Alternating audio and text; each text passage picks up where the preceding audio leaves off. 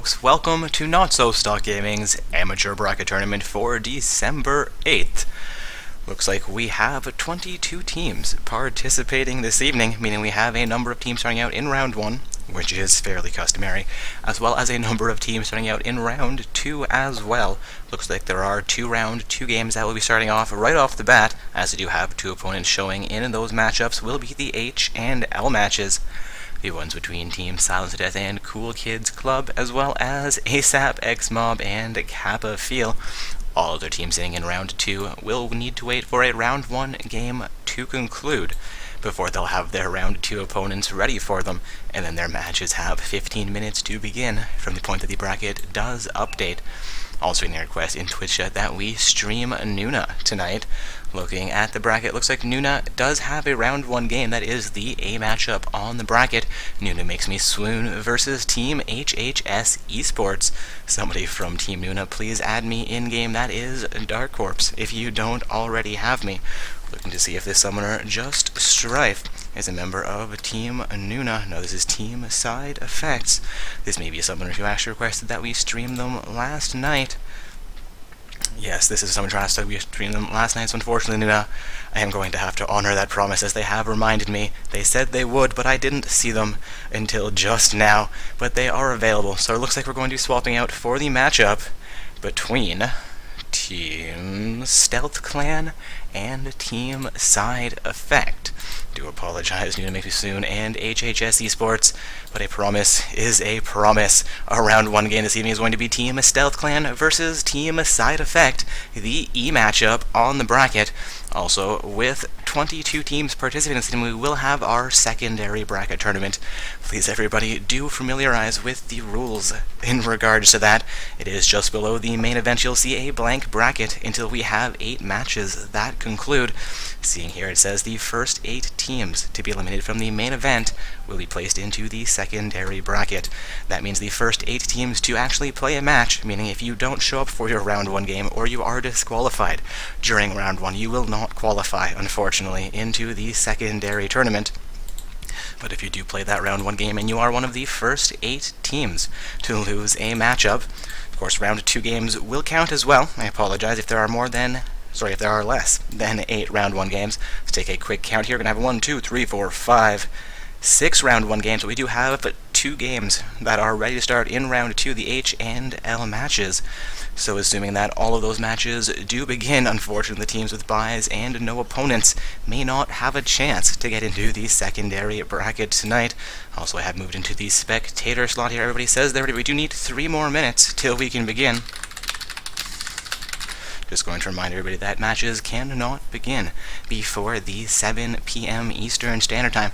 Looking at my clock, it technically says 3:57, but for some reason it's in a different time zone than I am. Again, guys, 3 more minutes until matches can begin.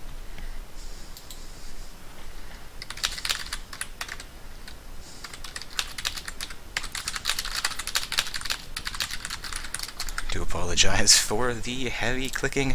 Have a new mouse and new keyboard here for the evening. Looking to actually get us a new streaming machine set up over the next week or so. Got myself a bunch of new components. Kind of excited about that. Also, of course, I'm kind of excited about this matchup and this tournament as well. Again, guys, this is Not So Stock Gaming's Amateur Bracket Tournament. It is, of course, December 7th. I hope you are all already aware of that fact, though. Our round 1 matchup here is going to be Team Stealth Clan versus Team First Something. Going to head back over to the bracket here. I apologize. Team Stealth Clan versus Team Side Effect. Not quite sure where my mind has gone. Again, guys, the E matchup in the bracket which I will get posted back into Twitch chat for you momentarily.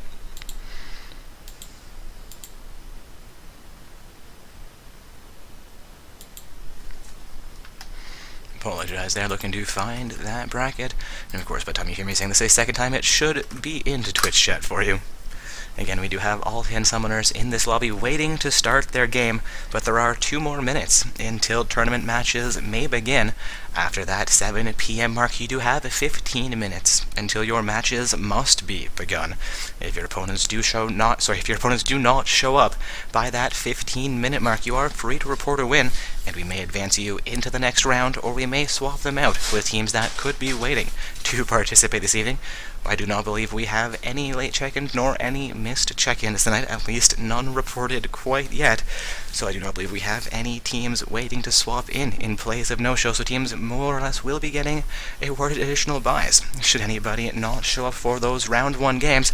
But of course I do hope that everybody does come in, play those round 1 matches, as that is the only way you can make your way into the second round or the secondary tournament, depending on what your situation may be.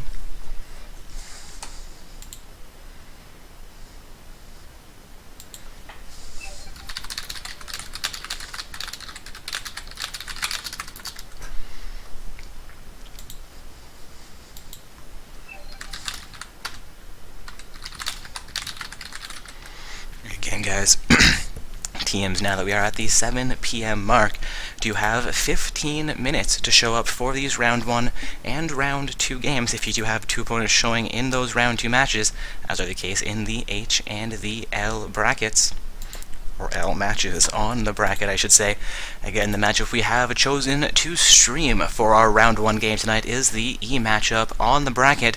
We have Team Stealth Clan versus Team Side Effect. Again, that is Stealth Clan on the blue side with Side Effect on the purple side.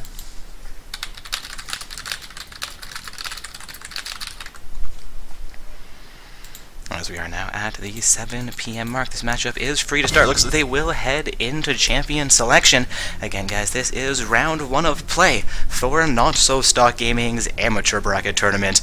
We have Team Stealth Clan on the blue side with Team Side Effect on the purple side. Tryndamere and Fiddlesticks will both very, very quickly be banned out from this round 1 game. Tryndamere banned out by Team Stealth Clan with Fiddlesticks banned by Team Side Effect. Looking for the second ban to come through from the summoner Try Hard Ready for Team Stealth Clan. Looking down this roster, we have a little bit of stealth coming out from Stealth Clan with Stealth Almost 23 and a Stealth Drop Bear 1. Looking at Team Side Effect, there are no effects nor sides in their names, but we have Epidios Westfall for 20 Nasus Q-Stacks. That is a lot of Q-Stacks on the Nasus, as well as Shellnut and Just Strife, as well as the non-stealth summoners from Team Stealth Clan, being Team Lightside 470, Bowden, and Tryhard Reedy, who is currently banning for them. And of course, while I have babbled on, we've had a few more bans come through, seeing Zed banned out by Team Stealth Clan, followed up by a Warwick ban from Side Effect, as well as a Lux ban now from Team Stealth Clan, followed by the last ban coming into this matchup, which will be a Braum. So we are seeing 2 mids and a top laner banned out by Team Stealth Clan in this matchup. Those may be targeted bans from the way I'm seeing them. I don't see them as very standard bans in the current meta. While Team Side Effect has offered to ban away 2 junglers and a support, Fiddlesticks and Warwick being fairly powerful on the current patch, and Braum an all-time favorite support for many. We are seeing Tryhard Reedy now hover over Rammus. Swap that out though for a Nunu. 2 fairly heavy utility junglers being hovered over here, though with the Flash Ignite I wonder if that champion will be traded away, or if it's going to be playing in one of the lanes, or potentially as support if this Nunu does get locked in. Though we'll swap that out for a Flash Smite. Looks like we're going to have Tryhard Reedy playing Nunu Jungle for Team Stealth Clan in our round 1 matchup. Again, guys, it is now 3 minutes past the hour. All matches in round 1, as well as those 2 round 2 matches that have 2 opponents showing in the bracket, are expected to be getting themselves formed up and started within now the next 12 minutes.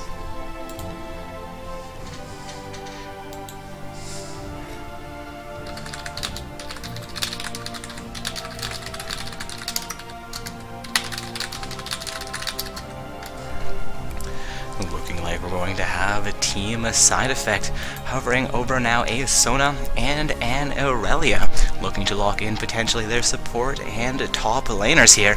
The Aurelia will be locked in, and the Sona will get swapped out for Thresh, but Thresh will be locked in here, so indeed it will be a support and top lane pick for the purple side. Once again, guys, the purple side is team side effect, while the blue side is team stealth clan. For those of you not aware how the stream works for Not So Stock Gaming tournaments, we pick a more or less random game in round 1 of play. Tonight was requested by one of those summoners actually while they were watching our stream during last night's tournament, that we stream them if they had a round 1 game, and I said, you know what, if you remind me, we will. So here we are, and then we follow the winners of our round 1 game into round 2, the winners of that game into round 3, so forth and so on until we get into the finals matchup for tonight's tournament.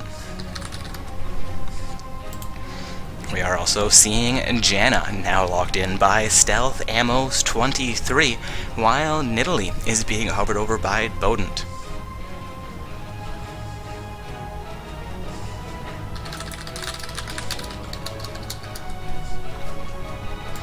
The Nidalee and the Janna have now been locked in for Team Stealth Clan, handing things over to Team Side Effect, where we very quickly have a Jarvan 4 and a Katarina locked in. Believe that will be the jungle and the mid lane. Now waiting on only an ADC from Team Side Effect. Speaking of AD carries, Stealth Drop Bear 1 is hovering over a Vayne pick, while Light Side 470 looks like he could be opting for a Fizz pick into this matchup. Fizz into Katarina would be an interesting match. Both of them very high damage potential assassin mid laners, both of them with very high roam potential as well. Would be, in my opinion, a skills matchup if this Fizz does get locked in. Also looking at the top lane, it appears that it will be Nidalee versus Aurelia. I believe that may go in favor of the Aurelia, but Nidalee is more of a poke champion, while Aurelia is an all-in champion. We'll see exactly how those two laners choose to play that one through. Also now seeing Draven locked in as the AD carry for Team Stealth Clan. We're going to have a Draven-Janna bottom lane pair for the blue side.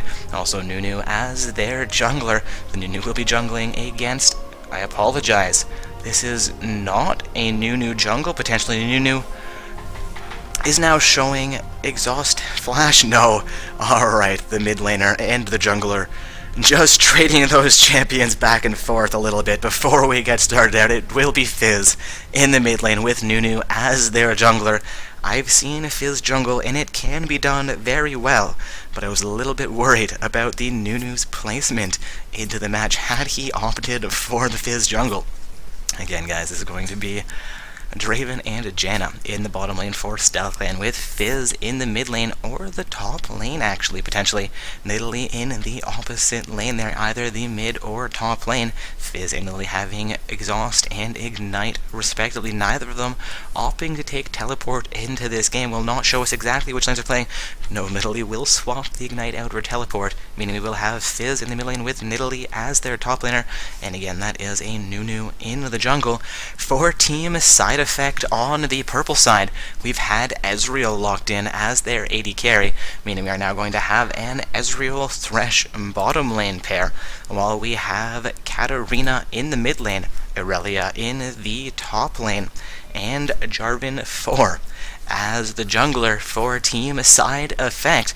That is two very strong snowball potential champions on the top and mid lane for Side Effect, with a fairly versatile AD carry as well. Going to be a decent poke lane in the bottom lane. The Thresh Ezreal synergy should be fairly strong, while Jarvan 4 is a great utility jungler with a fair amount of tank for his team as well.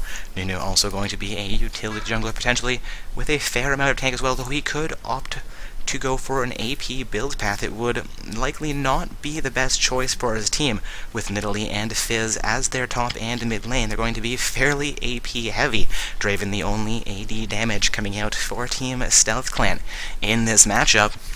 Again, that is a Draven-Janna bottom lane facing off against an Ezreal Thresh bottom lane pair, with a Fizz into Katarina. Mid lane matchup, Nidalee versus Aurelia in the top lane, and Nunu versus Jarvan 4 as the junglers. This is round 1 of play for Not So Stock Gaming's amateur bracket tournament.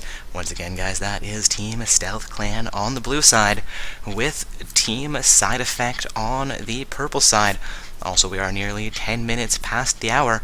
All round 1 games, as well as those 2 round 2 games, with 2 opponents showing in the bracket. I'll head back over the bracket momentarily. That is the H and the L matchups. The ones between Team Silence Death and Cool Kids Club, as well as ASAP, X-Mob, and Kappa Feel, will be treated as round 1 games for their start times. Again, guys, all matches that have 2 opponents showing in the bracket are expected to be started within the next 6 minutes.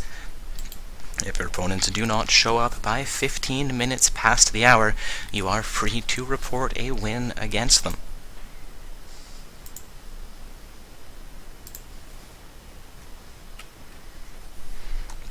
Looking like we have about 30 seconds now of a spectator delay remaining, and then we'll be into the load screen where we can take a quick look at these trims and skins, and then we'll be onto the Rift for round 1 of play. Also seeing a comment in Twitch that someone has signed up but did not make it onto the bracket. Generally the case when that happens is if somebody fails to check in.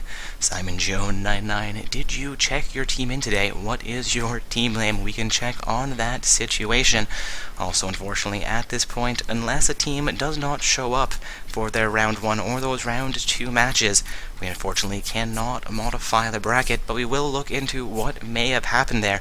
If you have checked on time and it was somehow missed by our admins, we will do our very, very best to find a way to get you in.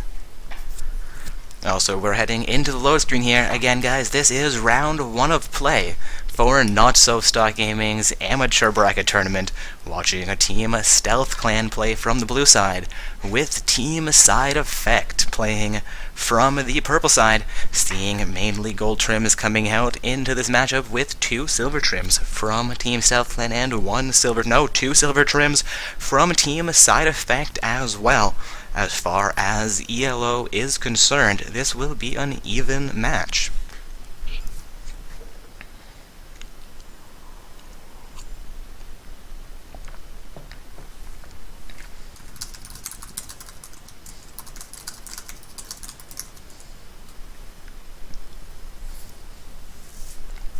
Again, guys, heading into round 1 here. Team Stealth Clan on the blue side, the Draven Janna Boiling pair, Nidalee as their top laner, Fizz in the mid lane, and Nunu as the jungle, against the purple side, which is Team Side Effect, Ezreal and Thresh for the bottom lane, with Katarina in the mid lane, Aurelia as the top laner, and Jarvan 4 in the jungle. Once again, this is round 1 of play. And for anybody not familiar with how the stream works, I will quickly explain it for one last time during this round. We do pick 1 game per round to stream, all of the round 1 games happening concurrently, as well as those 2 round 2 games with 2 opponents showing in the bracket.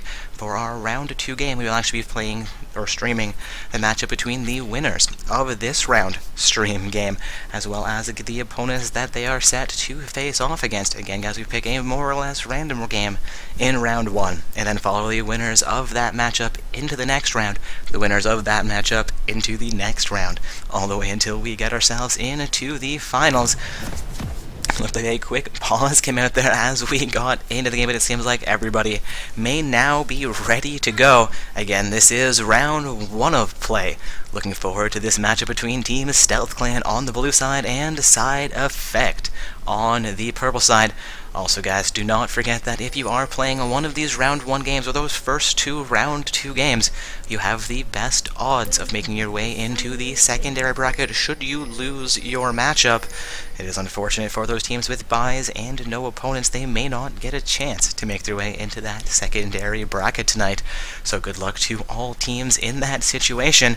Looking forward to you guys winning a few matches, making your way maybe into those semis, where you're guaranteed some prizing for the evening. Also, looking at this map, we are seeing Team Side Effect set up for an invade here. We have all 5 members of the pro side into the bottom half of the blue team jungle. Looks like all 5 members, no, just a few members of Team Stealth Lane. We're in that top lane. We are going to have Draven and Janna caught out by the 5 members of Team Side Effect. Draven forced to burn his flash. Will flash over the wall but maintain his life there while Janna escapes and maintains both of her summoner spells. Also getting this scoreboard reorganized here. Looks like we are now ready to go. Top laners in the top slot there, with the mid laners in the middle, junglers just between them, and the bottom lane pairs with the ADCs on top of the supports, but at the bottom of that matchup.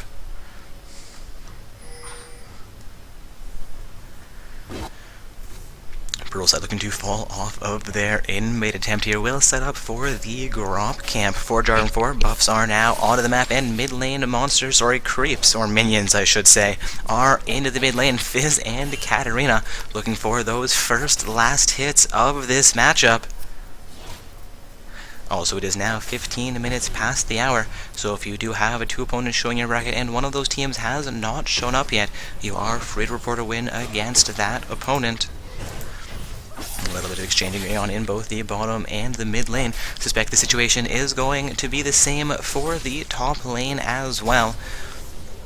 Also getting reports from that team that was saying they weren't added to the bracket. Unfortunately, you've now just checked in at 13 minutes past the hour. Check-ins did close, unfortunately, half an hour ago for us to form up that bracket and get matches started for 7 p.m. Looks like we have had 1 no-show, though, so we can actually swap you in for that place.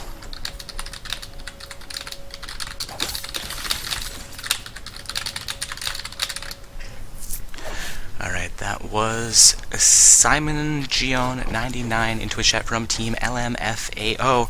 We're going to be adding your team into the bracket despite the late check-in, as we do have 1 no-show in the bracket. I do apologize for my distraction from the matchup at hand. Just going to get this quick admin issue sorted out for everybody, and then I'll be back into things as quickly as possible.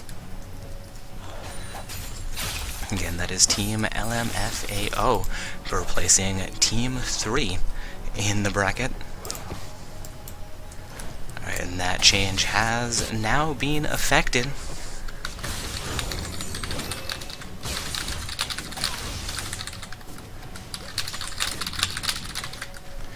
Alright, and with that last admin issue sorted out, I'm going to get myself back into the matchup here until further things pop up. Looking like we have Katarina and Fizz duking it out in the middle, and Katarina re-engages onto Fizz. Fizz down to about 300 HP there, but will maintain his life. Nidalee also getting very low in the top lane. Irelia looking for first blood here. Help coming out from the Nidalee. She will jump away, but I do not believe it's going to be quite enough to get her safety. No, it will be just enough to get her safety, as Irelia is taking huge pressure from Nidalee's top lane, and then Nidalee will actually turn around and pick up first blood here. That is a great play by the blue side. That is Stealth Clan's top laner, the summoner Boden, on the Nidalee. Again, guys, that was Nidalee picking up first blood against Irelia. Also, the Q coming out from Janna connects onto both the Thresh and the Ezreal. Thresh getting very low. The exhaust has come out. Draven looking for one auto attack. The auto attack will connect, and Thresh does go down.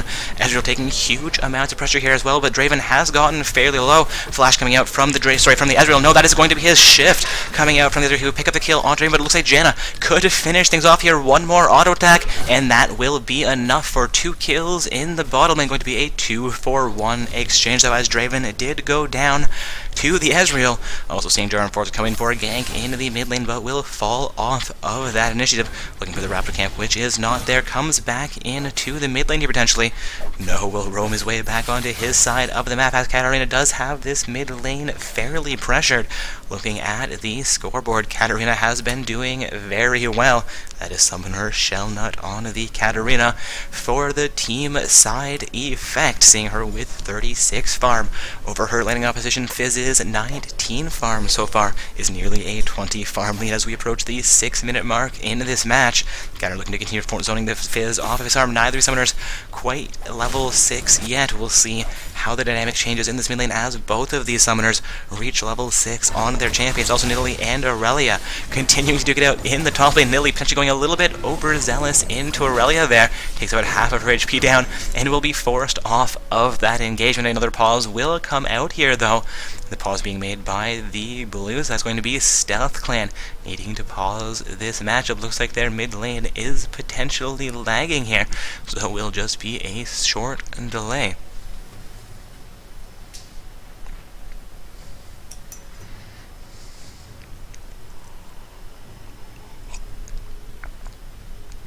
Again, guys, a brief pause has come out here. Looks like the blue side is once again ready, looking for the pro team to confirm that they are good to go and are going to be back into this matchup in a few more seconds.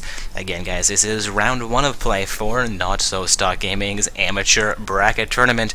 Our round 1 matchup on the stream this evening is Team Stealth Clan on the blue side with Team Side Effect playing from the purple side.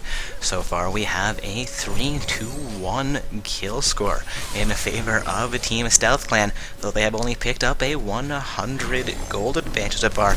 That gold being evened out more or less by the farm advantage that Katarina has picked up over Fizz so far, though Fizz apparently was doing a little bit of lagging.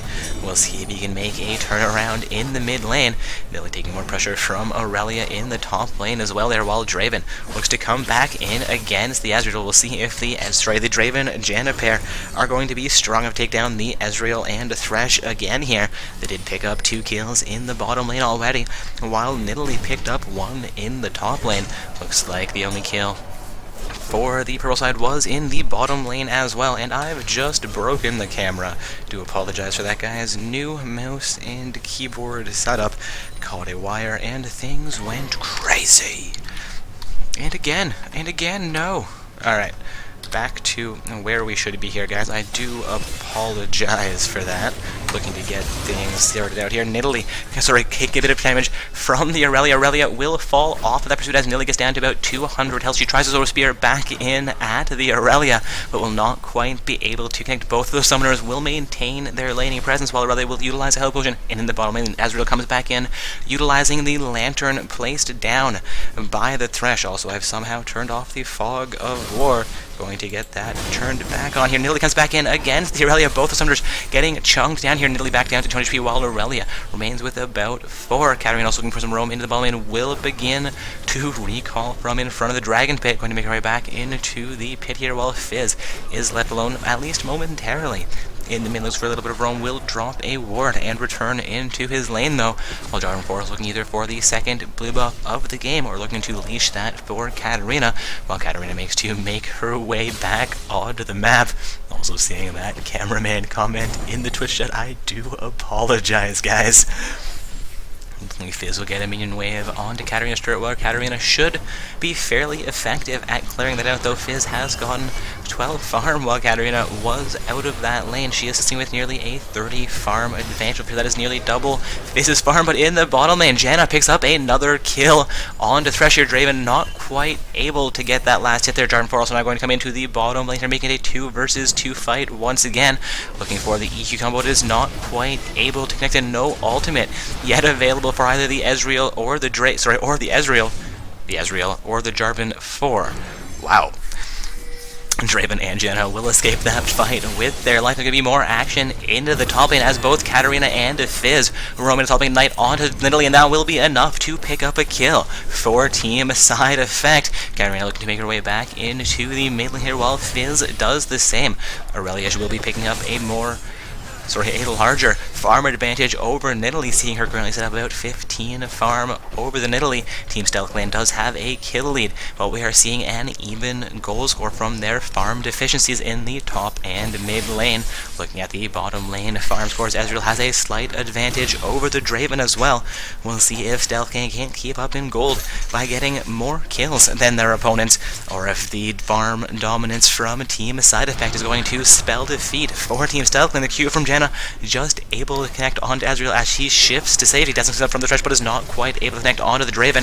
Janna taking a huge amount of pressure here. The Flay will connect Draven. Looking for one more axe here. Picks up a little bit more farm. Not quite getting the poke onto the Thresh, nor the Ezreal I thought he would be going for there. Thresh coming back in against a ward will come out from Team Side Effect.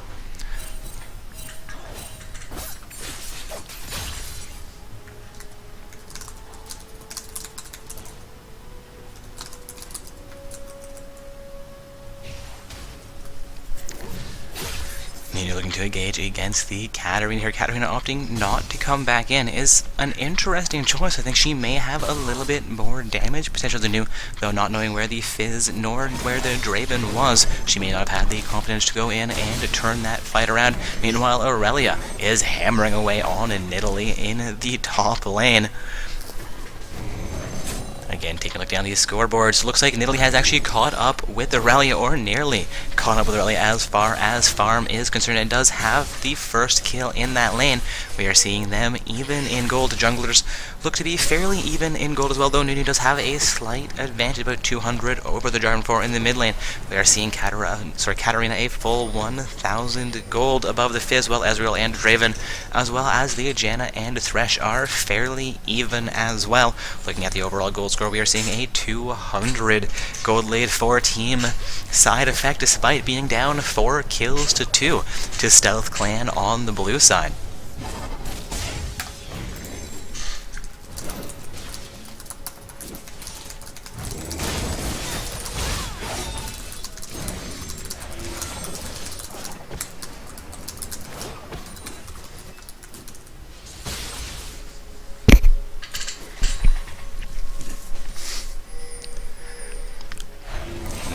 Maintain her pressure in the lane, has fallen a little bit farther behind the Aurelia here, but should be fairly even in gold score still. Aurelia doing a great job in that top lane, despite losing the one death, or life I should say, to Nidalee so far. It was a great play by the Nidalee, picking up first blood. Again, that is a 4-2 kill score so far in this matchup. No dragons and no turrets have yet been removed from the map. We are seeing Fizz with a heavy roam into the bottom lane. Looks like he has not yet been spotted out by a ward from a Team Side Effect. Is looking for a kill here onto either the Ezreal or the Thresh. Thresh has now been spotted out. Draven connects a second axe here, will continue the engagement. Lucian, I apologize, Ezreal comes back in the desert, connects on to Draven. Thresh overextend here. Fizz will pick up that kill, while Ezreal is forced out of the fight by Janna. Now a 5-2-2 kill score in favor of a Team Stealth Clan. We are seeing them still down by 200 gold. They're really coming back in against Nidalee, both those champions down to about 300 health, while Katarina is looking to potentially roam in top lane. Ezreal's coming up towards the top lane, may connect on to the lane, no, will not quite land, while Team Side Effect has set up for the first dragon of the game here. Dragon down to half. There's going to be more action into the top lane. Nidalee will pick up another kill onto Aurelia, surviving that with less than 50 HP. Dragon has just gone down as well here, looking like it has gone down to the blue side here. Blue side is seeding and taking the first dragon of the game. We're going to see Draven also pick up a double kill on to the Ezreal. That's going to be a 4-4-1 overall exchange, also resulting in a dragon there. All of that in favor of a Team Stealth Clan on the blue side. We are now looking at a 9-2-3 kill score in 18.4k gold to 17,000 gold score. Stealth Clan now has a 1,500 gold lead. In this matchup, we are seeing all of their laners behind as far as farm is concerned, but as far as kills go, they have exerted dominance into this matchup. That could be the answer they're looking for, but consistent farm could also be the saving grace for Team Side Effect. We'll see how this progresses as we get into the mid and late portions of the game. There's going to be more action into the top lane as well. Nidalee getting very low here, utilizes her kit to heal herself back up, while Janna and Draven engage onto Thresh in the bottom lane. Thresh will go down to Draven. That is a very unfortunate situation for Team Side Effect, losing one more life on that Thresh, putting him to 0-4-0. Their support potentially underperforming for their team a little bit this evening. Meanwhile, Aurelia in the top lane is still hounding away onto this Nidalee. Nidalee was down to 200 people, will heal back up fairly efficiently, doing about a quarter of her health. I believe that is her E. That allows her to heal back up. Aurelia chooses to re-engage here, though. Nidalee back down to 200 HP. Nidalee looking to try and somehow take down the Aurelia, despite being chunked down as quickly as she is. Sitting at 400 health remaining. Aurelia looking to come back in here. We're going to be back into the bottom lane, though. The crowd control from Draven comes out, but does not quite connect on to the Ezreal. Janna not quite throwing a Q here, while Jarvan Force is looking for a gank into the mid lane, where Fizz appears to be struggling a tiny bit against the Katarina. Looking at his score, he is 1-0-2, so has not been taken down yet by Katarina, which is fairly impressive, but she is nearly double his farm, seeing a 59 to 117 creep score difference. That is a 60 farm difference, with only a 60 farm creep score on the Fizz. Aurelia again looking to come back in on the Nilly, will be punished for her advances this time. Nidalee doing very well in the top lane for her team as well. Nidalee sitting 2-1-0 while Aurelia is 0-1. Aurelia does have a 10 farm, no 6 farm lead over the Nidalee though. Both those summoners doing very well so far. Destin comes out from the rush but does not quite connect onto Draven. However, poke comes out from the Ezreal and will connect onto the Janna. Jansen just below, happy with Flay coming out from the Thresh as well. And it looks like Nunu's coming in for a gank into the bottom lane, but has been spotted out by members of a team side effect. Nidalee getting another spear onto the rail as well. A couple more auto attacks here. Looking at this top lane, outer turret is down to almost a quarter of his HP. Nidalee doing very well so far in that top lane. Do not believe Aurelia has gotten much pressure against the blue side's turret. Aurelia, this is going to be a full dive, but she is not quite strong enough to pull that one off. Nidalee will go down there. Aurelia picking up her first kill of the game as Nidalee fails a turret dive. A little bit of a misplay there, as I compliment Nidalee on her strong plays so far. Fizz comes in onto the Katarina. Both these summoners well past level 6 at this point will have their ultimates available. Fizz's ultimate not quite what the Katarina's ultimate is. Nah, they're both fairly decent. Also, I'm thinking of the Akali, but Katarina jumps back in onto the Fizz. Fizz down to 400 HP, will troll pole to safety. And we're going to see Nunu roaming into the bottom lane. He apparently no an existence being coming out into the mid lane. Looks like Fizz will maintain his presence on the turret, while Katarina is going to go full ham, will dive under the turret. Ultimate will come out on the Fizz. Ignite coming out as well. He has a health potion activated, but one more auto attack comes through and is enough to finish off the Fizz. Fizz has to go down. Ultimate comes out from the Nunu, will slow down the Jarvan 4, but Nunu will reconnect onto Katarina. Katarina down to 550 HP, while Nunu is down to about 400. She could re-engage and pick up that kill. They are both going to disengage the fight, while Draven's ultimate comes in, not quite able to connect onto Katarina. Janna and Draven looking for a pincer onto the cap. Katarina jumps away onto a ward. The lance comes out from the Thresh as well, keeping Katarina a little bit safer. She comes out from the Janna, but she will take a death sentence to the face. Katarina looks like she may have just juked her way to safety. A very great play by Team Side Effect, by their mid laner right there. Getting a question about what ranks in Twitch chat. This is our amateur bracket tournament, meaning summoners must be anywhere from bronze 5 to gold 1.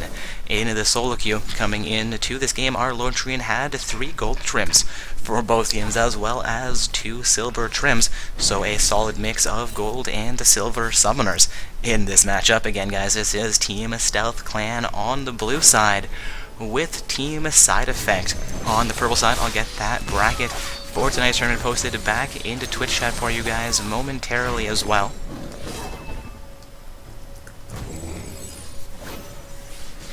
Nidalee near the 200 health in the top lane is looking to still harass the Aurelia, while Aurelia's looking to pick up as much farm as she can, trying to force Nidalee to back or pick up a kill here. Going to see Aurelia can come back and potentially will not reconnect onto Nidalee quite yet, while Jarvan 4 is waiting in the wing for a gank onto the Fizz.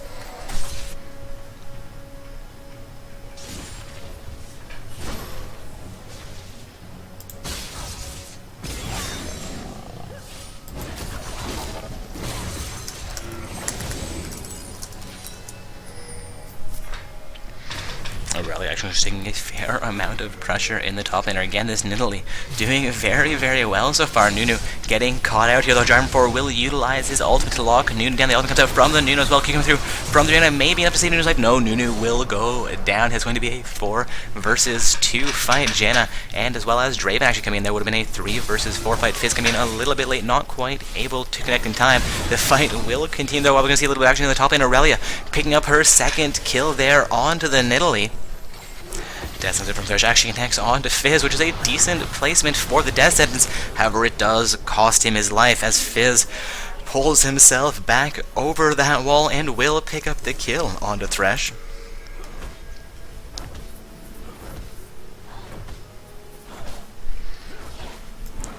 The Draven and Fizz will take down the Scuttle Crab, while the Aurelia is looking for that top lane outer turret. If she succeeds, it would be the first turret of the game going down here. And that would be the first turret going over in favor of a team side effect. But Stealth Clan has now set up for their second dragon of the game. We could see the second dragon buff going down, but it's going to be a contested dragon. Nunu will manage to get the last hit there. We have 3 members of a team side effect in range. No, 4 members now with Katarina coming in a little bit late. Fizz will go down. It's going to be a double kill for the Katarina. Katarina picks up a triple kill there, but maybe a quadra kill coming out here. No, it will be a double kill for both Katarina and the Aurelia, as well as an ace being scored there. One other summoner from Team Side Effect picking up a kill in that chaos. That's going to put Team Side Effect back on par in kills and now up by 2 turrets. A very strong play there by the purple side around Dragon. Also, Ezreal looking to split push down into the bottom lane here. May pick up the 3rd turret of the game, the 3rd turret for Team Side Effect, or we may have this mid lane push picking up the 3rd turret from looking for their first inner turret. Nunu coming in range to get the inner turret has gone down. Ezreal picks up the bottom lane outer turret as well. It's going to be a 4-0 turret score. That was a very, very impressive play by Team Side Effect. A little bit of a misplay around the Dragon Pit for Team Stealth Clan there, potentially.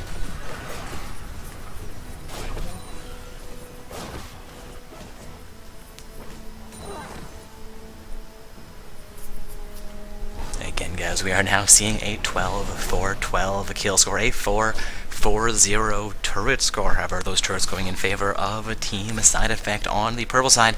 They're up by roughly 5,000 gold as we have just passed the 20-minute mark in this matchup.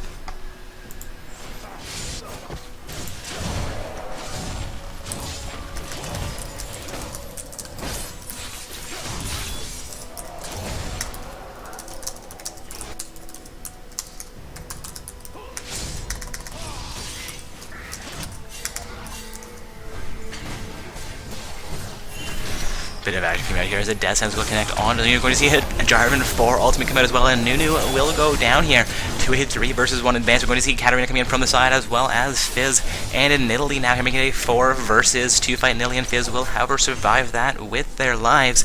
We're going to have 5 members of a Team Side Effect making their way into the mid lane here for this mid lane inhibitor turret. We do, however, have 4 members of a Team Stealth Clan looking to defend it as vehemently as possible here. It appears that Side Effect will not quite have the strength required to take down this first inhib turret of the game.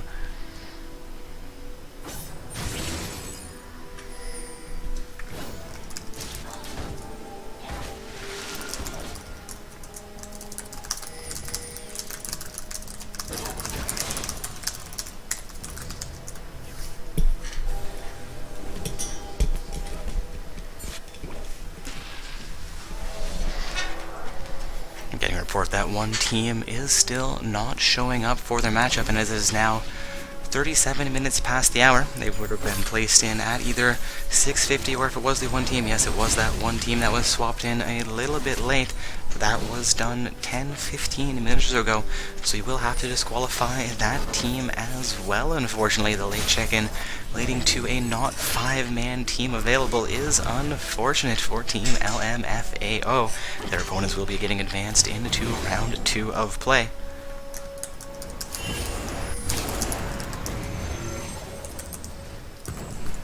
And I apologize because I will be getting back into the matchup. I had a quick admin issue in the Twitch chat I need to deal with. We are seeing 5 members of Team Stealth look to siege into the bottom lane here, pick up their first turret of the game. But Pearl side is picking out that mid lane inhib turret. Trading an outer turret for an inhibitor turret is at best a very questionable choice. Nunu has returned in the middle to defend this inhibitor. We have 4 members of Team Side Effect looking to siege down onto it, though. Jarvan coming in a little bit late, making that a 5th member of Side Effect. The turret is down to half. There are no minions there. Ezreal tanking the turret now. Looks like it's going to be Aurelia tanking the turret. The turret will go down now, making it now a 5-turret-to-1 score in favor of Team Side Effect. Katarina coming in full ham, 1 versus 3. Ezreal comes in for a little bit of poke. Nunu and Janna will both go down there. but Fizz and Draven have succeeded pushing onto the bottom lane inner turret, make up the inhibitor turret as well. No, Fizz as well as Draven will both begin to recall despite their inhibitor already being down. I believe that the Nidalee, however, would not be enough to defend the Nexus by herself, or the Nexus turrets, I should say, by herself, and that may be a smart choice made by the Fizz and the Draven. Also seeing a large wave of minions being pinged out in the top lane by the pros, looking to relieve a little bit of pressure from their top lane before they make their next push into the game. Again, guys, that was the first inhibitor as well as the first inhibitor going down to Team Side Effect. It did cost them their bottom lane outer and inner turrets, though.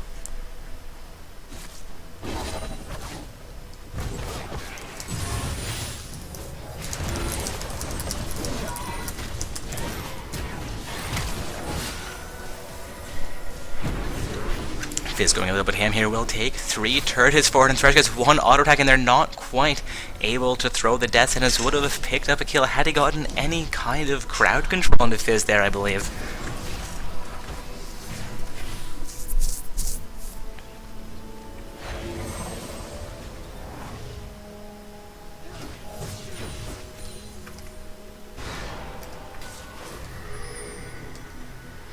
Alright guys, that was Team Illuminati in round 1, emerging, we'll say, victorious, I suppose, over Team LMFAO, as they were unable to field 5 summoners into their round 1 game. That is unfortunate for Team LMFAO, as they were replacing another team that was in the same situation, saying, hey, we're here, we're ready, and then they weren't ready. But while I'm distracted, they're going to see Team Side Effects set up for a dragon here. Would be their second dragon of the game. No, maybe their first dragon of the game there. Taking a look at the Jarvan report, he has only 1 stack dragon. That was their first dragon indeed. We are seeing a 2-for-1 dragon score still in favor of Team Stealth Clan. Also a 1-for-1 trade there, as both the Nidalee and the Jarvan report go down, but the Katarina will quickly pick up a triple kill as she finishes off the Draven and Janna as well. We are now seeing 4 members of Team Side Effect rush their way into the blue side base, looking to pick up as many minions as they can. They have a screen onto those Nexus turret, looking to pick up the first Nexus turret of the game here, while Aurelia has engaged onto Fizz. Fizz trying to get out with his life, but he will go down there. Nunu doing his very, very best to defend these 2 Nexus turret, is doing fairly well so far. It appears that Area, Ezreal, and Thresh will fall off of their advance into the blue team base. Nidalee, Janna, and Draven having now just respawned, but Fizz has also now just gone down. Seeing question in Twitch chat, which has actually already been answered by RCrusher17. Thank you, RCrusher17. Again, guys, this is round 1 of play for Not So Stock Gaming's amateur bracket tournament with teams we have on the stream. For our round 1 game, our Team Stealth Clan on the blue side, and Team Side Effect on the purple side. That is going to be Nidalee quickly getting deleted as she overextends into 3 members of Team Side Effect, seeing a 22-13 kill score here in favor of Team Side Effect, as well as a 5-3 turret score. They started out the match a little bit behind. Stealth Clan started out with a 9-3 kill score. We have now seen Team Side Effect throw this back into their favor. Also, Draven being pursued here will go down, nearly picks up the kill on the Jarvan for Fizz, coming in a little bit late, will pick up that kill, cleaning up for the Draven. Now a 21-14 kill score. I'm not quite sure we can count Stealth Clan out of this match quite yet.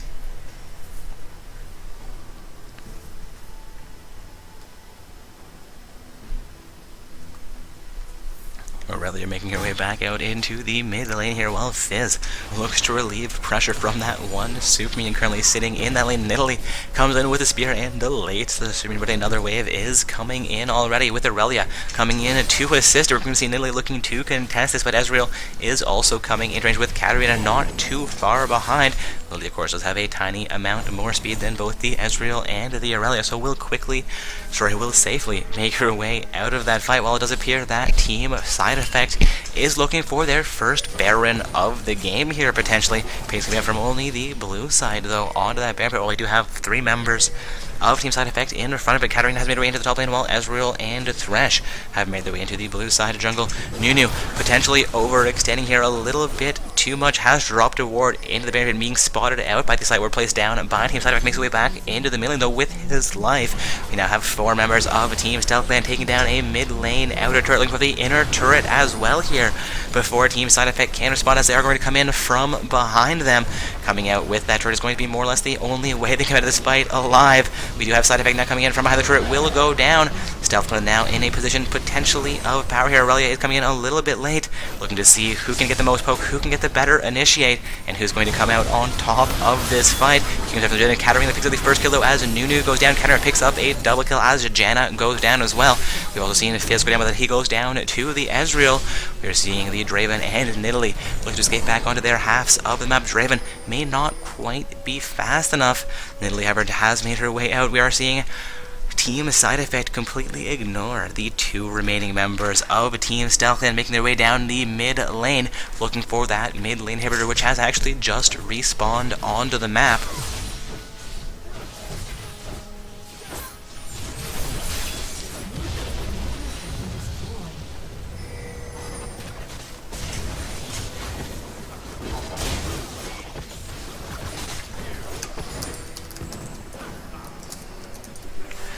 And that's going to be the blue side. That is Stealth Clan mid lane inhibitor going down.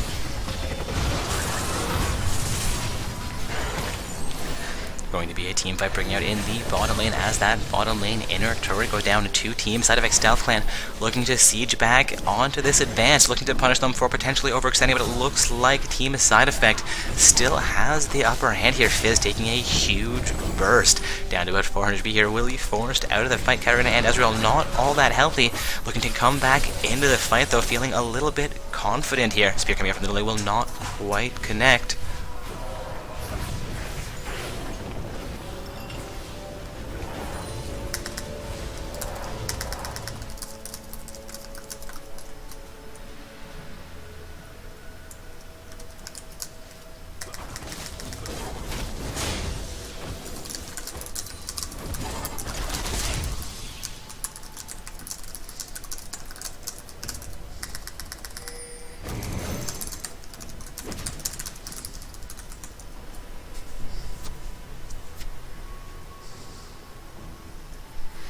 Apologize for my silence there, guys. Another admin issue cropping up in the Twitch chat.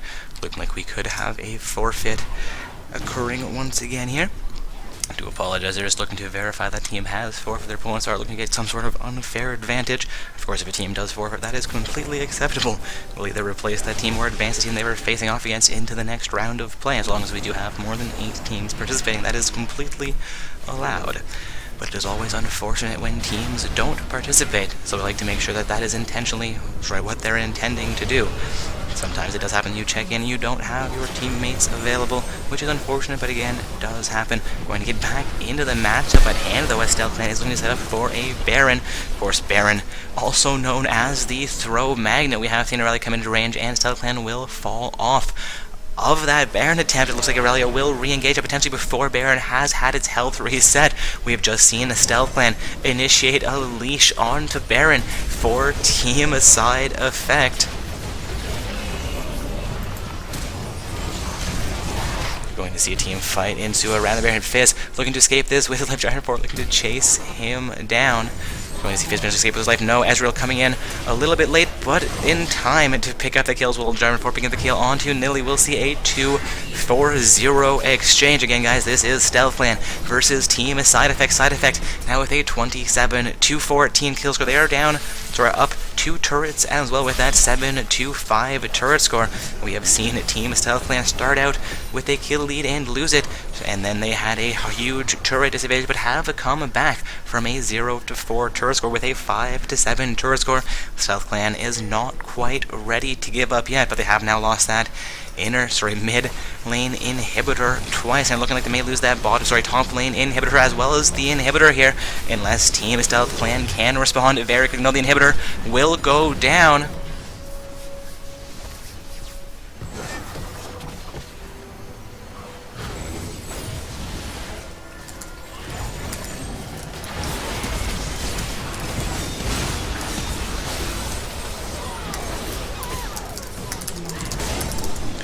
Apology again for my silence there, guys. Looks like a team fight has ensued while I was distracted. Nidalee will also be going down here, making that a 4-4-2 exchange as Katarina goes down a little bit late in the fight. Draven looking to escape, but will go down as well. There's going to be an ace for Team Side Effect, with 2 inhibitors down. They have 2 lanes spawning minions against these Nexus turret. The first Nexus turret will go down. Second Nexus turret going to be engaged on fairly heavily. 15 seconds for the Fizz to come back up. 10 seconds for the Janna. This is going to be the game in favor of a Team Side Effect.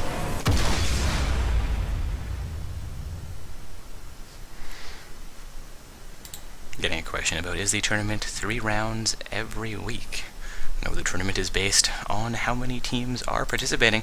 Looks like we have 5 rounds and tonight, as well as our second tournament, which will be 3 rounds every week that it is released, as for only 8 teams, being that the first round in the second tournament is the quarterfinals. Also, I'm not seeing any wins on this bracket. There we go, that looks a little bit better. Unfortunately, guys, we did have a couple of no-shows and disqualifications from round 1 of play, so I'm not quite sure exactly how many matches have concluded. Looks like we have had 8 matches total concluding, but with at least 1 disqualification, we need at least 1 more match to conclude before we can release the secondary bracket tournament for you guys. Also, we just watched the match between Stealth Clan and Team Side Effect, meaning we're going to have Team Get Bummed Out versus Team Side Effect in round 2 of play. Looking for a member from either of those teams. Do believe I have Best of the West from Team Get Bummed Out. Kind of convenient that we're running them in round 2. Though it was Doki actually asking me to stream, that would have been even more convenient had it been his team.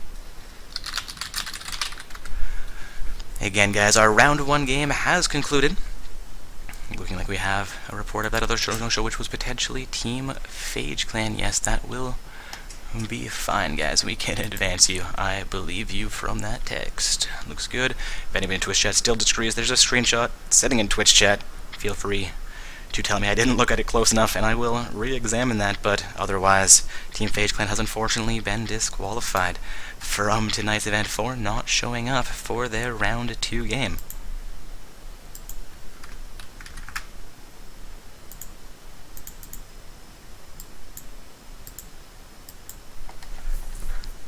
I'm looking for my invite into round 2 of play here as well.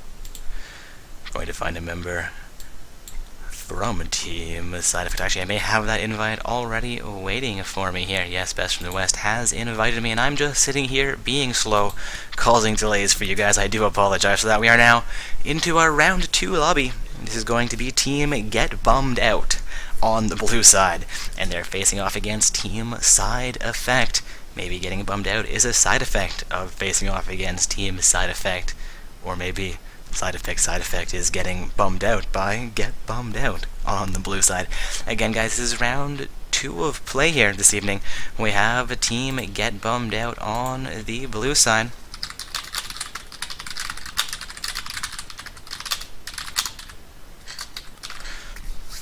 Sorry, that is Get Bummed Out on the blue side, with Team Side Effect on the purple side. Also, you guys are seeing 8 matches concluded on the bracket. I will get that bracket posted back into Twitch for you. But again, we did have 1 no-show, no, 2 no-shows out of those matches, so we're actually waiting for a few more matches to conclude.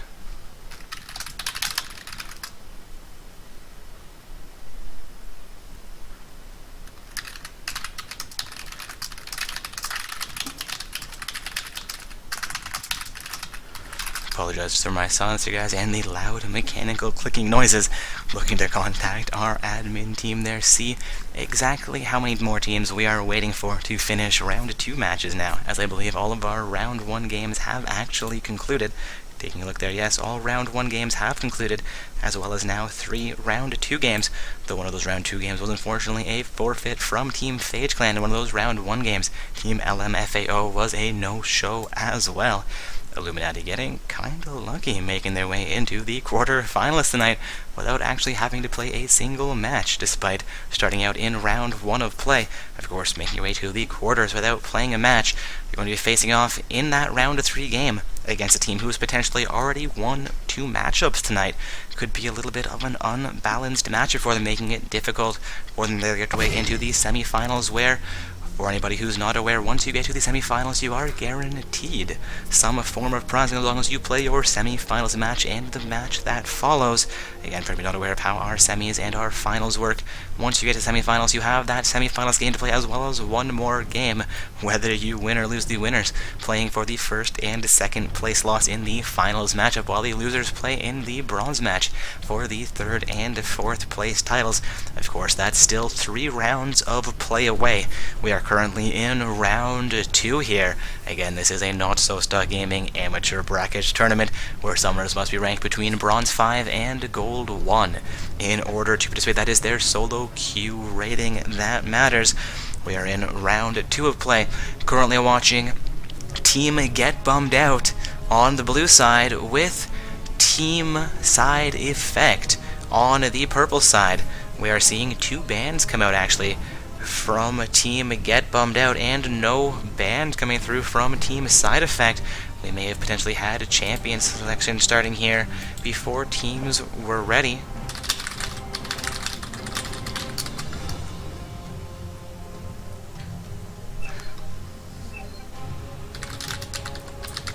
Alright, looks like Braum has now been banned out, though Team Side Effect did miss 1 ban.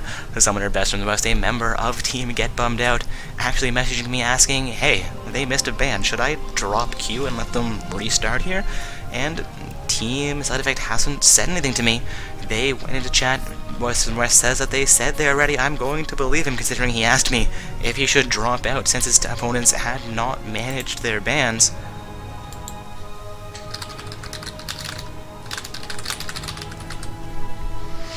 But it looks like Team Side Effect is going to continue the matchup. They could potentially drop it. They could message us, see if they could restart, which technically we would normally enforce same picks, same bans. We are seeing only 1 ban missed here from Side Effect. I'm kind of starting to wonder if that may have been intentional or if he may have just wandered off for a moment after saying he was ready. We'll see how this ends up affecting the game.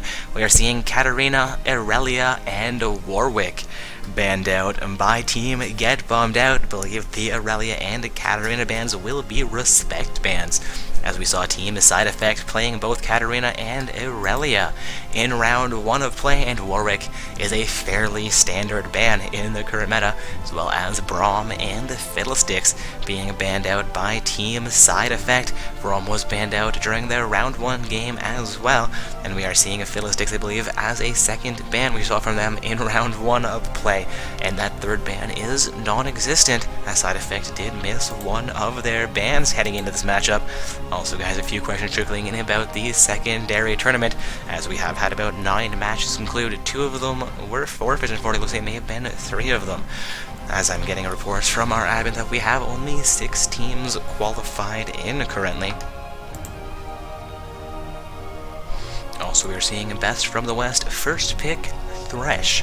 For Team Get Bummed Out, Jenna will be quickly locked in for Team Side Effect. Again, guys, this is Team Get Bummed Out playing on the blue side with Team Side Effect playing on the purple side. This is round 2 of play for Not So Stuck Gaming's amateur bracket tournament.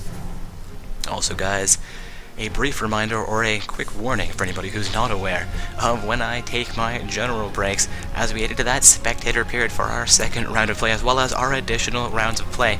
I'll be taking a quick 3-minute break to go refresh my water, potentially run to the washroom, do whatever else a Dark Corpse needs to do. So again, once this champion selection does finish, I'll be leaving you guys in momentary silence, but I promise I shall return, and I hope you guys will stick around as well, as we're heading into round 2 of play for Not So Stuck Gaming's amateur bracket tournament. Also seeing a Gnar locked in for a Team Side Effect here, followed up by a Yi and NASA's pick coming out of Team Get Bummed Out. 2 very potentially strong champions for Team Get Bummed Out there.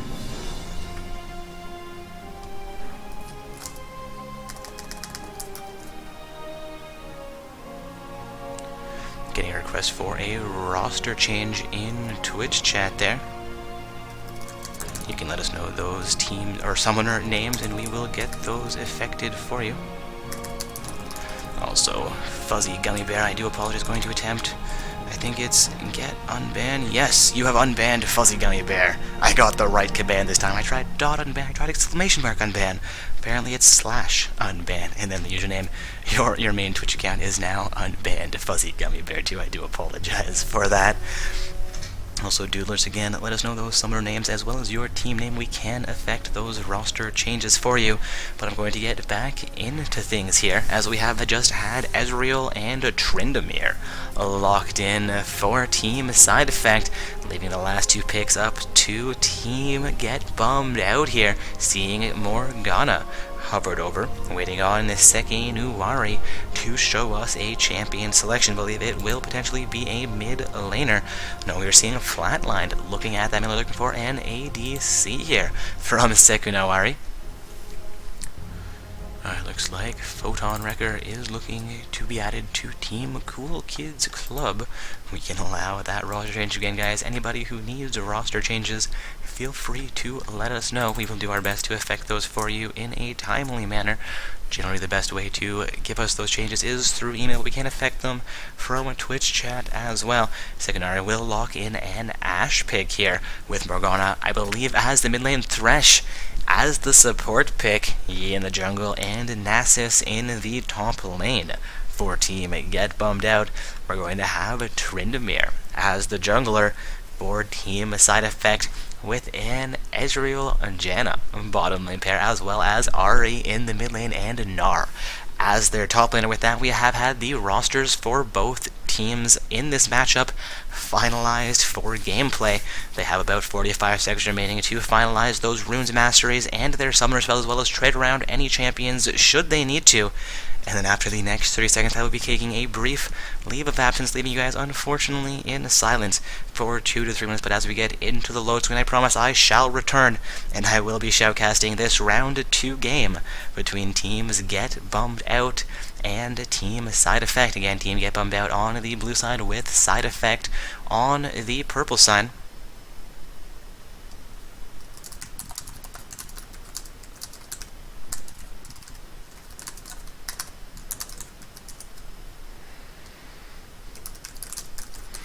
Alright guys, we're heading into our spectator delay period here, so I do apologize, but I shall return momentarily. Please stay tuned for round 2 of play. Once again, it is Team Get Bummed Out on the blue side, and Team Side Effect on the purple side for Not So Stock Gaming's Amateur Bracket Tournament.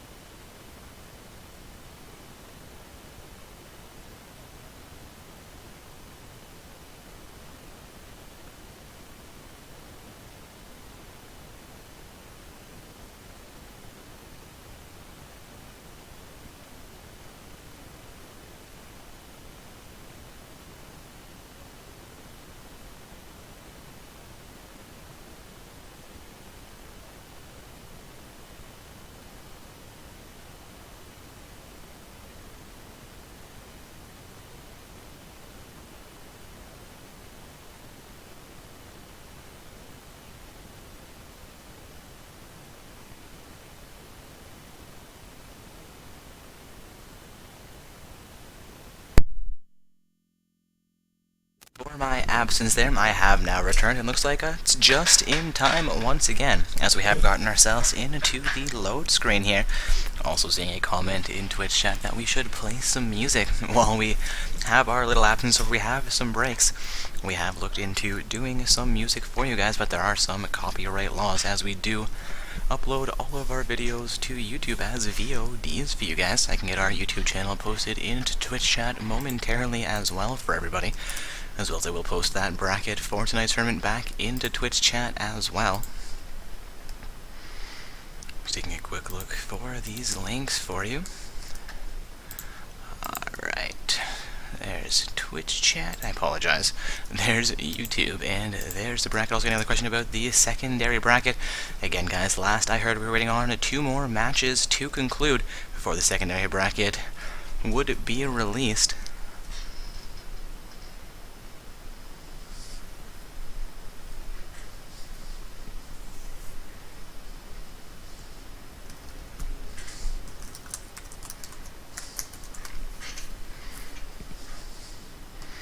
Getting reports, there's nothing there. Nothing where? I see everything at both things. So confused. Sent you guys the bracket link as well as the channel link. Should work for you. One moment, I'm going to open it in an incognito window, make sure that it works for me. Looks good. I'm so confused.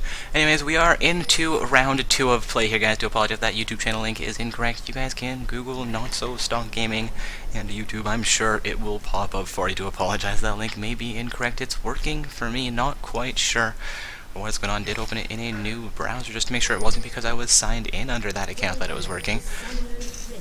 Again, guys, we are into round 2 of play here. We have a team Get Bummed Out on the blue side, and we have team Side Effect. There we go, team Side Effect on the purple side.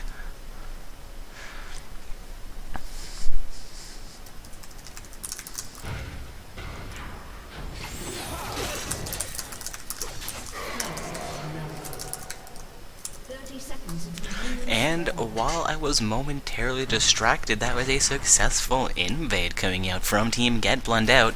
First blood goes over on to Thresh, kill secured by the support as Tryndamere does go down.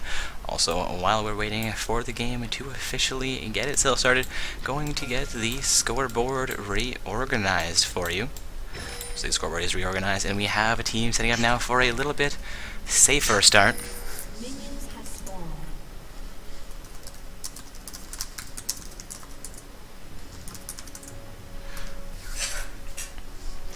Apologize for my distraction, guys. A brief admin issue did corrupt again. Looks like we've had a smurfing issue, so we're actually going to be disqualifying that team and replacing them with the team that they defeated. If the team they defeated is currently still available, if they're unavailable, unfortunately, we'll have to advance the team they are slated to play against.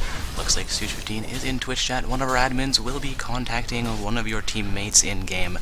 You guys have correctly identified a smurf according to all of our admin team. We do apologize that you played that round 1 game against a team that may have been invalid. We will be speaking to them to rectify that situation should they wish to play in future events with a more appropriate team roster. And with that, guys, to apologize for my brief aside, I'm going to be heading back into this round 2 game. A little bit of hype, maybe, for Team Get Bummed Out, and a little bit of hype for Team Side Effect as well. Again, that is Get Bummed Out on the blue side. They picked up first blood against Team Side Effect playing from the purple side. We're going to see some action in the Side Effect jungle as Yi goes for some counter here. Ari will engage onto Yi. Gnar coming in as well. Tryndamere coming in, but we're going to have Morgana and Nasus in this as well. Yi will go down. Gnar getting a very low ignite onto Ari. Ari will go down as well. We'll see if Nasus can catch up with the Gnar. No, will turn back around looking to pick up a kill onto Tryndamere. Tryndamere staying at level 2. Dark Binding does not quite manage to connect, though. Tryndamere will get that fight with his life. Looking now at a 2-1 kill score, still in favor of Team Get Bummed Out. That was a 1-for-1 exchange in the Side Effect jungle. Taking a look back into the top lane, looks like Gnar, despite being fair low, is looking to pressure Nasus back out of that lane. For anybody not aware, Nasus is not much of an early game champion. Needs at least a few minutes to build up a couple of Q stacks, and as he gets into late game, he can become quite a monster. So we'll see how he survives against the lane bully that is Gnar through the early game, and if he can come out on top of that lane as we head towards the mid and late games. Unfortunately, it looks like Nasus has actually just disconnected. Seeing a comment of Bug Splat from Ash in the call chat. Indeed, Nasus has had a client issue. Will hopefully be able to get reconnected fairly quickly into this game, and we'll get ourselves back into action for round 2 of play. Again, guys, this matchup is between Team Get Bummed Out on the blue side and Team Side Effect on the purple side.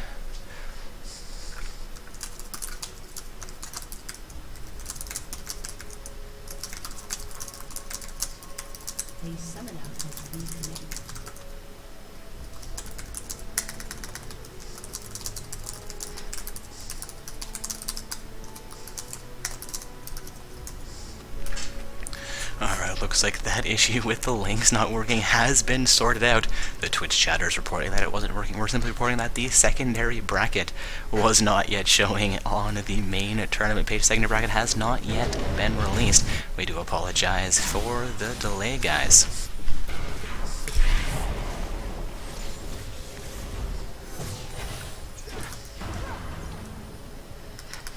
Question about when the secondary bracket will be. As soon as we have 8 teams concluding their round 1 matches, playing those out in a valid format, we will have the secondary tournament released for you guys. Please do be patient with us. It will be a little bit longer, as we did have 2 or 3 forfeits and disqualifications throughout tonight's event so far, and we've had 1, 2, 3, 4, 5, 6, 7, 8, 9 matches overall, looking like they have concluded.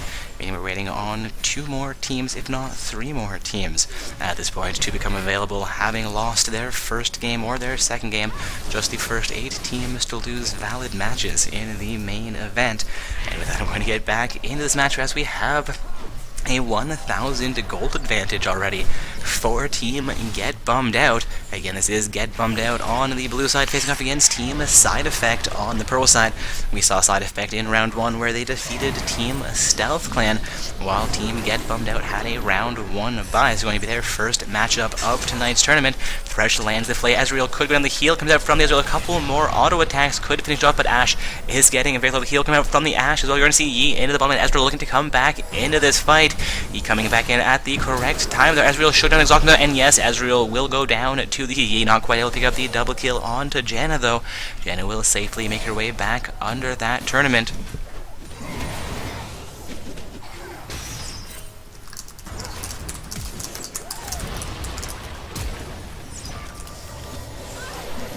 Looks like Janna has gone down to Thresh in the bottom lane.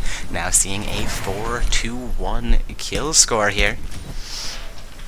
Looking for Tryndamere will come into the bottom lane, looking for a 1 versus 2 fight. The Distance will connect from the Thresh. Ash with only 300 health, though is going to continue to run for her life, but Tryndamere will succeed in picking up that kill.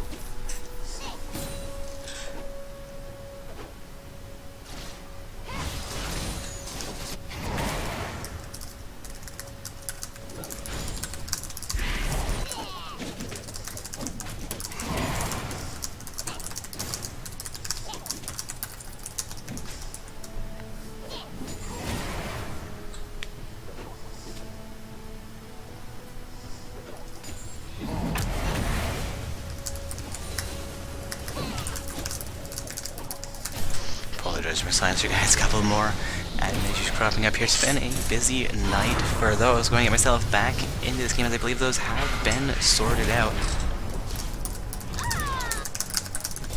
Also seeing Morgana pick up a kill onto Ahri in the mid lane.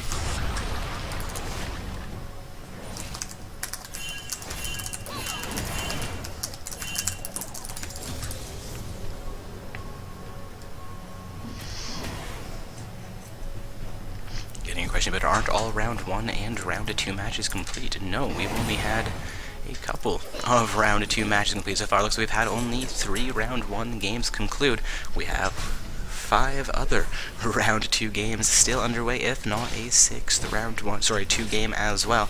Again, guys, we need 8 games to conclude being valid matches with a number of forfeits. Tonight we are still waiting on 2 more teams to lose a matchup in the main event. We do apologize for the delays getting the secondary tournament started up for you. Also, going to be some more action into the bottom here. Q step from there will connect onto Ashe. Ashe and Thresh falling off of that engagement against the Ezreal-Janna pair. We're going to see more action into the minute as Ahri goes full ham, takes a number of turret hits for that assault, but will force Morgana out of the lane while Nasus appears to be doing fairly well against Gnar in the top lane here.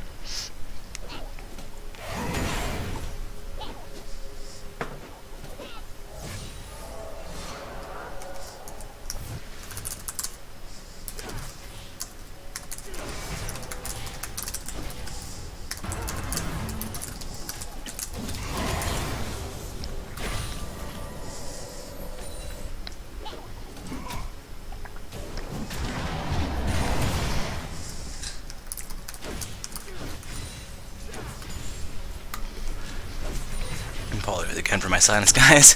I'm going to try and get myself back in the game. Unfortunately, I'm going to have to ignore Twitch chat for a little bit to do that. Again, guys, as soon as we have 8 teams available that have lost matches in round 1 without being disqualified, we will release that secondary bracket tournament for you. I will let you know as soon as it's been released. We'll let you know as soon as I know when it will be released. We do apologize for the delays tonight. Again, this is round 2 of play. Currently watching Team Get Bummed Out from the blue side and Team Side Effect from the purple side. Side Effect in round 1 did start out down a number of kills to Stealth Clan. I believe the score went 9-3 in favor of Stealth Clan during the early game. So seeing them down here, I am not all that concerned for Side Effect. However, he is going to go full ham with us in front of the Morgana, and Ahri will go down. They're making now a 6-2 kill score. Side Effect is definitely behind at this point. We are seeing Team Get Bummed Out with nearly a 2,500 gold lead as we approach the 10-minute mark in this game. Of course, no turrets have yet gone down. I do not believe there has been a dragon taken by either team quite yet as well.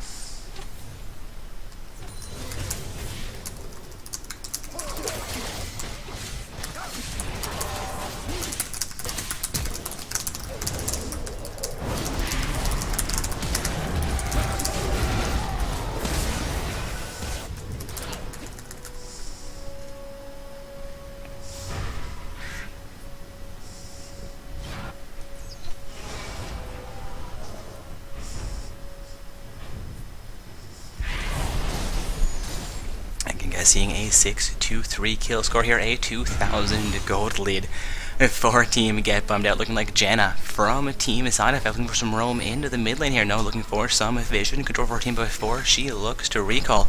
Also, Ashe looking to recall from the bottom lane while Ezreal has already affected his, and we're having Gnar and Tryndamere head from their base out into the top lane. Seeing Nasus get a little bit more pressure in his top lane. He does have a 12 farm advantage over Gnar, though Gnar is 2-0 so far. Looking at their goal scores, Gnar does have roughly a 500 gold lead, but Nasus will be building those stacks, looking to become the powerhouse we know he can be in the main event.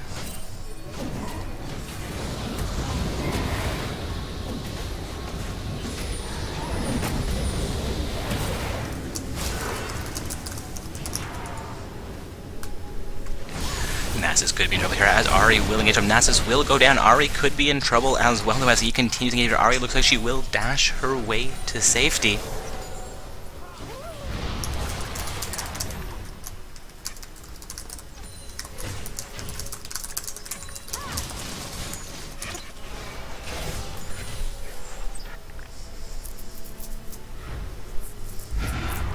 Morgana to re-engage against the Ahri. The Dark Binding looks like Cesspool will come out. The Black Shield keeping Morgana healthy, but the shield will pop just before the tongs. However, Ignite will be enough for Morgana to finish off Ahri a second, no, third time, I believe, in the mid lane. See Morgana sitting 80 farm, 250, 3-0, 2-2, 1-4-1. Morgana for Team Get Bummed Out has been doing very, very well.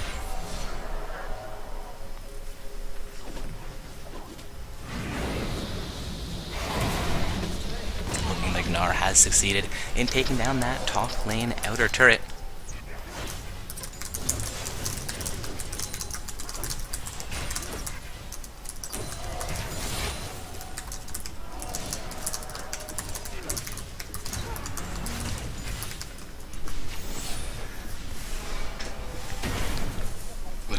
Thresh have got his pressure into the bottom lane here, but Ezreal and Janna are there to contest, and both junglers will look to recall here, while Ahri has to return into the mid lane, and Morgana is looking now to return into the mid lane. Top lane looks like it's going to be a little bit of a wet noodle fight now. We're seeing Naz with his first death, despite Nar picking up 2 kills. Not quite sure exactly where those went over. One of them essentially onto the jungler, as well as a second one either onto the jungler or a gank coming in from the mid lane, or some roam maybe into the mid lane for that. Now he's going to engage here fairly heavily against the Nasus. Nasus may not quite yet have a strength. That's going to be a very large Q coming out of Nar. Actually looking to escape by another Q coming out from the Nasus. Nasus could finish this off, and Nar just keeps running. That's going to be exactly what Nasus wants. Nar, I think, had the power to defeat the Nasus, but turning around, stopping the fight, allows Nasus to land 3 heavy Qs, and Nar will go down. That's now an 8-2-4 kill score in favor of Team Get Bummed Out. Nasus picks up his first kill of the game. He is still down 1 kill to the Nar, but up by 5 farm, is doing fairly well as we approach the mid-game mark here in round 2. Looking for the Thresh to re-engage here against Janna. He is waiting in the wing while Ashe is in the bottom lane. Would be a 3 versus 2 fight should it break out. Tryndamere looking to gank Morgana into the mid lane. Could potentially roam back into the bottom lane here, or could set up for that blue buff for Ahri. Looking like he may actually end up taking that for himself. Ahri stuck in the mid lane here. Cameron coming out from the side as he looks for some counter jungle, looking to engage against Tryndamere. I believe they do have a vision on blue. Yi, however, is not going in quite yet. Jen also waiting in the wing. Yi looking to make his way into the mid lane here. Attacks a gank onto the Ahri. Ahri, I believe, just flashed back into Yi, but Arc Binding will connect, and Ahri is going to go down here. Tryndamere now into the mid, looking to hold the lane or pick up a kill to respond to that. Ahri death will not be overly successful here, as Yi and Morgana force him in behind that mid lane outer turret.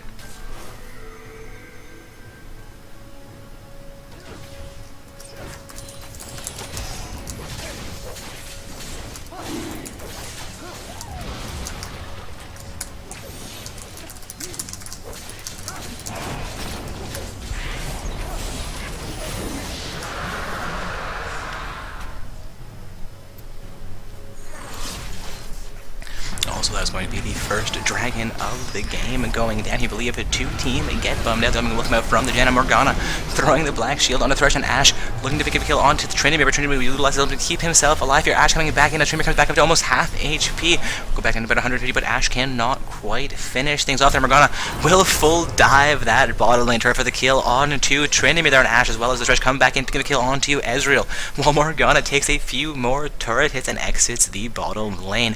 A very strong play coming in there from Team Get Bummed Out. Nar now looking to come in as well. The Atlantic will from the Thresh, and he will get Ashe to safety there quite effectively. Morgana also roaming it back into that fight just in case Nar had managed to connect.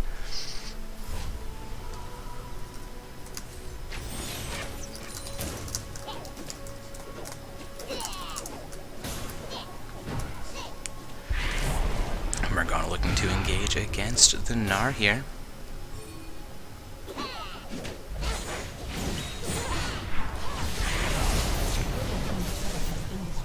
Also seeing Nasus taking on the top lane outer turret, while Morgana is being chased down here by Nar, and the Ahri Ignite has come out, not quite enough to finish her off, and that's going to be a land coming out, but not quite in time for Morgana to escape with her life. The damage connecting mid-lantern somehow there, and Morgana does go down. Yi looking to push into this mid lane outer turret will, I believe, be successful, taking down Tryndamere, looking to respond to that, while Janna, Ahri, and Nar also make their way into the mid lane. We're now seeing a 2-4-1 turret, so Nar's taking down that top laner turret, but Nasus has succeeded by responding to Nasus teleporting into the mid lane. He's going to be in a 1 versus 4 situation, though, as he has already gone down. Going to be chunked down to half HP. Tryndamere re-engage. A taunt comes up from the Ahri, and Nasus will go down. A strong play coming out there from Team Side Effect, looking for a kill onto Thresh or Ashe as well here for them. They are down by 5 kills, but looking to come back into this game.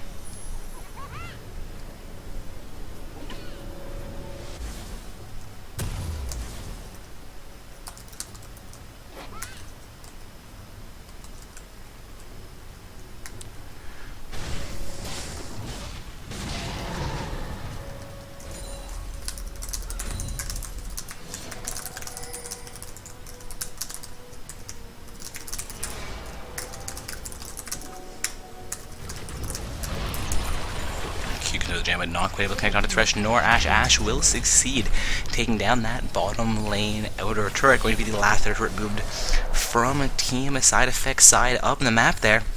Seeing Team Get Bummed Out do fairly well in this match. They have roughly a 6,000 gold lead, and we are approaching the 18-minute mark here.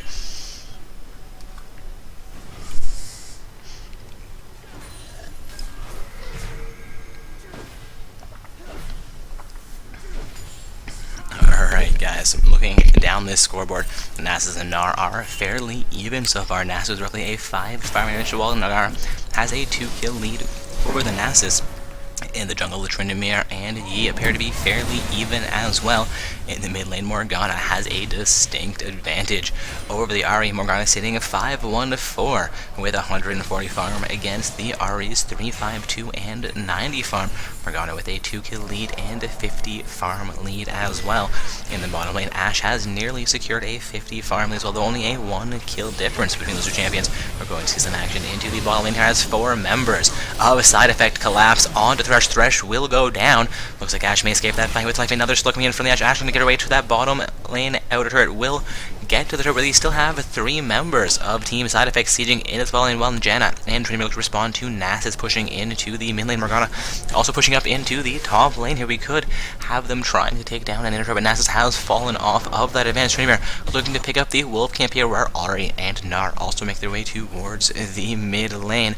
We are seeing Ashe stay in the bottom lane while Yi going for his red buff, and Thresh going to recall and head back towards the bottom lane as quickly as he can. We're going to see Morgana and Nasus both push into the top lane here, while we have 3 members of Team Side Effects in the mid lane. We'll be about 5 seconds till they get to that top lane inner turret. The turret is down to a quarter of his HP. Ahri and Nasus could have potentially finished that off, but will fall off of the turret, looking to maintain their lives as opposed to trading their lives for an inner tier turret.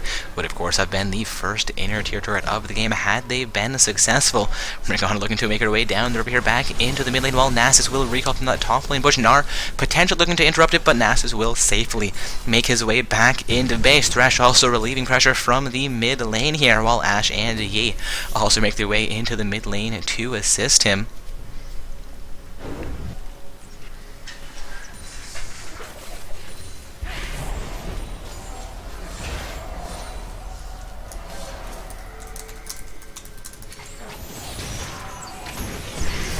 More action into the mid lane here. Thresh getting a hard crack control onto the Tryndamere, allowing the Morgana to land a Dark Binding. Ashe will, I was going to say pick up that kill, but the kill goes over on to Morgana.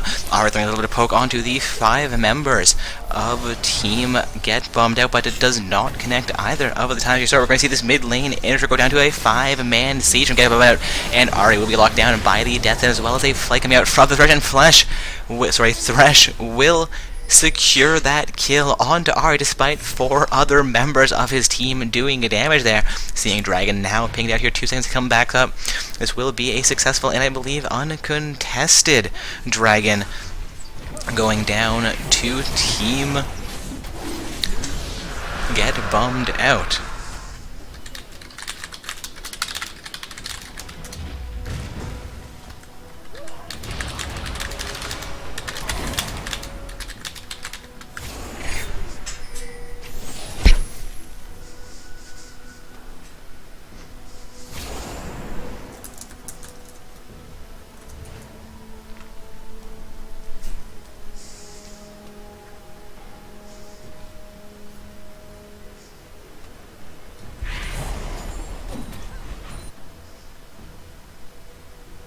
Apologize for my silence there, guys. Looks like we have a weird situation. Flatline isn't on their roster. The matchup at hand here, kind of confused with that. We can check that team roster, see what's going on there, and we can affect roster changes. This is their round 1 game. They believed he was on their roster. If he's not on their roster, not quite sure how that could have happened, but it does occasionally happen. And generally we do allow teams to affect their roster changes when needed.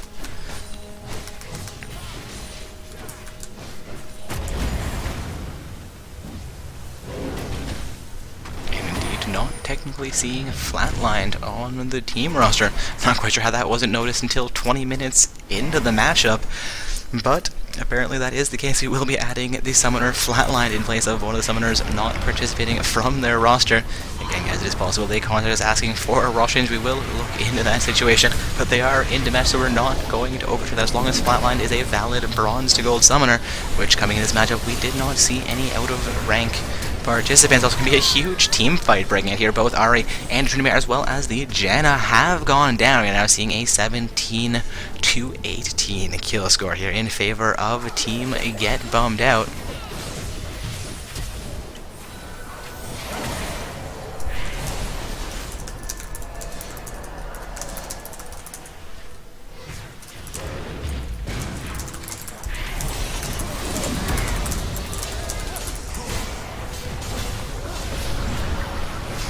Seeing Get Bummed Out siege down into the mid lane here. Will see taking down the mid lane inhibitor turret.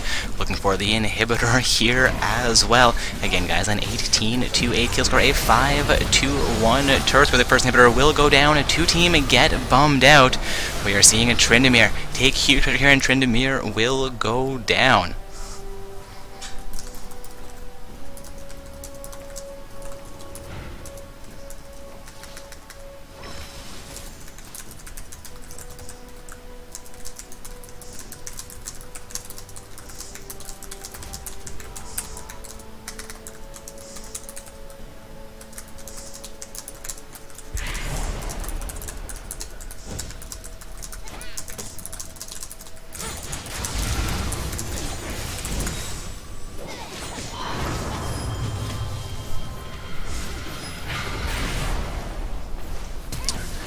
Rengar taking huge pressure here, did connect the Dark Binding onto the Ahri, nearly picked up the kill with damage from the Cesspool. Gnar is going to chase her down, looking for a kill onto the Morgana. The shield will keep her not healthy enough, that's going to be AD damage coming in from the kit. From the Gnar, it's going to be a kill onto Morgana, making this a 19 to 9 kill score. Gnar looking to turn things around for his team. He potentially throws Thresh back into two other members of the team, Ezreal and Janna. Hammering away onto Thresh. Thresh will look to flash the boomerang coming up from the Gnar, slowing him down a tiny bit more. Flick coming out looking to stop the advance. The Q coming up from the Janna, not quite able to connect, but Gnar is going to secure that kill.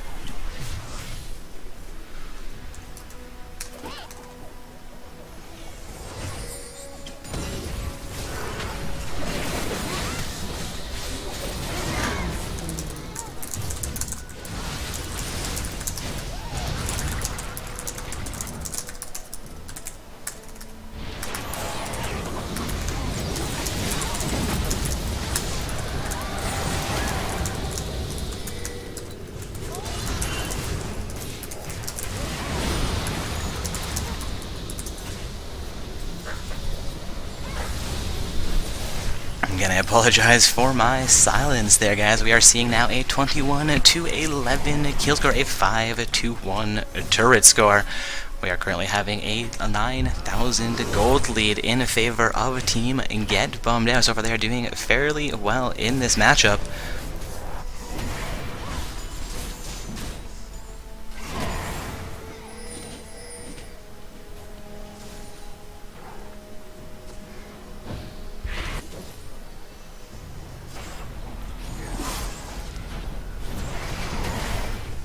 Looking like Morgana will pick up the purple side blue buff. Here's going to be a little bit of counter being affected by Team Get Bummed Out. Again, guys, this is round 2 of play. We have Team Get Bummed Out on the blue side with Team Side Effect on the purple side. Going to take a quick look back at our bracket and our match report, see if any additional matches have concluded since that 6th team qualified in this thing. It looks like we now have a 7th team qualified, and the one team saying that they may not have their full roster available anymore. Hopefully we can keep all of our teams that are still waiting for the secondary event, as we have only 4 more round 2 matches waiting, to mean we have only 4 more teams available into that secondary tournament. No, we have the quarterfinals as well, and technically any match before the semifinals could have their losing team added into the secondary event, as long as it is one of the first 8 teams to lose and be a valid team looking to enter the secondary event. Though that would cause even further delays, I would like to avoid that situation if at all possible. So again, guys, if you're waiting for that secondary tournament, if you're waiting for a couple more matches to conclude, but I'm seeing this round 2 game at 30 minutes in, meaning all other round 2 games should be roughly the same. So we should be seeing some matches coming in from them fairly soon. We will be able to release that secondary tournament bracket as soon as we do have 8 teams ready to play in it. Also, while I've been babbling on, we've seen Team get bummed out. So we've seen taking down the top lane inhibitor, as well as the inhibitor is going to be a 4-2-0 surrender vote coming through from a team side effect. Luckily for them, with the no-shows occurring tonight, they're going to be making their way into the secondary tournament tonight.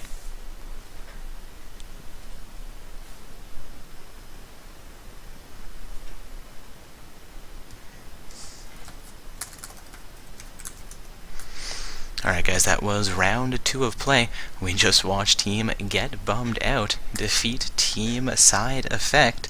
Also, we've had reports that Flatline is not a member of Team Get Bummed Out, which appears to have been an oversight. Looking at their ranked stats, they appear to be a valid gold account, sitting with just under 100 games played and roughly a 50% win rate. Looks normal to me. We're going to allow Flatline to continue playing for Get Bummed Out. We will be adding them to their roster as we assume they intended to do from the first place.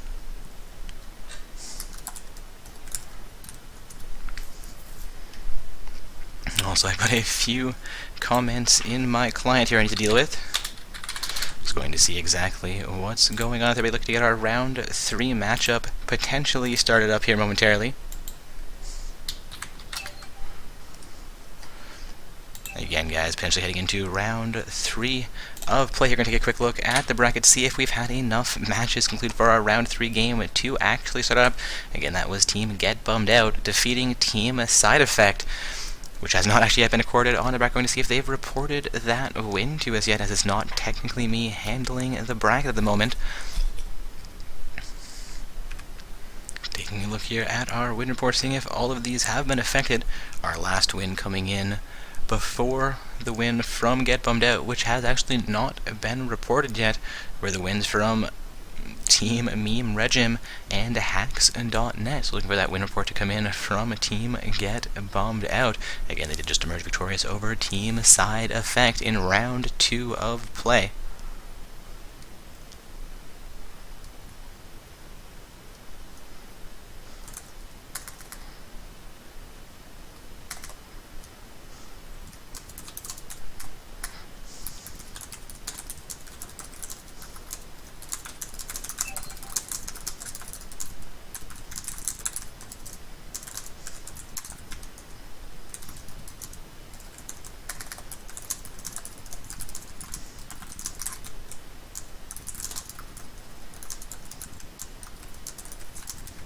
Alright, I apologize for my silence here, guys. Round 3 not quite ready to go yet, so I'm going to be looking for that matchup between the Black Paladins and Team Bumbleclots. See if I have any members from the Team Black Paladins on my friends list here. I actually believe that may be the game that we had. One moment. Oh my god, what is going on here? I clicked a button. Alright. Crisis averted. No, the matchup that was being overturned was the matchup with Team Deadly Gamers. Yes, that was Deadly Gamers. So we'll have actually Black Paladins playing against Deadly Gamers, which is going to lead us to huge delays heading into our quarterfinals matchup. For anybody not aware, our round 1 game between Bumbleclots and Deadly Gamers progressed as per schedule, but Bumbleclots reported that their opponents were fielding a Smurf, and after our admin team reviewed that case, we did find that they were in fact playing with somebody with just under a 90% win rate on their ranked account, which is a little bit too impressive to be an accurately ranked summoner, so we have disqualified Deadly Gamers Gaming, but Black Paladins did not receive that memo quickly enough for Deadly Gamers not to manage to get into a game with them. And as I'm not sure if I have any members of either team, though, since we're looking to get in there, I will be looking to see if I have any members of Black Paladins on my friends list here. I am not recognizing any of those names, though. Sign Me Senpai might be on my friends list here. Again, guys, Black Paladins, oh screen, do what you're supposed to do. I don't want the black dog, I want the Black Paladins. Oh, here we go, the correct team roster now again. Not all that familiar with these guys, but let's check out Cupcake Overlord, see if I have no Cupcake Overlords on my friends list. So we're going to have, unfortunately, a bit of a delay here. We're going to be picking up a second round 2 game for the stream, as that matchup between Team Black Paladins and Bumbleclots is set to get started. There's been a little bit of an issue with that one, as Black Paladins started the game against Deadly Gamers, and Deadly Gamers were unfortunately disqualified from the event after the bracket was updated, because of course, having won their matchup, they would have reported a win, but we were overturning that win due to a smurfing issue. Of course, guys, we do rely on you guys to report when you feel somebody is indeed feeling a Smurf account, and we will do our best to verify for you and make sure they don't progress both through this event or through future events. Of course, generally we take them out of future events depending on when we identify them, but we do try to identify them as early as possible, and having noted it in round 1 of play, we felt confident we could swap them back out, but it seems like it has led to a mild issue there. Looking like we have a few more round 2 games concluding, though. No, I'm just going crazy. Still waiting on 2 more matches to get finished there, but Get Bummed Out has now had their match recorded onto the bracket. Let's see who else is in round 2 of play currently. Going to get us into a random matchup here while we have a little bit of a delay. Again, we do apologize for this. This is actually a first for Not So Stock Gaming. Again, also with the delay for the secondary bracket, though not a first there. They do occasionally take a little bit of time to get themselves started up. Also seeing somebody in Twitch just say lost lane equals Smurf. Yes, unfortunately we do get a lot of those reports, but when the person you've lost to has like 400 games and a 40 or 45 or 50% win rate, it's like, you know what? They're probably a valid account if they're playing on summoners they have ranked games on.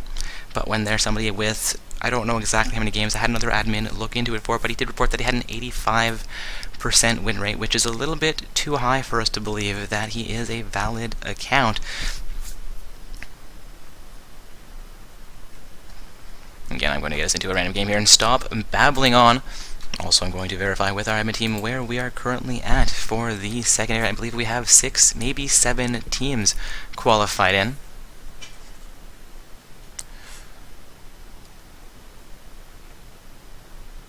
Alright, looks like OD6 is the summoner in question from Team Gamers Deadly, or Deadly Gamers Gaming. So yes, guys, you guys can decide for yourself if we've been accurate in identifying that one as the first, or if you would like them to continue playing. But we feel that they are a Smurf account. We're going to look at their overall ranked game total here. You guys can see that link in Twitch chat as well, I would assume. Again, I apologize, opening up a new tab randomly. Should at least sit on the bracket so you guys can see something cool going on there. Comment coming into my client here, though.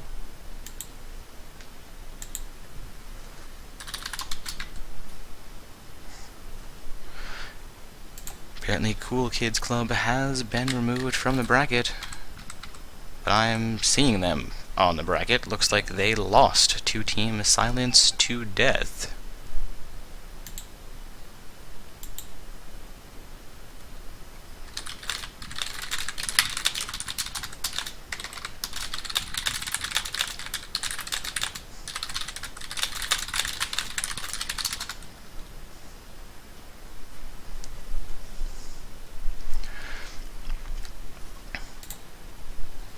Going to head back over to apologize that I did close that momentarily.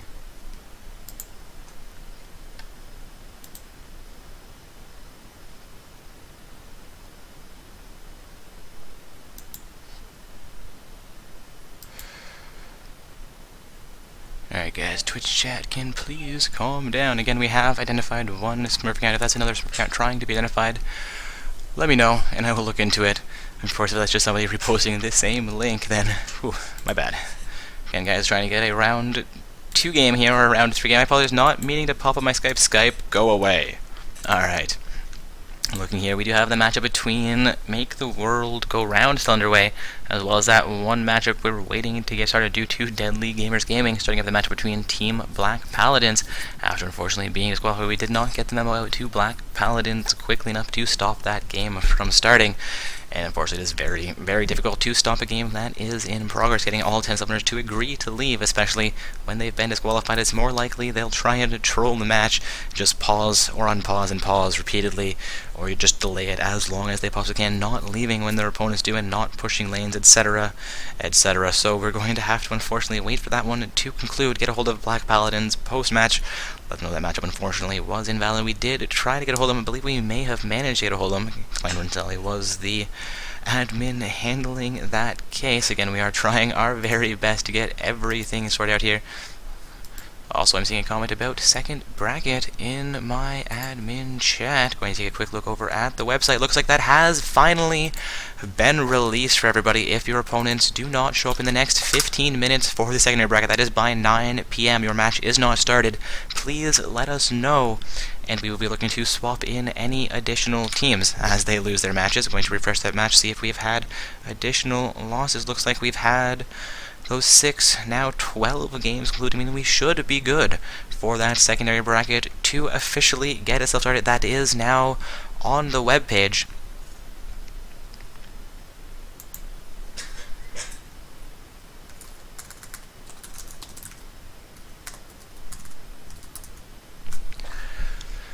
Alright, looking for an invite into that renting game. Looks like it may actually be getting started up. You're going to see who this invite's from. Oh, the lobby is full.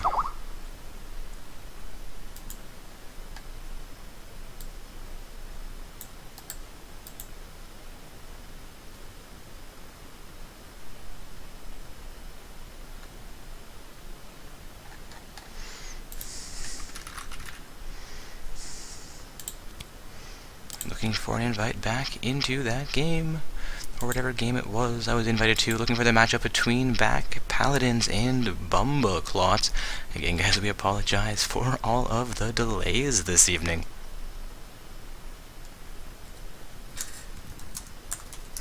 Alright, looks like Black Paladins has reported a win against Team Deadly Gamers Gaming, which is quite impressive, defeating the team that has the Smurf on it. May have a few more issues I'm going to need to look into. It's that also having another Smurf reported in a Twitch chat. We will look into that account as well for you.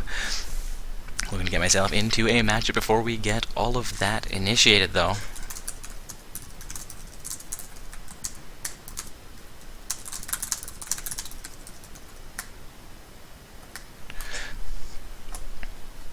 I apologize for my silence here, guys. I'm going to be looking for a member from Black Paladins here. Going to stop sitting on my hands and start doing a little bit of work. Of course, having just defeated the Smurf team, I'm wondering what's... Everything is crazy. What game is this? Who are you? Such, Mastermind, Xerion, TVM. Alright.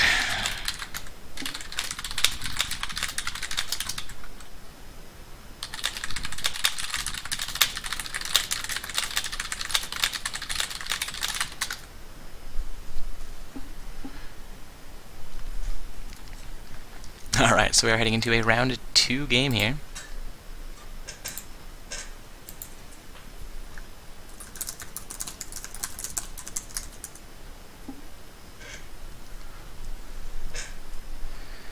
Alright, let's say both teams are ready to go here. We're going to be heading into our second round 2 game of the evening. This game will be heading into the matchup where we've seen Team Get Bummed Out emerge victorious over Team Side Effects in their round 2 game.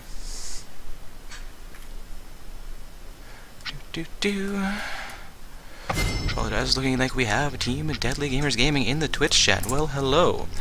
Tell me about that summoner. Tell me all about him, all of his accounts, and we can allow you to play future events. Otherwise, talk to me about smurfing.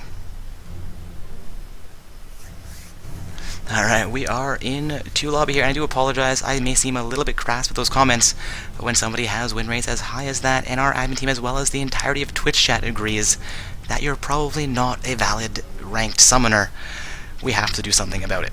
So if you can prove to us that he is not a smurf, we will happily allow you to play future tournaments, but for the time being you have been disqualified, as you require summoners to play on their highest rated accounts, and we do not believe that he is doing so. Also, with the matchup at hand, guys, we have a team which team is on which side. I've forgotten who's on which side. I know it's Black Paladins and Bumbleclots. It will be Black Paladins on the blue side with Bumbleclots on the purple side. No, these teams have reversed themselves just to make it a little bit more confusing. Bumbleclots will be on the blue side with a team Black Paladins on the purple side.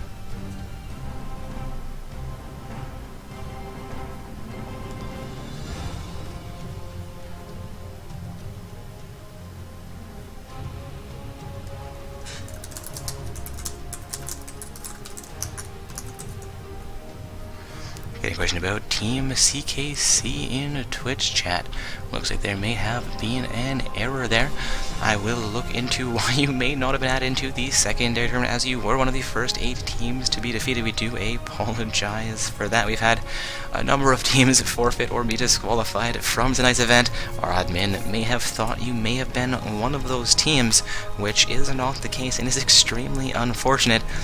For your sake, I'm going to say I hope that somebody decides to no-show from the second tournament, and of course we will swap you in to their place should that be the event. Otherwise, looking to see who the 9th or 10th team, sorry, the 9th team, I guess, to lose a matchup was, and we would potentially replace you with them, though if that matchup has already started, it will be extremely difficult to do so.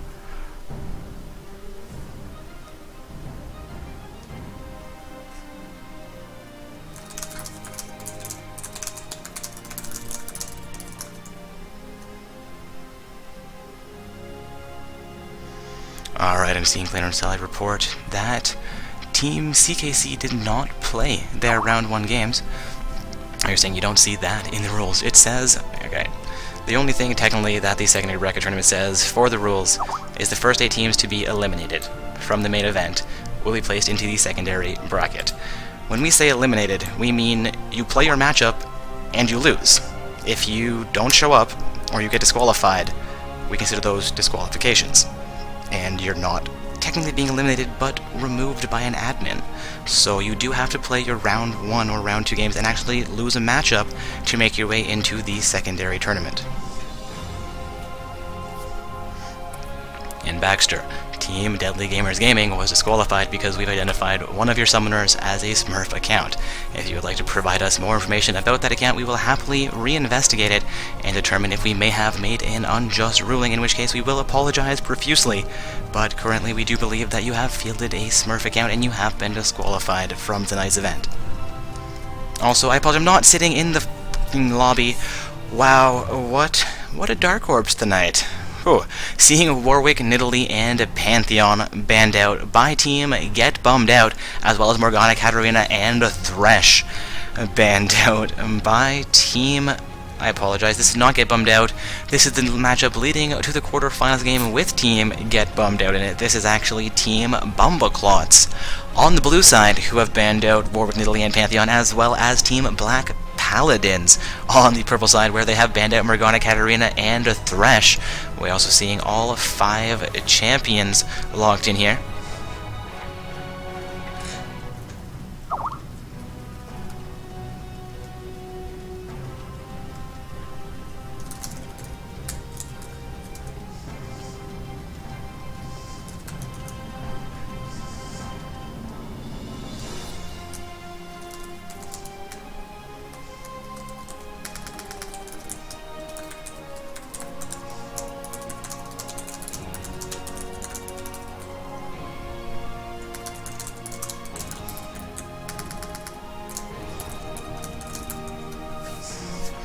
Alright, apologies for distracting you guys. Again, the admin issues that have been a little bit crazy. I do have a team helping me, but I am the first responder here, as I'm constantly watching Twitch chat for you guys while I do my casting, and other admins are in and out, as I need to let them know occasionally what's going on. We are in our round 2 game here between Team Bumbleclots and Team Black Paladins, also approaching the 3-minute spectator delay period, I believe. I I'm going to be taking a brief break, guys. Going to leave you in silence for 3 so very long minutes. But do not fret, do not frown. As we get into the load screen and onto the Rift, I shall return to shoutcast the round 2 game for Not So Stock Gaming's amateur tournament between Team Bumbleclots and Team Black Paladins. So stay tuned for this round 2 game.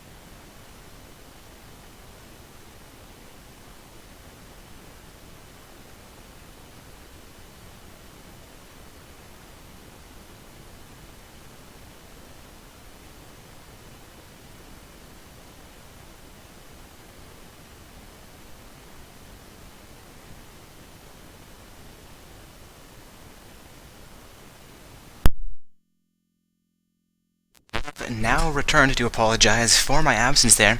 We're heading into our second round 2 game of this evening.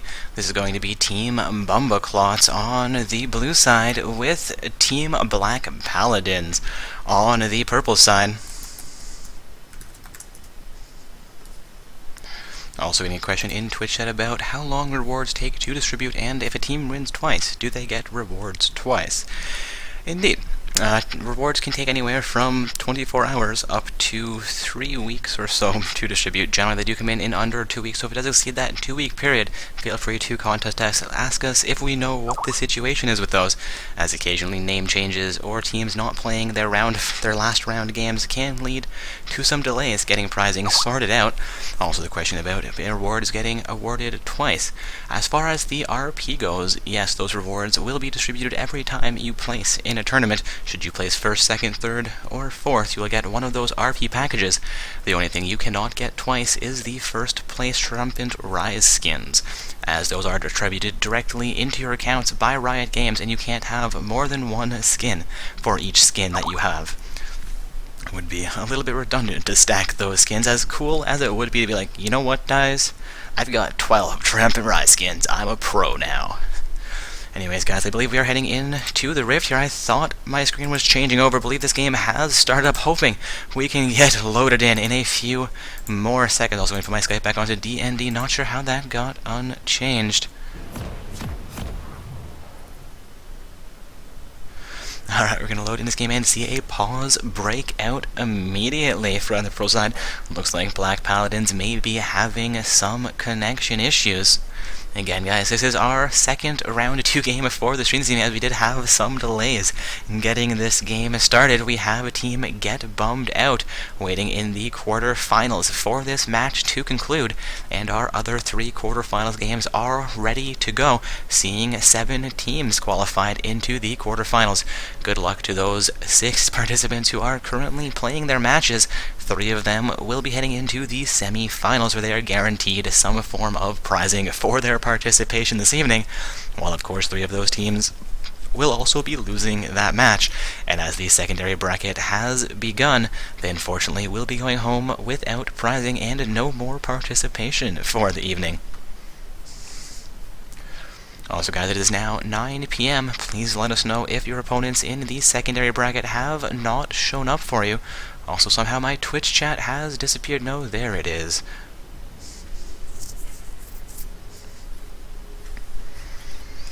Again, guys, we are in our second round 2 game here. We have Team Bumbleclots playing on the blue side with Team Black Paladins playing on the purple side. Somehow they ended up on the wrong sides of the map, as Black Paladins should be on the blue side and Bumbleclots should be on the purple side.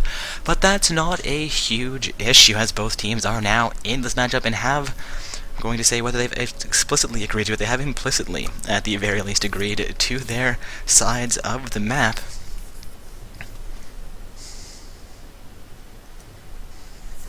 Alright, and the pause timer is now ticking down. We're going to be having this game start up momentarily.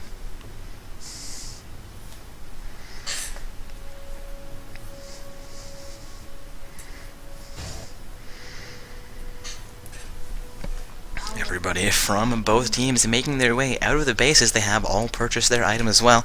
We're going to have 4 members from Team Black Paladins heading into the bottom half of the jungle, potentially looking for an invade or just a solid jungle defense here. I'm seeing the Hecarim as well as Orianna heading up towards the top half of the map here, while Kalista and Blitzcrank are heading into the bottom lane. Also, I believe I completely missed the pick and ban phase for this matchup. I do apologize for all of the distractions I have had this evening. It looks like we're going to have an Aurelia versus Lissandra in top lane. The blue side having the Aurelia, the purple side having the Lissandra. Once again, guys, this is Bumbleclots on the blue side with Black Paladins. On the purple side, the junglers will be Hecarim and Vi. Again, that is blue to purple, with the mid laners being Orianna versus Zed. Bottom lane matchup will be Kalista and Blitzcrank facing off against Team Black Paladins, Graves, and Leona. Again, guys, this is Bumbleclaws on the blue side. and Black Paladins on the purple side. The winners of this matchup will be heading into the quarterfinals, where they're going to be facing off against Team Get Bummed Out.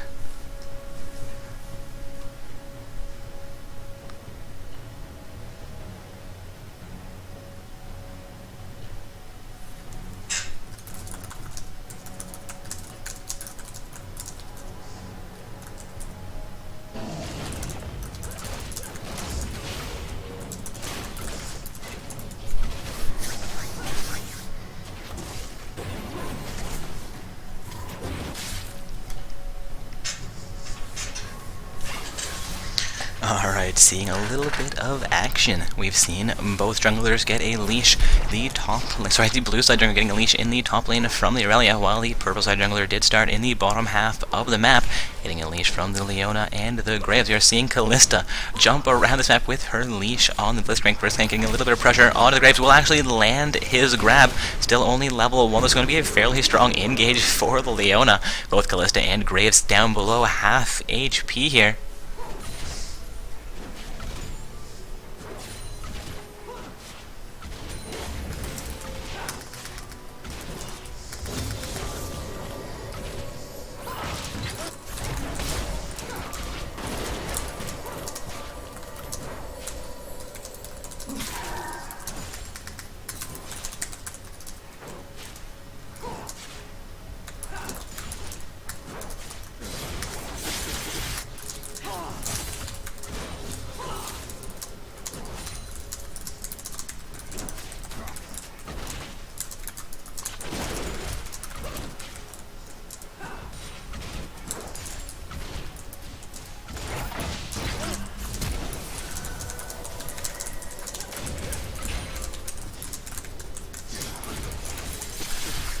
Apologize for my silence here, guys, again with the admin issue in Twitch chat. Going to get myself back into this matchup again, though. Do have an admin in Twitch chat dealing with those as well. I can focus myself back onto this game for you guys. Again, this is a round 2 game. We have the team Bumbaclots on the blue side and the team Black Paladins on the purple side. I'm going to get that bracket link posted back into Twitch chat as well for you.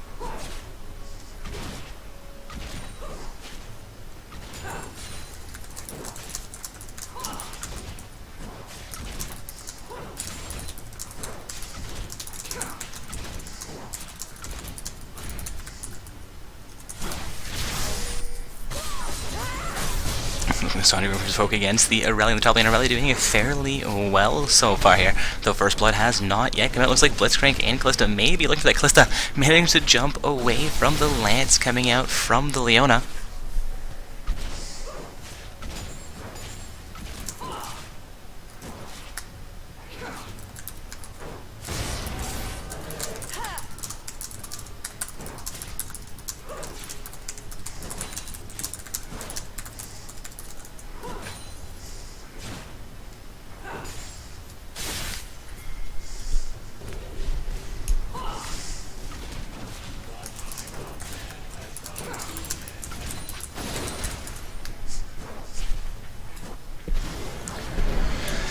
Engaging against Lissandra in the upper half of the river. Lissandra taking a fair amount of pressure, but Vi is coming in for a counter gain. Aurelia has not been able to respond. This releasing at around a half. She should be coming into this fight. Hecarim being pressured down by the Vi will come back in the fight, knowing Aurelia is there to assist him, but she's actually going to fall off the fighter. Hecarim will fall off as well. Vi being quite successful at forcing the Hecarim out of that gank attempt.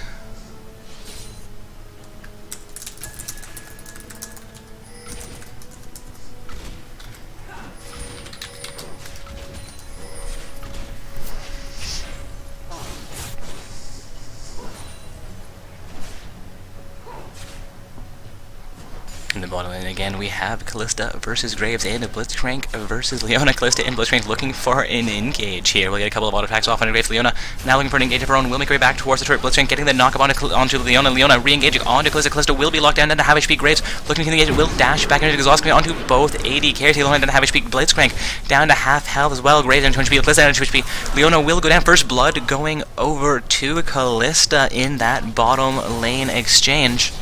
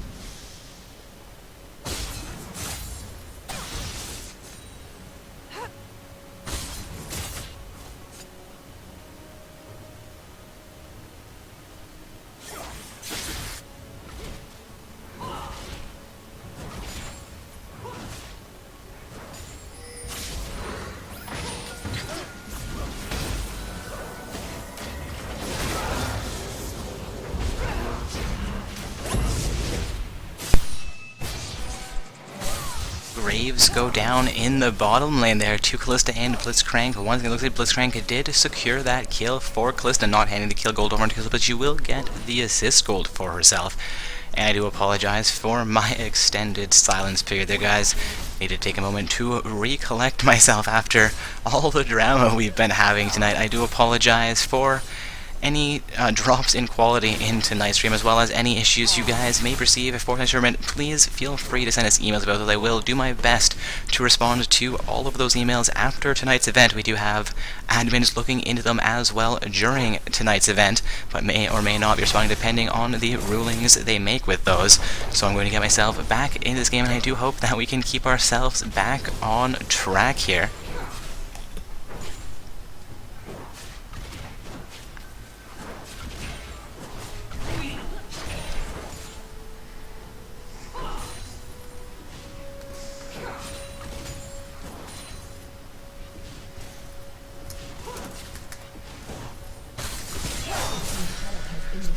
That's going to be the first turret of the game, going down to Kalista and Blitzcrank in the bottom lane from Team Bumba Colossus. Also a rally picking up a kill on to Lissandra, doing fairly on the top lane. It's going to be the third kill.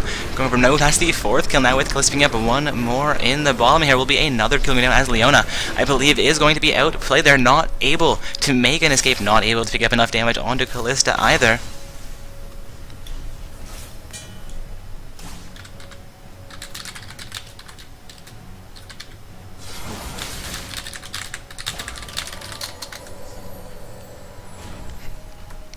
Like my alt chat may have just glitched there. I thought I replied.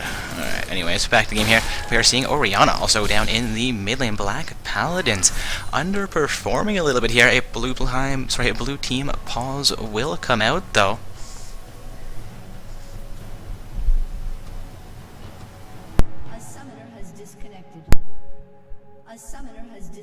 Orianna also disconnecting here. Not quite sure if that was a double disconnection before the pause. Getting a report that Orianna actually bug splatted there, which kind of explains why she went down in the mid lane. But we are seeing a 5-1 kill score. That kill was kind of needed for Black Paladins there. Orianna potentially putting them back into the game a little bit here, as we are at the 10-minute mark with almost a 4,000 gold difference. Bumba Claws have been doing very, very well.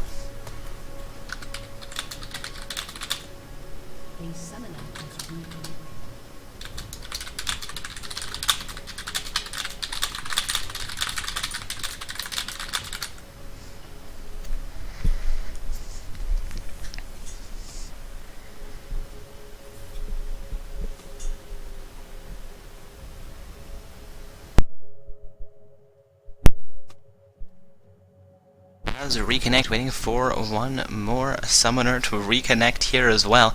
Again, we are seeing a 5-1 kill score, a 1-0 turret score as well. At the pre-10 minute mark, the Kalista Blitzcrank bottom lane pair has succeeded, taking down the bottom lane outer turret from the Graves and Leona pair. Normally Leona does very, very well against the Blitzcrank, but Kalista being a very new champion, they may not know how to play against her. So let's see if as things come into the mid and late game, they can turn that around for themselves. Looking down at that score, Kalista sitting 3-0-1, has almost a 100% kill, which is going to be an 80% kill, which has been actually not quite as impressive, but still up there for her team. Also out farming the Graves by almost 30, no, exactly 30 at this point in the matchup. Again, they are doing very well for themselves so far. Purple side asking if we're good to go, but the Orianna will say no. Again, we are waiting now for Kalista to reconnect. Again, guys, this is our last round 2 game still underway. Waiting for this game to conclude for the matchup between Team Get Bummed Out and the winners of this match to get itself started for our last quarterfinals game to get started as well. We'll have a little bit of a delay for Team Get Bummed Out, and whoever emerges victorious from the other quarterfinals game into the semi-finals, waiting for the matchup between Team Get Bummed Out and whoever wins this matchup to conclude before their semi-finals matchup can get underway as well.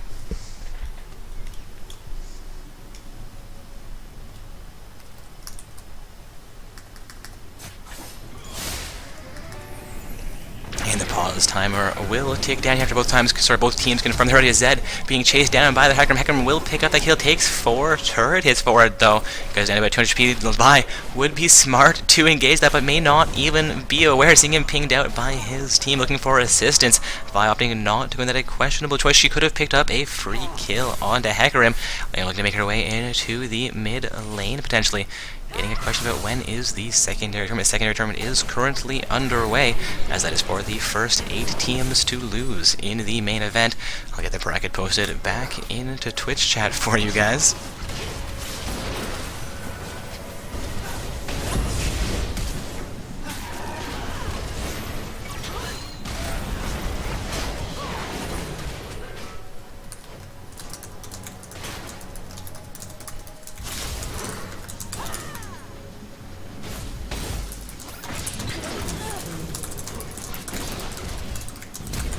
That's going to be a killing spree as Graves actually picks up a kill onto both Kalista and the Blitzcrank. He's now going to be 2-2-0, though it looks like Kalista would have picked up another kill. No, how did Graves get a killing spree with his first kill? Dark Corpse is hella confused.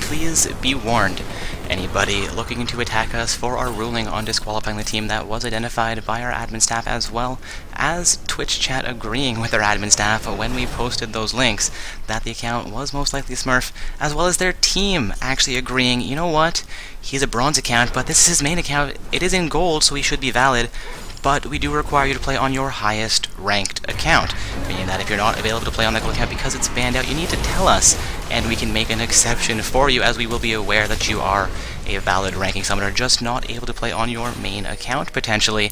Though it has happened once or twice in the past, it is something we need to base on an individual basis. But again, I'm going to get back into this matchup. And looking at this match, we are seeing a 10-5 kill score. This is a round 2 game between Team Bumbleclaws and Team Black Paladins. Again, that is a 10-5 kill score. 1 turret to 0 as well, looking like a 4,000 gold lead for Team Bumbleclaws on the blue side. Hecarim looking to go fairly ham against Zed, will fall off that game, but Orianna will continue the engagement against the Zed.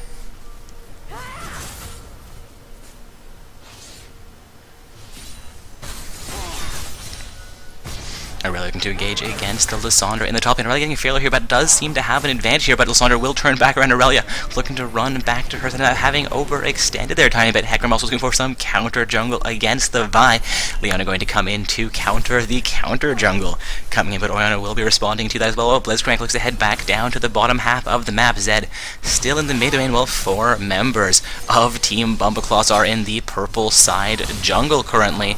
Looking like Lysandra is going to continue pushing down into the top lane as well, but Aurelia is there to defend, and Zed will finally respond into the jungle force team. It appears that blue side has managed to steal that blue buff, seeing Hecarim empowered by blue. So Orianna does not have one. We could see purple side with a blue as well. Zed down to 50 will go down to the Orianna. A great play there by the Hecarim and the Orianna. Also Elise, sorry, not Elise, but Aurelia facing up against Lysandra in the top lane, still doing very well. And a grab comes out from the Blitzcrank. Graves down to 4 HP. Graves goes down almost instantaneously. That will be a shutdown for the Kalista. Leona now being locked down, being chased by 3 summoners from Team Bumbleclaws, will go down as well. Kalista picking up a double kill here.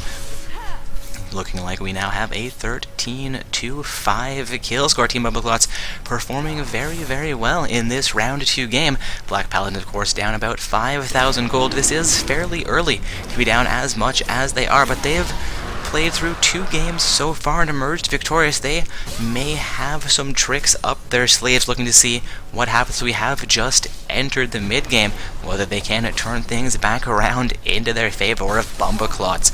We'll be moving on into the quarter-finals of tonight's event.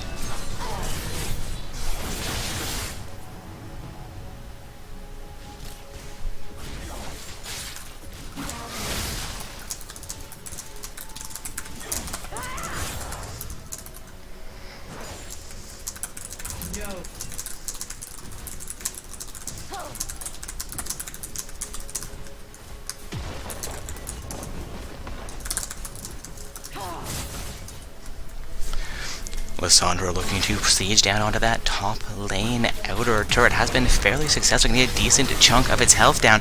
Orianna also being engaged on very heavily by 4 members of a team of Black Paladins. Orianna will go down for the 2nd time in this matchup. Hecarim re-engaging against Lissandra, but Lissandra will pick up that kill without issue. However, she will flash away, looking to escape from Aurelia, who has just re-entered lane. Blitzcrank will land a maximum range grab on Graves, but is currently alone in a 1 versus 3 situation.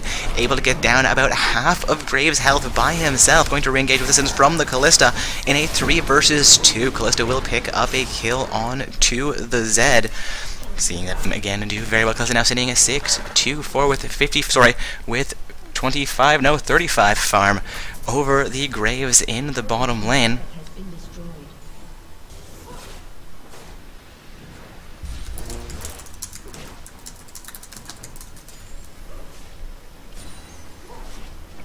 It's going to be a 2nd turret going down. Looks like the top lane turret has gone down to Aurelia.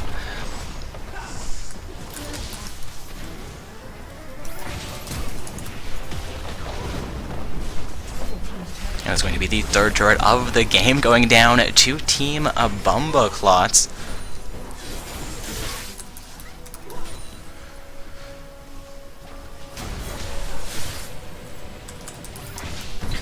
Another grab going at maximum range from the strength. Leona has been locked in. Her ultimate will come through, but she will go down here. Looking like the Vi has re-engaged. The fight will not have quite enough damage. Hecarim and Blitzcrank getting fairly lucky, but the siege will continue.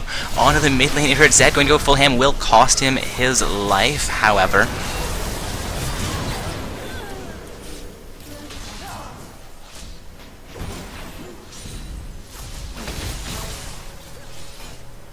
Also, was requested we look into the Callista's match history. Going to post that link into Twitch chat for you guys. Looks like they have about 300 games played, and they are currently sitting in Gold 5 with a number of games on AD carry, making believe that they are more or less a valid ranked camp, though I have not looked at TV and AM stat to see exactly how they compare, unless there is further evidence coming out, or a report coming in from their opponents. They believe we have valid summoners on both sides of this matchup. Again, looking at a 19-8 kill score and a 3-0 turret score. It is definitely a fairly one-sided game, but that does not always mean people are feeling smart. It just means that maybe your mains got banned out or you got countered in the pick and ban phase. Of course, I'm not all that familiar with Calista. She's a very mobile champion with a decent amount of poke. Graves, more an all-in champion with a decent amount of burst. Not sure exactly how those compare. Blitzcrank should potentially be outlaned by Leona, but it is possible to outplay Leona on a Blitzcrank. I have done it. I've also lost very terribly to them. It can go either way. It is definitely a skills matchup, though. I apologize, not definitely a skills matchup, but can be considered a skills matchup depending on exactly how skilled either player is, how much experience either player has on those supports. Also, the top lane appears to be fairly even, though Aurelia does have a slight advantage over the Lissandra. Mid lane is definitely in favor of the Orianna, but Zed has picked up one additional kill onto Orianna. Orianna not quite performing as well as some of the other summoners on her team. However, while I've babbled on, we are seeing a 4th turret go down to Team Bumbleclots.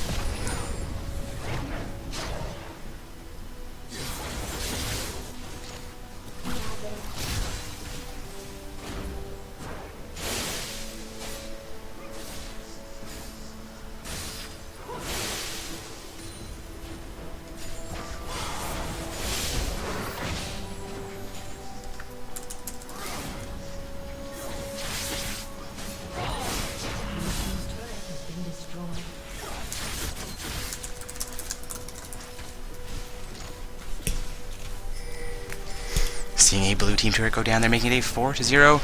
Turret or no, I'm not quite sure why I just heard turret destroyed. We've already saw that bottom lane inner turret go down, so it's 4-0. Now we're seeing a 5-0 turret score as that mid lane inner turret will go down. Two-team Bumber Sluts. Bumble Klutz. Wow. Wow. Whew. Yes, I just said that. I apologize, folks. Seeing Graves go down to the Blitzcrank.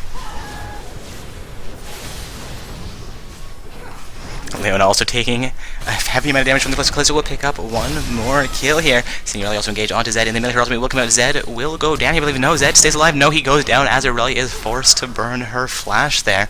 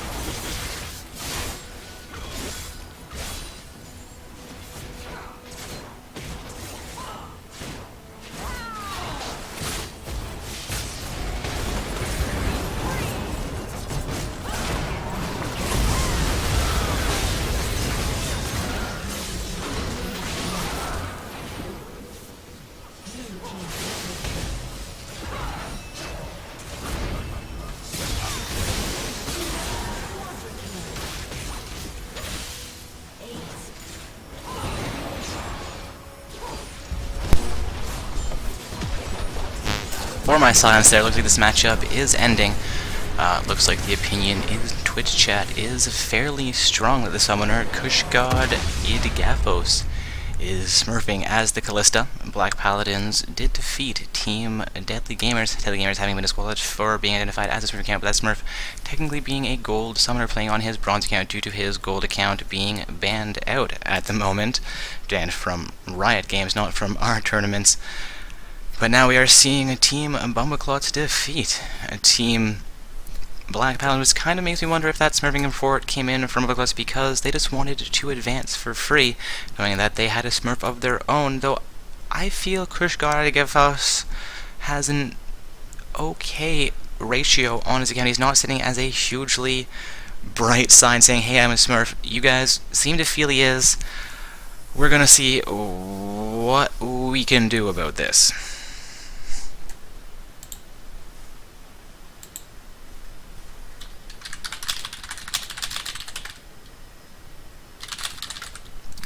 Again, guys, give us one moment here. I do apologize. I'm not being nearly as entertaining as I really should be for you. Looking through this Twitch chat one more time, I've had at least 10 accounts saying Callista is a smurf. People saying she plays at the low plat diamond level, which, well, high plat, low diamond level, I apologize, which being a gold tournament and a gold 5 summoner is not really something we would like to see happening, especially with no games played on Callista, though I do see a number of games played on AD carry champions. Moving on to a champion you've not played before is definitely a very weird situation. Looking to see if I have any members from the blue team on my friends list here.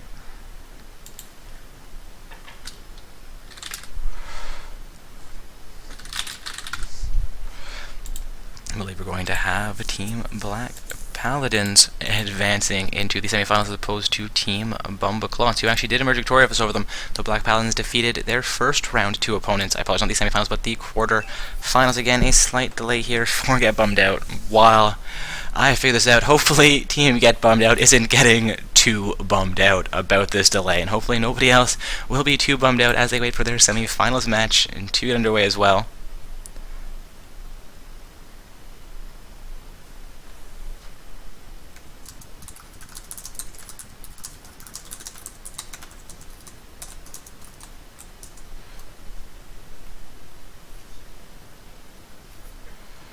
Alright guys, again, we're going to be advancing Black Paladins here. I'm going to make the ruling based on the overall thing. Actually, 1 second, having one more comment coming in from my admin team is going to double verify.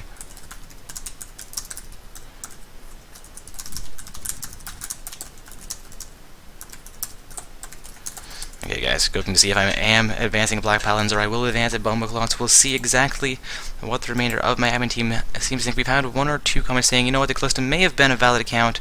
I kind of think he's a valid account, but I saw a huge objection from a number of summoners in Twitch just saying, you know what, this guy is definitely not playing at the gold level.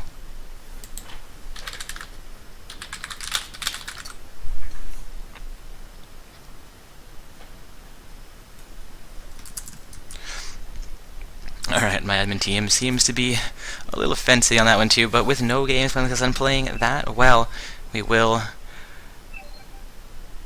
yes, agree that the Callista is potentially an invalid account. We will talk to that team about their reporting another team against surfing and then potentially fielding a smurf themselves. A very awkward and unfortunate situation. Black Paladin is being advanced into round 3, the quarterfinals. This is actually the first time we have had to overturn a match after it's occurred, and now we're overturning a second match tonight due to smurfing issues. It does make life a little bit more difficult for us, but I do apologize for my degrading attitude throughout those issues, guys. We love all of you. We really do appreciate all of you coming out to participate in our tournament, as well as coming out to view our events.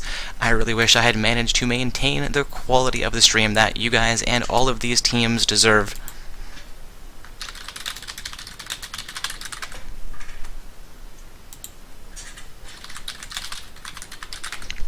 Alright, so our round 3 game for the stream this evening is going to be Team Get Bummed Out on the blue side with Team Black Paladins on the purple side.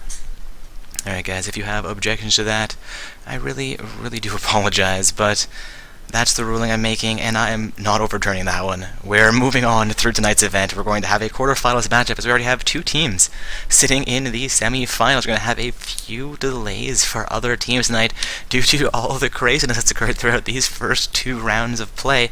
Also, we have a team advancing into the secondary round of the secondary bracket. Going to refresh them, and I'm not seeing any matches reported there yet. Looks like it's Meme Dream Team advancing over Team Side Effect, due to a no-show from Team Side Effect, unless we have a team that could swap in, though that would lead to huge delays as well. A little bit of a crazy, crazy night tonight. Oh, getting reports that I've been invited to the lobby. Now Dark Corpse is causing the delays. Oh, Dark Corpse, you're a bad, bad person. Alright, so again, guys, heading into round 3 of play here, we're going to have a team Get Bummed Out facing off against Team Black Paladins.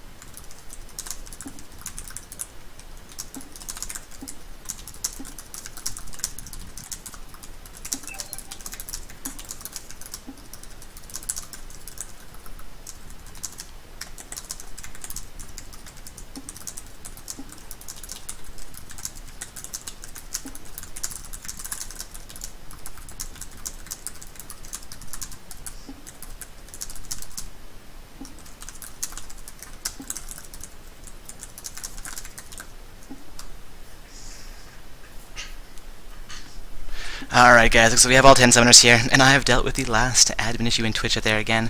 Such15, I will look into the situation with your Callista a little bit further after tonight's tournament, but it seems like the general consensus is he was playing at a plat diamond level, and after you guys did report that Smurf from your opposition in round 1 then defeated the team that defeated them, it's all a little crazy in my mind right now, so there's no hard feelings from me right now towards anyone, but we will be looking into those a little bit further. We have, unfortunately, disqualified your team tonight, as we do believe that your Callista is potentially a Smurf account. We do apologize again for that, but we are heading into round 3 here, guys. Going to get on to more positive notes. Hopefully, we can keep everybody a little bit more cheery, as happy as possible here.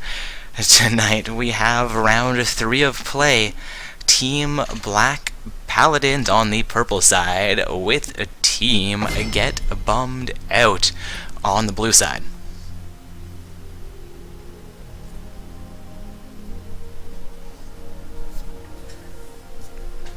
Alright, so we are into champion selection here. We're going to have Team Get Bummed Out with the first ban for our round 3 game on the stream this evening.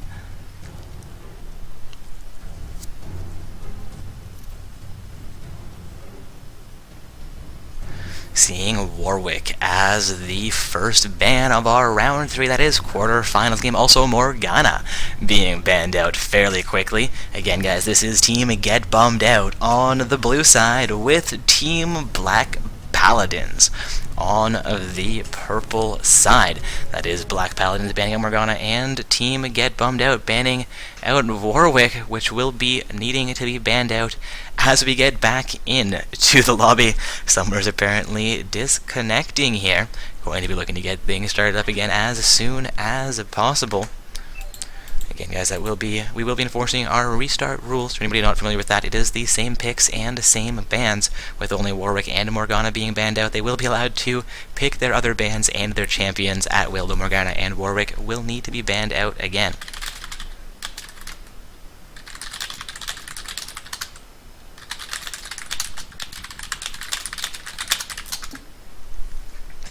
That comment goes to everybody, not just the 10 summoners in the lobby there.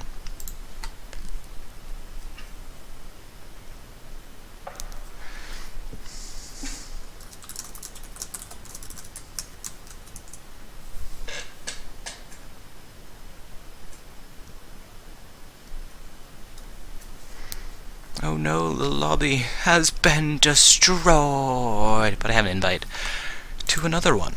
So we're going to be reforming that lobby, getting all 10 of those summoners back into our game, and then we will be heading on to the Rift, and Voodoo Trollin says hello to Twitch chat.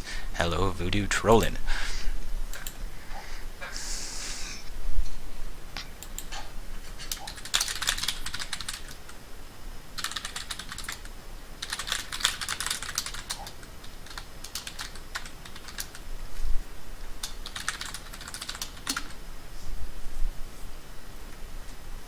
Alright, apologies for signs again, trolling Best from the West a little bit. Hopefully, he realized I was just kidding, of course. A disconnect is always understood. It does happen. Connection issues are connection issues. It is the internet. The internet will do what the internet does. Also, want to take a quick look over at Twitch chat, where it seems the argument about the Smurfs will continue. If anybody's getting too salty, please let us know that you're being offended by comments. We will look into timing out those users making any kind of offensive comments. I don't see anything too crazy right now. A little bit of a debate going on there, but debate is healthy. Also, we're going to be back into champion selection here.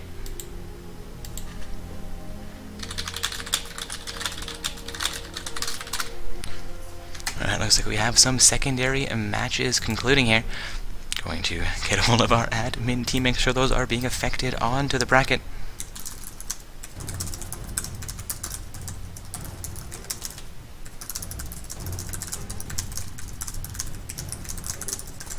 Alright, seeing Warwick and Morgana once again banned out here as the rules did dictate. Also, the second bans will be Fizz and Katarina. Fizz being banned out by Team Get Bummed Out, and Katarina being banned out by Team Black Paladins.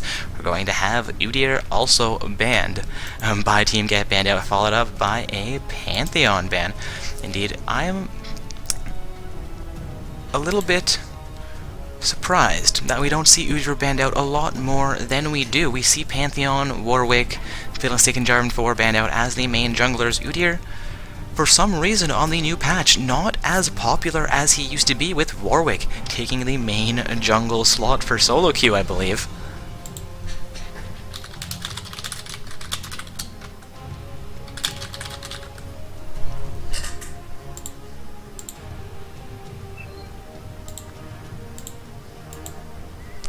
Alright, looking like we're going to have Nami as the first champion selected here by the summoner Best from the West on Team Get Bummed Out. Also, Cupcake Overlord selecting a Sona into our round 3 game here.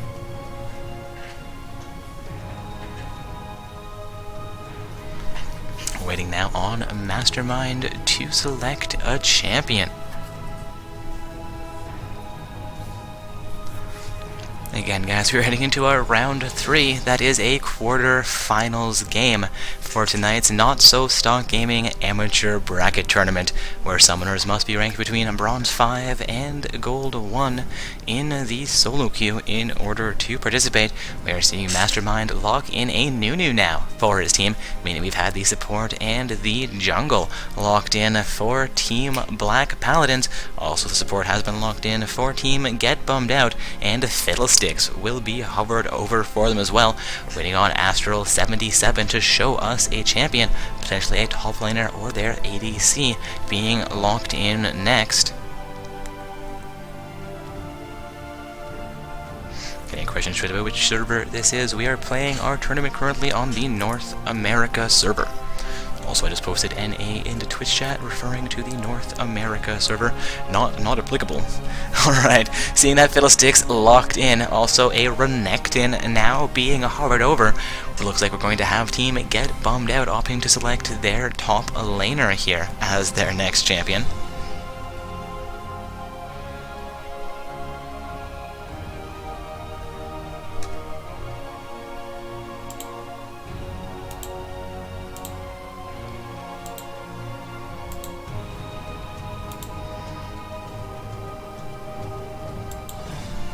Alright, again, that was Fiddlesticks and Renekton being locked in by Get Bummed Out. We are now seeing Gnar and Corki hovered over here by Team Black Paladins. The Gnar and Corki will be locked in.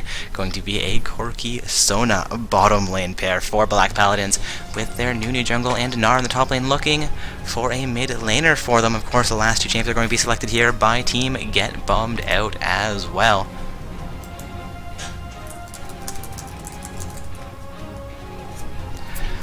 Flatlined looking to randomize this selection, possibly again looking for an AD carry and a mid laner. Looking at Most Fortune will be selected here by Secondary, while Flatline is going to hover over a Lucian pick. We could see a Lucian into the mid lane, which would be an interesting pick for them, but he's going to continue to randomize this selection, not letting us know what their mid laner will be.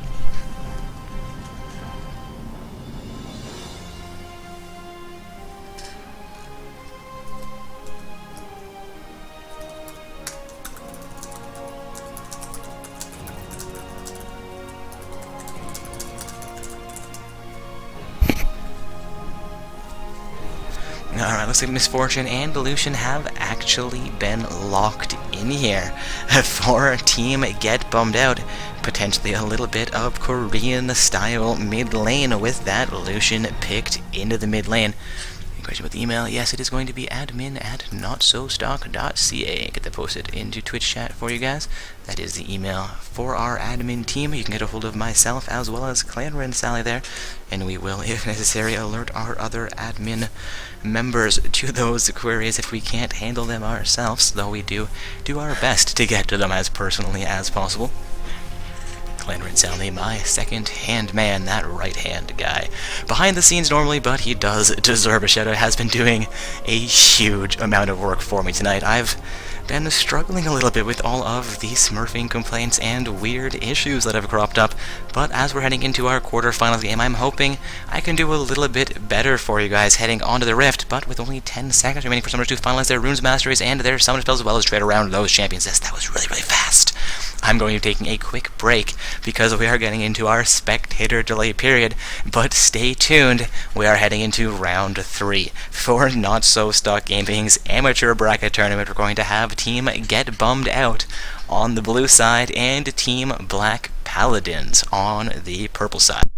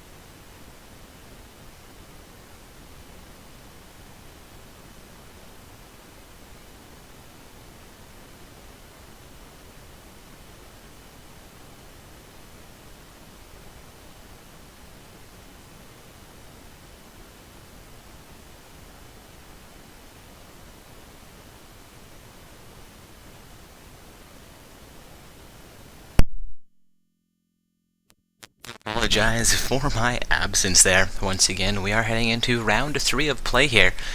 We are going to have a team Get Bummed Out facing off against Team Black Paladins. Also taking a look back over at the bracket, looks like our third, I should say, quarterfinals game has just concluded. We are going to have Team ASAPX Mob with a little bit of a delay waiting for this game to finish, as this game is just getting started. Our other semifinals matchup should be underway, as those two teams did qualify into the semifinals a little while ago. That's going to be Nuna Makes Me Swoon facing off against Hacks.net in our upper bracket semi-finals matchup. ASPX Mob is waiting for the winner of the matchup between Team Get Bummed Out and Team Black Paladins. That is the matchup we currently have on the stream. Get Bummed Out on the blue side with Black Paladins on the purple side. Question, but did we get those emails? Looks... Yes, I believe. You are the summoner, Jason H. Tran, yes or no? If not, we may not have received that email yet. Server could be being a little bit slow, or it could have hiccuped for one reason. I'm just going to refresh that window, see if it's going to pop up for me. Again, Elfel Seal, let me know what email that would have been coming from, or what summoner you would have submitted there if you used our contact form. Apologies for my distraction there, guys. We are into round 3 of play here. We have Team Get Bummed Out on the blue side versus Team Black Paladins on the purple side. Seeing all of these summoners purchase their first items here. Zed opting to start with a longsword, while Nar starts with the cloth armor. Two very strong choices. Though seeing Zed start not with the Doran's Blade is interesting for him. Doran's Blade is, I'd say, even in strength with the longsword. Longsword will allow him to purchase his first item a little bit faster, but not give him quite as much sustain in lane. Also, speaking about these lanes, I should likely get the scoreboard reorganized.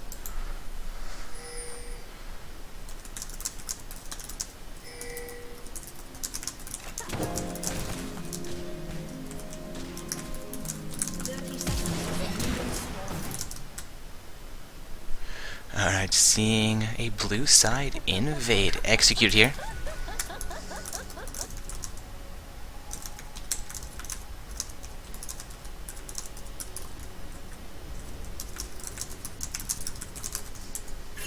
Alright, my apologies, guys. That's going to be the last distraction for a little bit, I hope.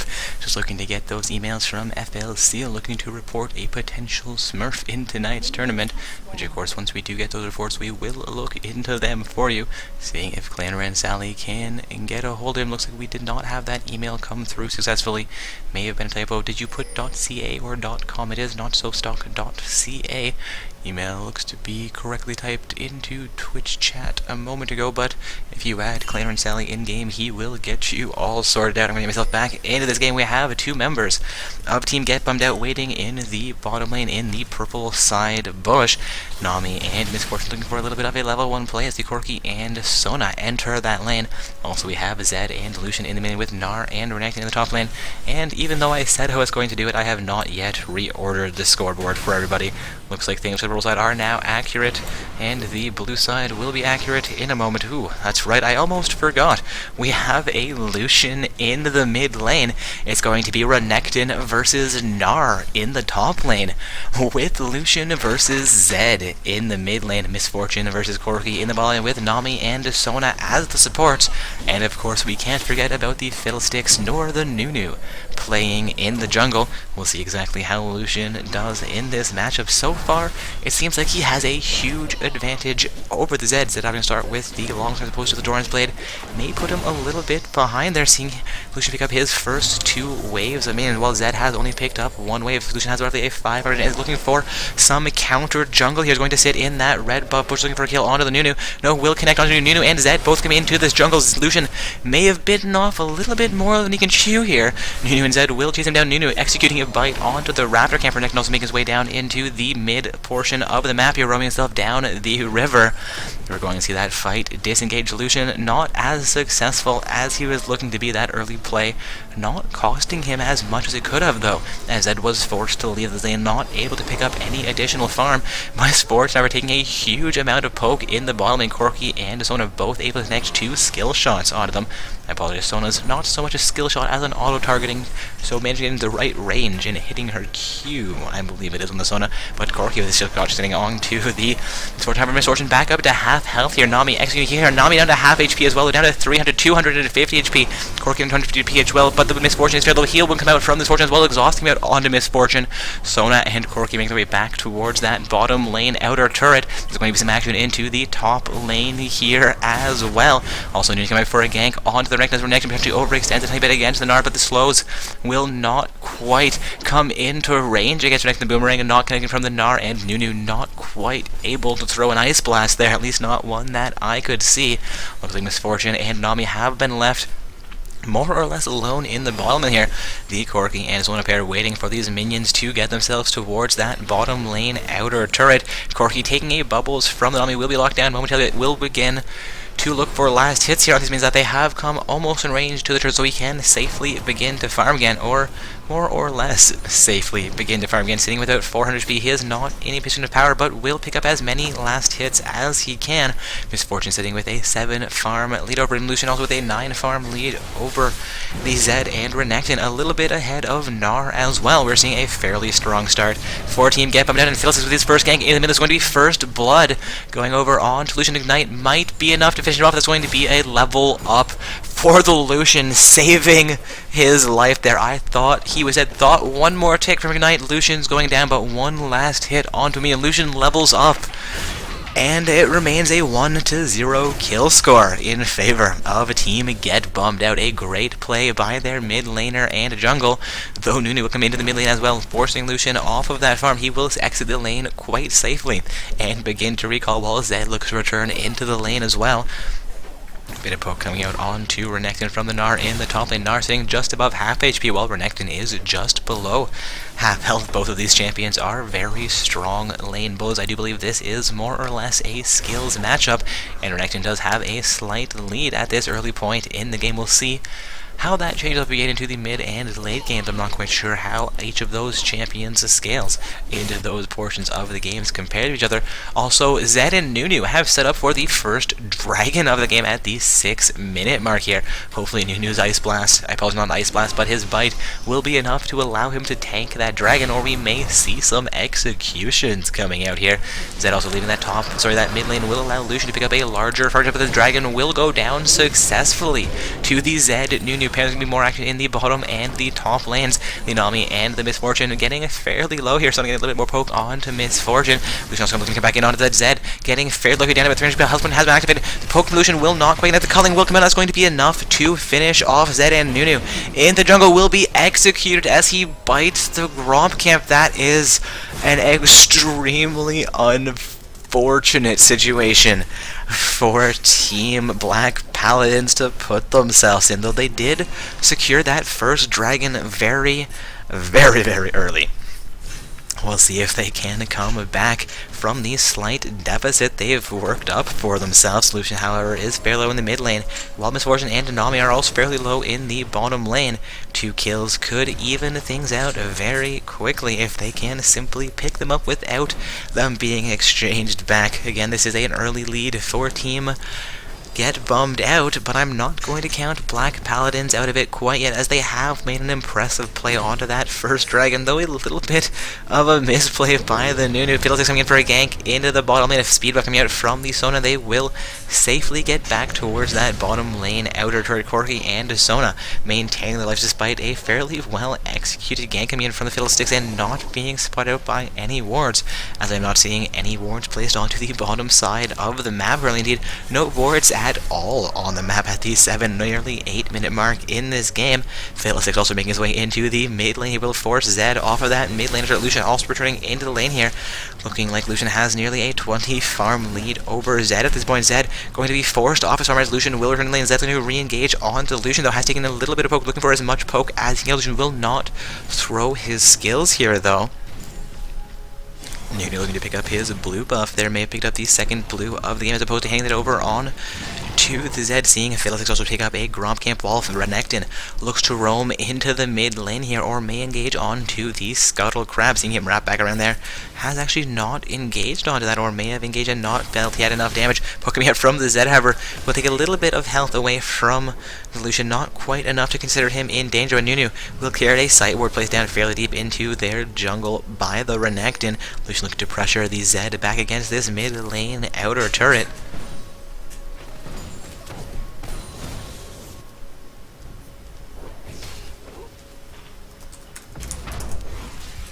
Also, Nunu being caught out in the jungle here. Fiddles is utilizing his ultimate here. Fiddles, I apologize, Nunu getting locked down there. Nunu will go down actually to the Renekton there, despite the leash from Fiddlesticks being on him. Gnar looking to jump his way to safety, re-engaging against it. Fiddlesticks knocking both the Renekton and Fiddlesticks back into that wall. Fiddle will go down to the Gnar, but Gnar is taking a fair amount of pressure from Renekton and may be able to finish up, but Gnar is making his way back towards that top lane outer turret. A bolt will come back out onto the Renekton. Gnar looking to re-engage, just been waiting for the boomerang to become available again. Sona leveling up in the bottom. It has now just reached level 6, while the Misfortune and Nami are both level 6 as well. Nami down to half HP. The bubbles connecting onto the Sona, looking for a Sona to come through, but the flash comes out instead. Nami utilizing her ultimate despite being fair. Look, the ultimate comes up from the Misfortune, and the Sona will go down. Corki ever has maintained his life. We're now seeing a 4-1 kill score in favor of Team Get Bummed Out.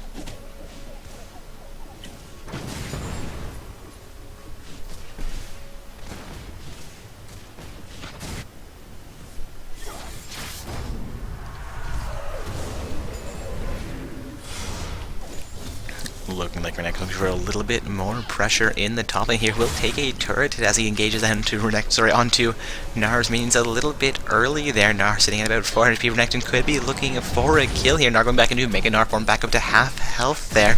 Seeing Fiddlesticks roaming into the middle lane looking for his Raptor camp before he sets up for a red buff as well here. Misfortune also getting a bit of pressure against the Corki.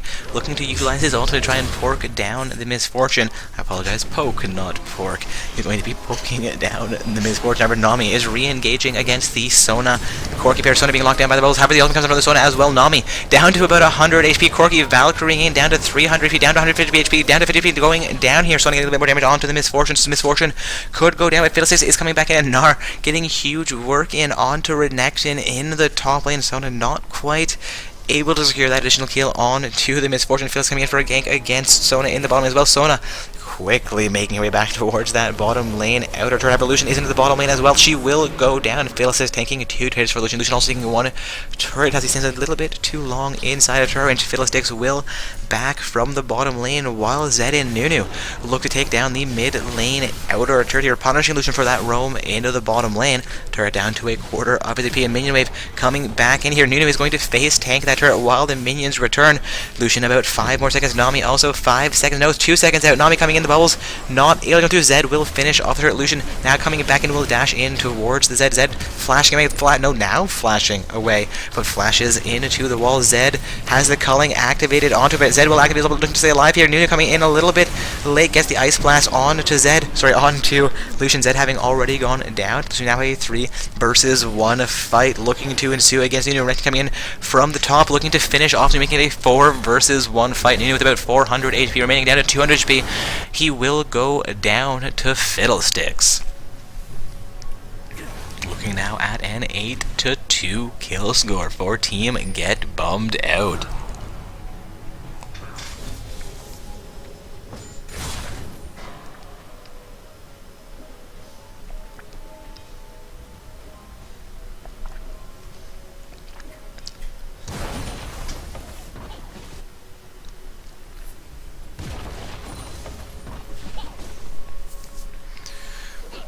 Taking a look back down this scoreboard, we have Renekton and Gnar fairly even as far as farm goes, as well as kills. Though Renekton does have 1 assist on the Gnar so far. Gnar looking to engage on Renekton. Renekton re-engaging onto Gnar. Gnar will go into Mega Gnar for Renekton, down to about 200 HP here. Gnar could pick up another kill here. There's also going to be a large fight breaking out around the Renekton. Fiddlesticks utilizing his ultimate in the fight, as well as the Misfortune ult coming in. Fiddlesticks will go down, but we are seeing Corki as well as Sona. Nunu will go down as well here. Zed looking for the kill on Dragon, will pick up their second dragon of the game. A kind of successful play there from the Zed, but Misfortune will pick up the double kill and look to counter jungle a blue buff from Team Black Paladins as well. Again, guys, this is Team Get Bummed Out on the blue side, with Team Black Paladins on the purple side.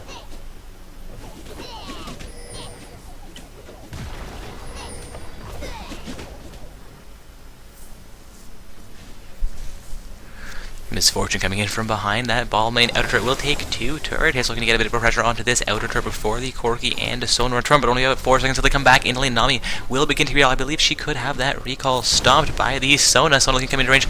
Nami down to have a poke coming in from the Corki, will connect onto Nami. Nami stuck now in this lane. Nunu also looking to make his way into the bottom half of the map here, potentially.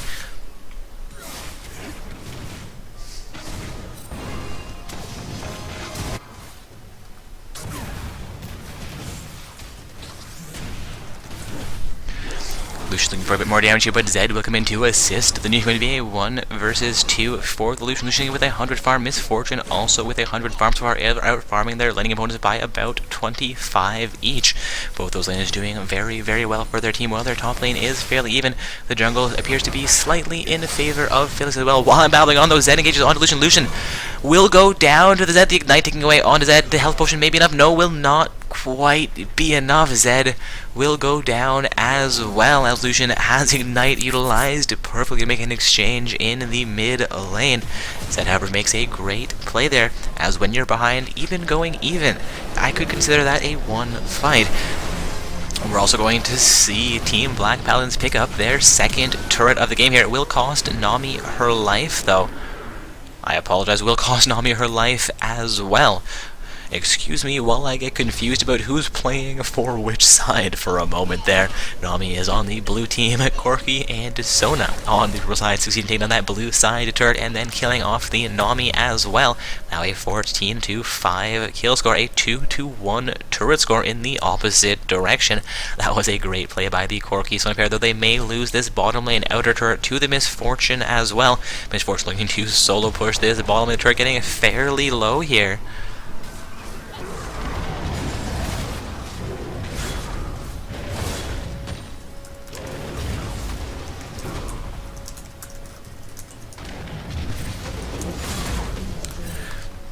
And that's going to be Misfortune taking down the bottom lane outer turret. Phyllis looking to come in against the Sona with Misfortune as well. Sona taking a huge amount of damage. His ultimate comes after Misfortune. That's going to be a little bit too much for her to handle, while Nunu and Nar are too much for the Renekton to handle in the top lane as well. Lucian looking to roam in the top lane. Nar staying with 100 HP. Lucian could quite easily pick up the kill here. Will pick up 1 kill, engaging onto Nunu as well. Nunu being out of mana, and there is a top lane outer turret here. The Lucian may not have quite enough to finish things off. No, will fully dive this turret, finishing off the Nunu as well, while 3 of his team members look to engage onto the bottom lane inner turret. Misfortune taking 1 too many turret hits there, will be forced to recall without getting any additional damage onto the bottom lane inner turret.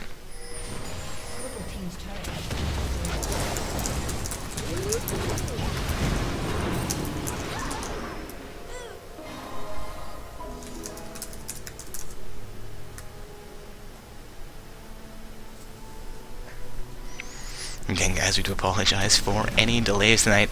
We actually had to overturn 2 matches that got played out tonight due to some smurfing complaints being validated by our admin team. So we are seeing Black Paladins in the quarterfinals after they actually had to play 2 round 2 games to get here, which led to a few delays for this match getting started. So we will have 1 team waiting in the semifinals for this match to conclude, while I'm getting reports that we already have 1 team waiting in the finals of tonight's tournament. Looking at that chat, it looks like it was Team HacksNet emerging into the finals. I'm going to head over to the bracket. Indeed, it is Hacks.net in the final slot, while Nuna Makes Me Swoon is going into the bronze match position. They'll be playing against the losers of the other semi-finals match. Of course, we don't know who's going to be playing in that semi-finals matchup yet, as we are currently watching Team Get Bummed Out and Black Paladins in round 3, the quarter-finals of play here tonight.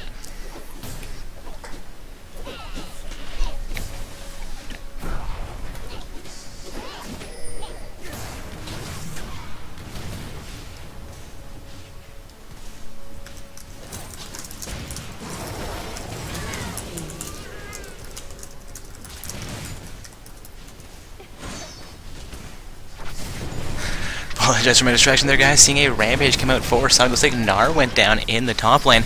Also, Misfortune picking up another kill there. Seeing her sit 8-2-1. Been doing very, very well in this match. Also, Lucian doing very well for his team as well. Zed potentially not knowing how to lane against Lucian in the mid lane. Not seeing Lucian played very frequently in the mid lane can be a bit of a interesting pick for teams. I was going to call it a cheese pick, but it's played at higher levels, especially in the Korean circuits, or at least that's what I have been informed. So seeing him played here, they're likely saying, hey, you know what, we want to win this one, we want to win it hard. I'm either going to do really, really badly or really, really well. Here we go. And we're seeing it work out for them so far. Lucian is sitting at 9-1, though. Zed is going to pick up a kill here onto the Renekton. His turret has just gone down in the top lane, seeing team get bummed out now 4 turrets to 2, though they were down 0 turrets to 2 a few minutes ago, seeing them do fairly well responding to the map pressure that has been exerted against them.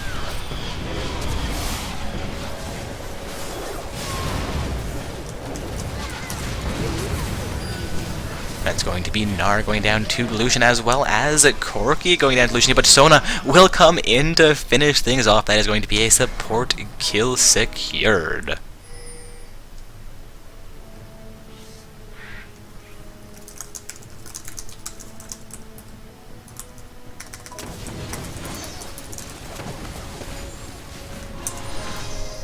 Misfortune to chase down the Sona in the mid lane. Nuna coming in from the side. Misfortune could be in trouble here. Does not have the escape she may need. The slows can come through from the Nuna. The Ice Blast will come through, but Renekton coming in to try and keep the day alive. The ultimate comes out from the Sona, interrupting the ultimate from the Misfortune. The ultimate comes out from the Nuna as well, and that will finish Misfortune off. Sona getting a fairly low here. Renekton continues the engagement, though.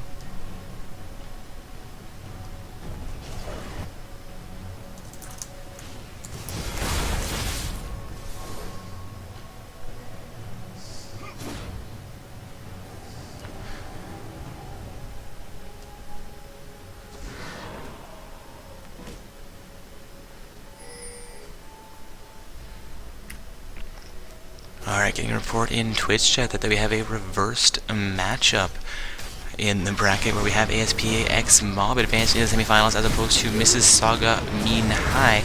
I'm actually seeing a win report coming in for round 3 from both of those teams, so we're going to have an admin look into that and verify that through their match histories. And of course, seeing that lost and reported a win will be spoken to about that, unless that was potentially one of our smurfing complaints overturning a match result. Going to have, and we're looking at it, looks like he is now into Twitch. I'm going to get back into this game. No, that's a good hit in Twitch. My apologies, guys. Good hit is also capable of looking into that one for us. Looking now at a 27-16 kill score here, a 4-2-2 turret score. We have nearly a 9,000 gold lead for Team Get Bummed Out, though Gnar has just picked up one more kill for his team. Believe that was Renekton going down in the top lane.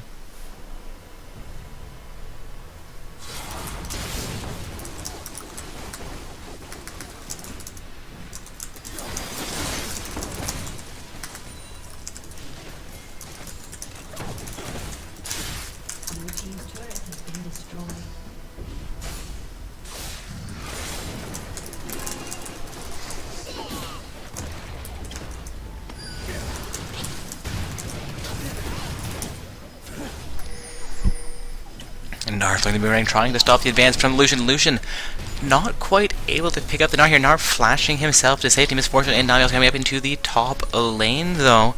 We may see him going down, still looking to recall from the top lane. Throws the boomerang. I believe he did have vision. Yes, did have vision on the Misfortune.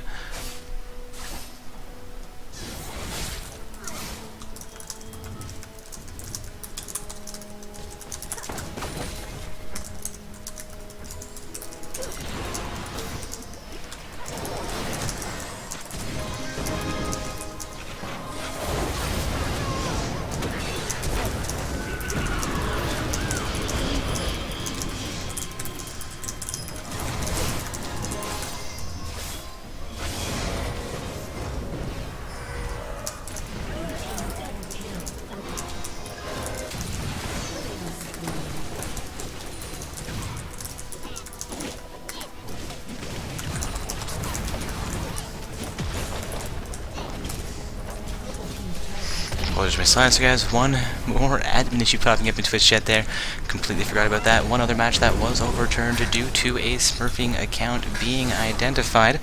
We are seeing now a purple team turret in the mid lane going down, but Gnar coming back in here, engaging heavily on Lucian. Lucian throwing the culling, not connecting any of that damage onto the Gnar though. Not looking to re-engage onto the Nectar. Nectar may be able to pick up that kill. Gnar looking to jump himself back, see if he has under 100 health remaining there.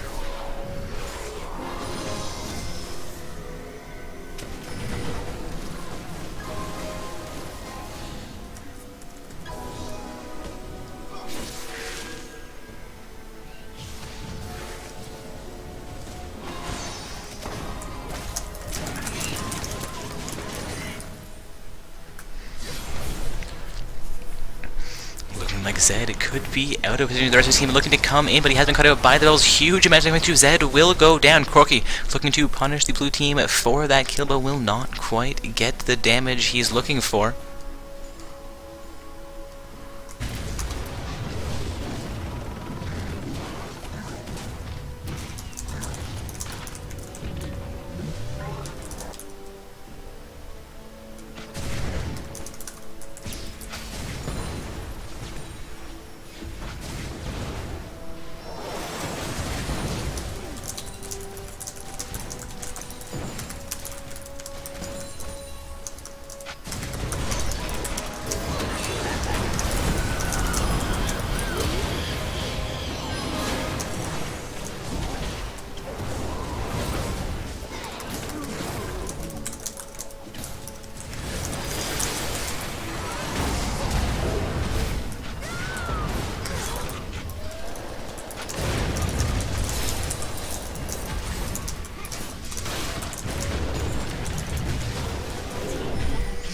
Apologies for my silencer, guys. That's going to be Gnar picking up a double kill here.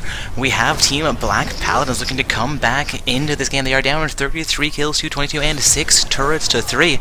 But Gnar has been doing fairly well so far. Indeed, all of their summoners doing not too bad. We are seeing Zed down about 60 farm illusion, which isn't great, and he has a 5 to 9 kill score currently, so he has a few kills but has died quite a few times. Illusion sitting with a 12 to 3 kill score, as well as that 60 farm lead over Zed.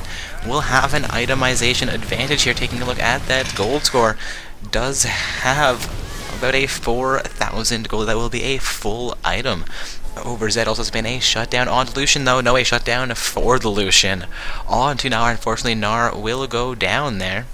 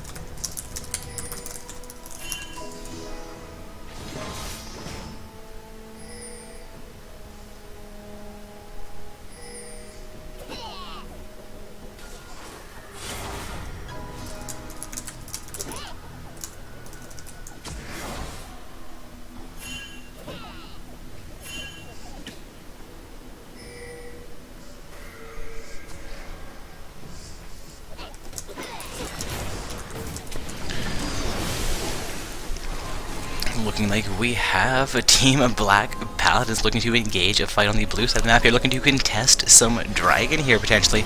Looking like they do not yet have any stacks of Dragon. The Namia looking to connect on to 3 members of Black Paladins. They all connected up from the Sona, but not connected on to anybody. The No may have connected on to Misfortune. We are seeing Black Paladin now forced off of this initiative, though Nami has gone very low. Lucian, I apologize, Zed looking to ring there goes down to the Renekton. Phil 6 and Nami as well as Misfortune now have gone. Now it's going to be a 3-for-1 trade, but Lucian has just taken down the mid lane inhibitor turret. Looking to split push backdoor this mid lane inhibitor as well.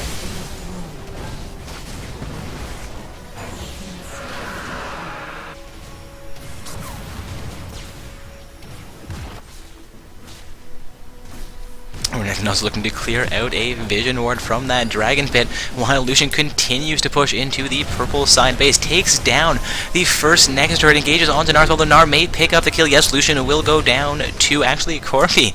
Corki and Sona wrapping around from behind, Lucian coming down that mid lane. The Lucian's split push was very, very effective for his team, taking down that inhibitor as well as the inhibitor itself. Purple side was able to pick up 3 kills during that play.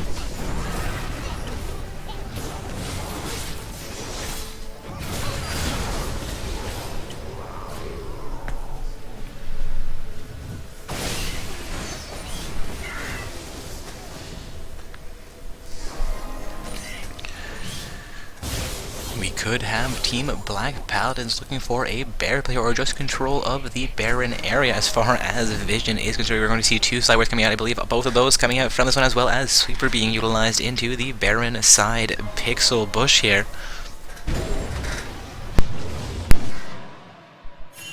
A little bit aggressive. Zed looking to engage that Nunu, and Corki also in range to assist him, as well as Sona coming in now. Nami could be grossly overextended here with a 36-28 kill score, an 8-3 turret score, and a solid 11,000 gold lead here. Team Get Bummed Out is looking to play this one a little bit aggressively, a little bit carefree maybe. They feel they have this one in the bag, but it looks like Black Paladins is going to try and come back here.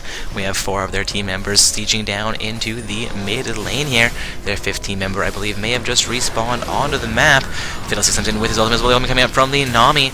Now we do have all 5 members now into the mid lane for Team Black Paladins. Anya's coming out from the Fiddlesticks will save him from the ultimate coming through from the new, but Nami has gotten very low, as well as Zed now coming in this fight. Fiddlesticks getting very low, will go down, going to be a 2-4-0 exchange here. Lucian coming to this fight very, very late. Renection will go down as well. Misfortune potentially being chased down here. Miss Lucian has now shown himself coming in 1 versus 5. Looks to dash himself to save the exhaust. Has come out on Lucian. Lucian flashing away. Corki Valkyrie in the culling will come through from Lucian. Nunu will manage to tank most of that damage for his team. They're going to continue to try and pursue on Lucian, while Lucian continues to try and juke and get as much poke onto these summoners as humanly possible. He will not pick up any kills in that 1 versus 5, which is probably a good thing for Black Paladins, and Misfortune will be re-engaged onto by the Gnar. No, Misfortune actually engaging on to Gnar there. Gnar by himself, but his team has looked to recall, as they did take a fair amount of poke from the fairly fed Lucian, but they have shut him down as well.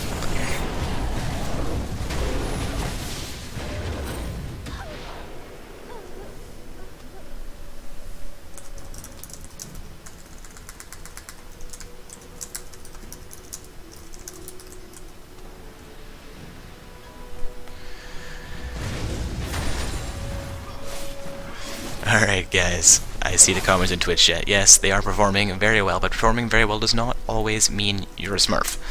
That's the account for the Lucian, sitting at gold 1 with a, what, 52% win ratio? They're slowly climbing towards platinum. They are a very skilled summoner, but they are a gold 1 summoner unless somebody really feels otherwise. I don't see anything in the statistics to support a claim of smurfing there. I'm going to quickly look over at Viren, though, and see exactly what the ranking he is playing against is. Looking like the gold 1 Lucian is playing against a gold 5 Zed.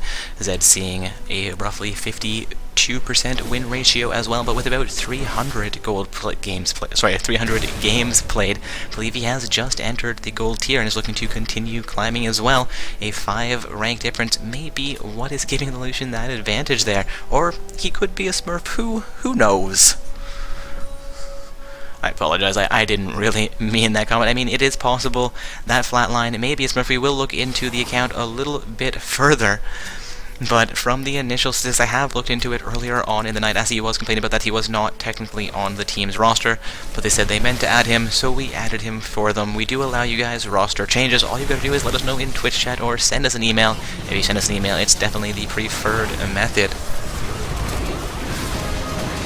Yes, those Vayne games are what make me believe that he would be a fairly skilled Lucian. If you look down his ranked stats on the Summoner Flatline, the player of the Lucian for Team Get Bummed Out. I'm heading back over to those rank stats, looking at his Vayne games.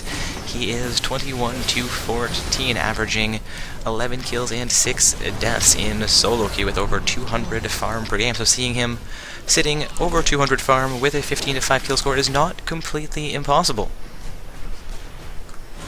Especially if those games are played at the gold 1 level as opposed to the level they are currently playing at. And again, I'm not completely familiar with everybody's ranking here, but I am going to open up LoL next before the game concludes here, hopefully. As we do have a 3-minute spec delay. It may have concluded, though it may be filling away. No, they are going to end the game here, I believe. This could be a Team Get Bummed Out emerging victorious over Black Paladin, or Black Paladin may manage to push back out.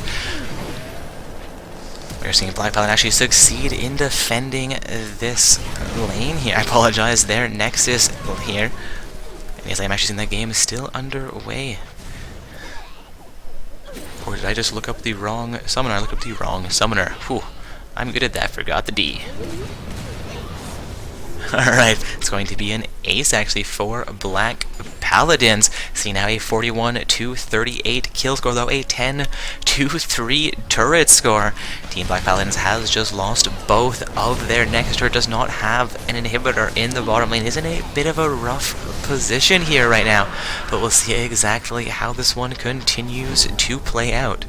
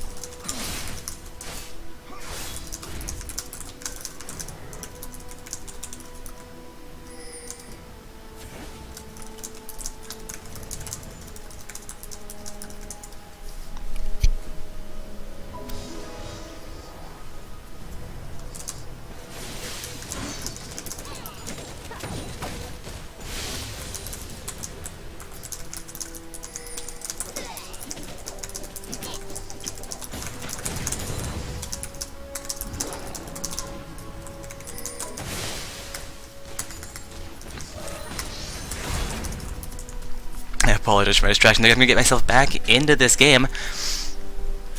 We are seeing again Team Get Bummed Out playing from the blue side, and they're facing up against Team Black Paladins playing from the purple side of this matchup. Team Get Bummed Out looking to siege down into the mid lane. The ultimate will come out from the Miss Fortune to pick up the kill onto the Nunu, as well as Zed going down there.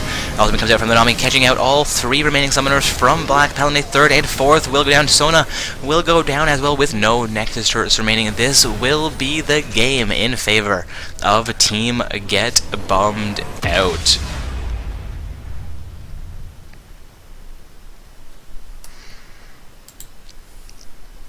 Alright guys, that was our quarterfinals game underway, or concluding I should say. We have Team Get Bummed Out emerging victorious over Team Black Paladins.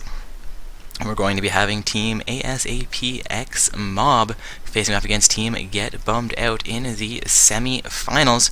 Though as we get into the lobby, I'll take a quick talk to Team Get Bummed Out and see what they say about the the Summoner Flatlines play history with Lucian. What their, defense of him doing so well is, though I think he could definitely be a valid summoner there, guys. Like, I'm seeing a decent ratio, a decent play here, so let's see.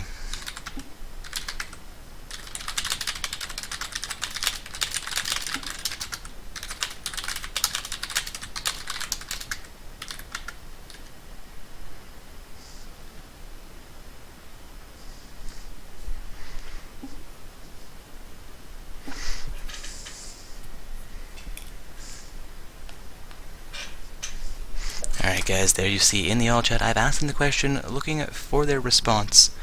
Yes, he does play ADC. We've seen a very impressive Vayne score. I think he's sitting at 21 and 12 or something, with an overall ranked stats of about 52% win ratio. Also, we saw that Gold 1 ADC play against a Gold 5 Zed in the mid lane. Twitch chat seems to think that something is off there, though Zed has about 300 games played to get to the Gold 5 level. The Lucian had about 100 games played to get to the Gold 1 level.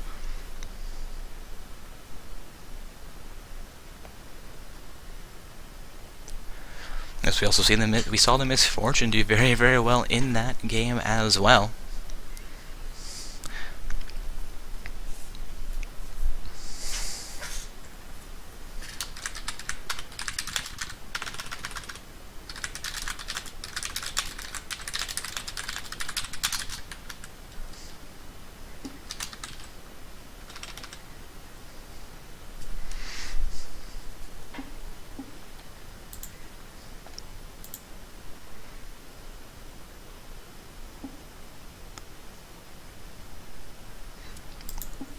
Gate report in Twitch that is ASAP mob, not ASA OB. Not quite sure what that means, but I'm gonna do my best not to butcher your name throughout the remainder of tonight's tournament.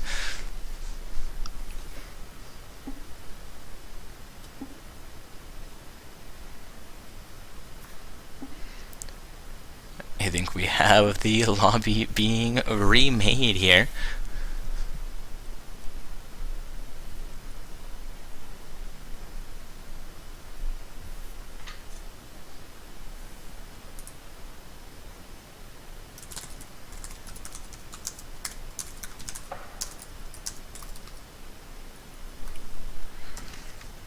Again, guys, we're heading into our semi-finals game, actually, here. We're going to have Team Get Bummed Out playing on the purple side with Team... Oh, why is this not up to date? Gonna refresh my window. Refresh. Alright, there we go. Semi-finals matches here. Team ASAP Mob, or however I'm supposed to say that. ASAP Ferg? ASAP Rocky. I'm so confused. ASAP? Alright, guys, so I think my ruling for tonight, for the remainder of the tournament, especially since we're in the semifinals right here, and Black Paladins already advanced into the quarterfinals after being defeated in round 2, after their opponents in round 1, after Team Bumbaclots were defeated in round 1, had that victory overturned as Deadly Gamers were considered to be Smurfs. Bumbaclots were then determined to be the Smurfs. I'm not going to give Black Paladins a free ride into the semis just because Lucian did very, very well without a huge Lucian history, especially with his rankings being as even as they are. If he's smurfing, he's doing a pretty good job of hiding it. I mean, our admin team seems to agree with me on this one, though Twitch chat seems to be split going both ways there.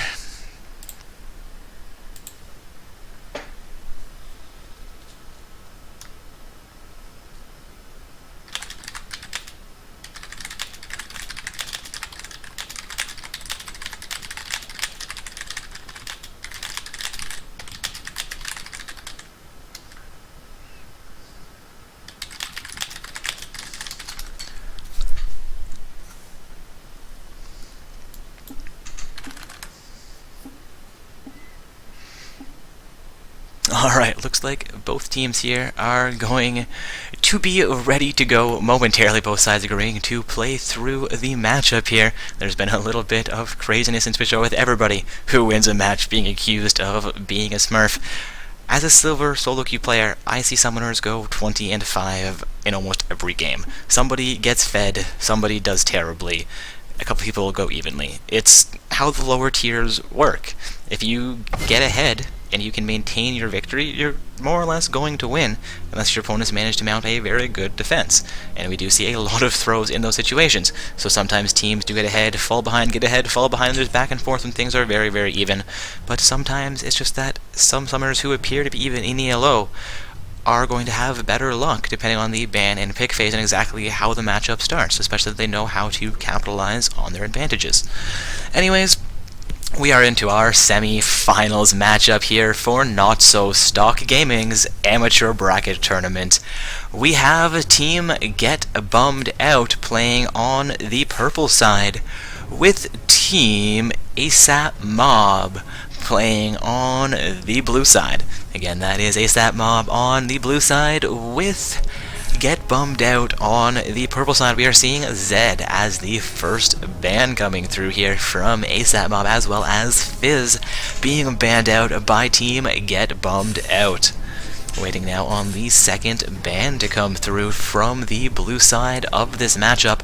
Once again, guys, this is the semi-finals matchup for our stream this evening. Our other semi-finals matchup has actually already concluded tonight, so our finals round will be, going to double check the bracket here, Team Hacks.net versus the winners of this matchup, though, as I say that, somebody has dropped out of champion selection. We will enforce the same bans and same picks, so we're going to be restarting that champion selection as soon as we have Wings7 rejoining us.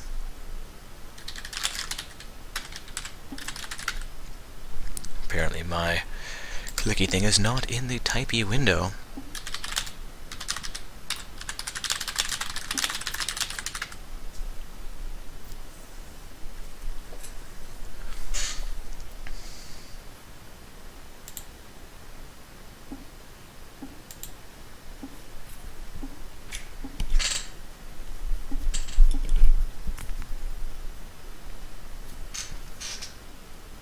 I'm just looking at this chat, seeing what's going on. Looking like Best in the West only banned Fizz. But we're going to be heading back into the game here. We are back into our champion selection for our round 4 semi-finals matchup between teams ASAP Mob on the blue side and Get Bummed Out on the purple side.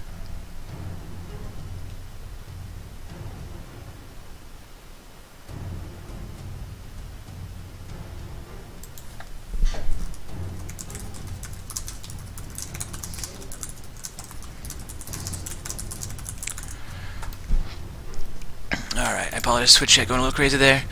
Looking to see what's going on here. Somebody calling Renekton bad. That's kind of mean. We do request that you guys be nice, not only to our admin staff as well as each other. Looking to see what else is in Twitch chat there. Anybody want to shout out? I'll say hello to you. Let's see, we just have some comments about the general game, as well as now a comment targeted at me.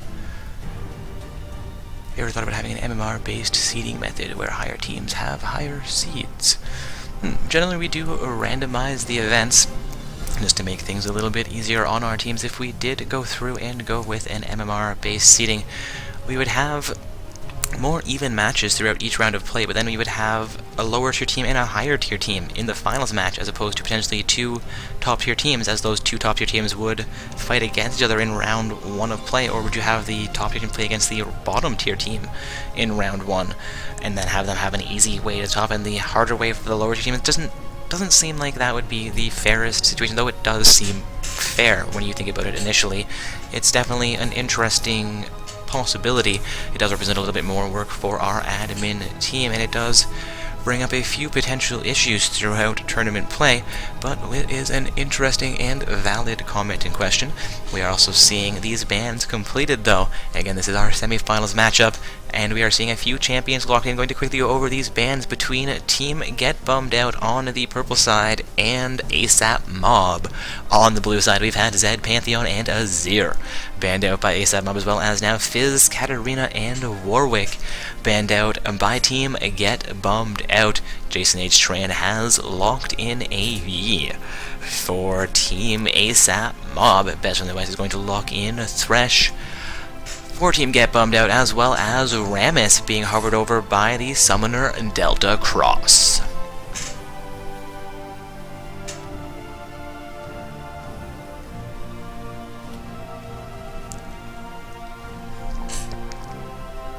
Seeing comments in Twitch chat, people seem to agree with my reasoning behind the tiered seeding base being both fair and unfair at the same time. That's also why we've introduced the secondary bracket tournament for the first 8 teams that lose. I mean, we understand that people can attempt to throw those games to get an easier experience, but our intention there is that the teams that lose fastest have the least luck, maybe the least skill as well, though I don't want to call anybody unskilled. I understand that would be rude and cause us a riot. Haha, he said riot. Anyways, guys, it is intended for the lowest 8 teams. They get banned out. They don't have the greatest game. They get a second chance. And if they manage to win just one game there, they get some prizing for the night. And with that prizing, we hope that maybe they'll buy a new champion or buy a skin for one of those champions, feel a little bit more confident, practice something a little bit more, and come out and do a little bit better in one of the main events, which is our goal for you guys. We want you guys all to be improving while you play, which is, of course, I hope, your goals as well, as opposed to stagnating at a gold 1 level just so you can keep playing. If you do that, we will eventually notice and we'll either ask you to move up a level, or should you be too salty in your response to potentially remove you from gameplay entirely. But I am completely ignoring the champion selection process here. We've had, again, that Yi locked in as well as the Thresh Rammus locked in. Again, Yi locked in for Team ASAP Mob, the Thresh Rammus locked in for Team Get Bummed Out.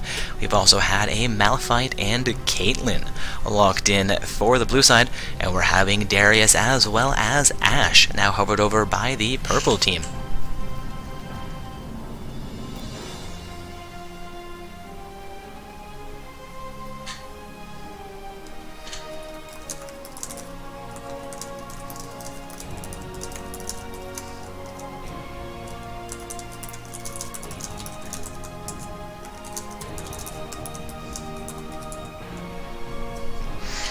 The Ashe has now been locked in, though Darius is still being hovered over. 1 more second remaining. Looks like the Darius will be locked in.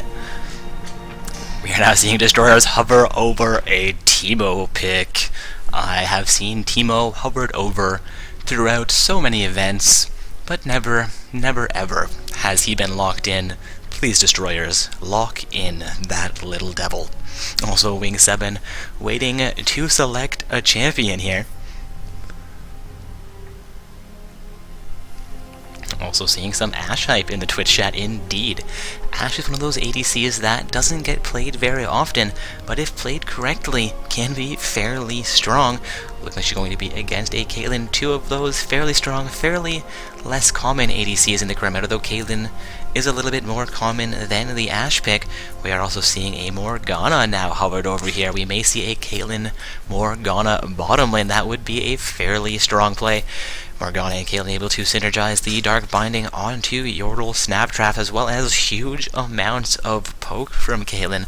We'll see exactly how their level 2 and level 3 engages can be, and how well things will work out for them in the bottom lane. Also seeing Flatline to hover over a Vayne pick here, though Sekun Uwari has locked in the Ashe already. We may see another AD carry emerging into the mid lane for Team Get Bummed Out.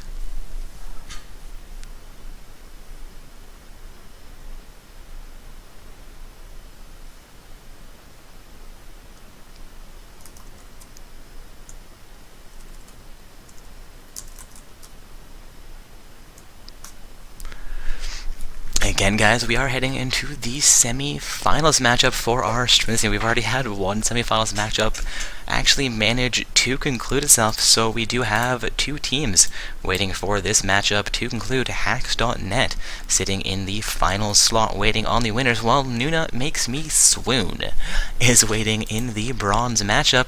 Taking a look down at the secondary tournament, looks like the finals and the bronze match are ready to go there. Of course, both those matches would become available at the same time. Good luck to those 4 remaining teams, and of course, good luck to our 4 remaining teams in the main event, where we will get some stream attention potentially. Of course, we do have the ASAP Mob game versus Get Bummed Out, and we'll have Hacks.net versus the winners of this game following that. Also looks like we've just gone through that 60-second period where summoners are able to finalize their runes masteries and their summoner spells, as well as trade around those champions. This is traditionally when I do take my quick break. Need to go refill that water glass, potentially run to the washroom as well, do whatever else a Dark Corpse needs to do in this time, and not talk the entire period and waste my time, which I'm doing right now, guys. So stay tuned. I will be returning as we get into low screen and onto the Rift for this semi-finals matchup between Team ASAP Mob and Team Get Bummed Out.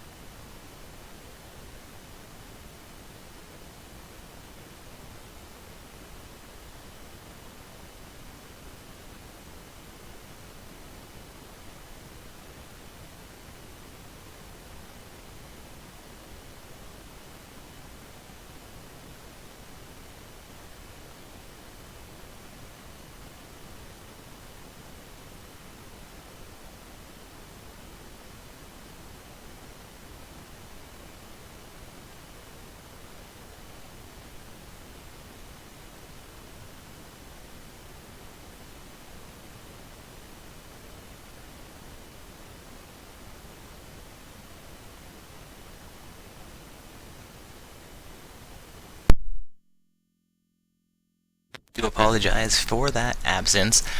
And taking a look at these two teams again, it is Team ASAP Mob on the blue side, with Team Get Bummed Out on the purple side. Seeing a Caitlyn Morgana bottom lane pair for the blue team, that is Get Bummed. I apologize, that is ASAP Mob, as well as I believe Cho'Gath in the mid lane with Malphite as their top laner, Yi in the jungle. Looks like we have Ashe and Thresh as the bottom lane pair, with Vayne in the mid lane for Get Bummed Out, Darius as their top laner, and Rammus in the jungle. A very, very AD heavy team composition here. If Malphite and Cho'Gath grab a, what is it called? Chainmail something armor, that does damage to you. The Thorn Mail, there we go. If we get 2 Thorn Mails onto the blue side, we could see Team Get Bummed Out's composition grind to a quick halt. Though we have a fairly balanced team from the blue side, we'll see exactly how things match up here. If Get Bummed Out can pick up their early game kills and get fed enough that it won't be a possibility for the Cho'Gath and Malphite to get as tanky as they need to be to carry those fights, allowing Caitlyn and Morgana as well as the Yi to do the damage they're going to be looking to do, though Cho'Gath will be doing a fair amount of damage as well, I believe, hoping he will build a little bit of sustain for his team as well. Seeing Pearlside set up for an early invite and fall off of it. Somebody dropping a sight ward into that Tribush, and Yi says nice into all chat, like, hey, that's my jungle, just don't come in it. Ash looking to come back in with Vayne and Thresh as well. They will be sorted out by that side where Darius and Rammus coming in behind as well. Ash is going to be the last one into that fight. Actually, sideward coming out from the Morgana here. Going to be her warding totem being utilized. Caitlyn looking for a little bit of poke onto any of these summoners. Potentially will not have it available to her. They will have to remain safe through that through that attempted jungle invade. We are now seeing Get Bummed Out make their way back onto their side of the map. We have about 20 seconds until buffs come up. That's going to be all camps spawning onto the map at the same time as we are on patch 4.20. Looks like Rammus will be starting with his Gromp camp here, leashed by the Thresh and the Ashe, while he will be starting on the Grub camp, assisted by Caitlyn and Morgana. Also seeing them sitting in that bottom lane bush is a semi-poor choice for them. At the higher tiers of play, we see the ADC and support standing closer to the bottom lane inner turret, where they can actually grab that shield and tank the first hit from the Krug camp, utilizing the shield from the turret, allowing their jungler to take no damage from the first hit or two.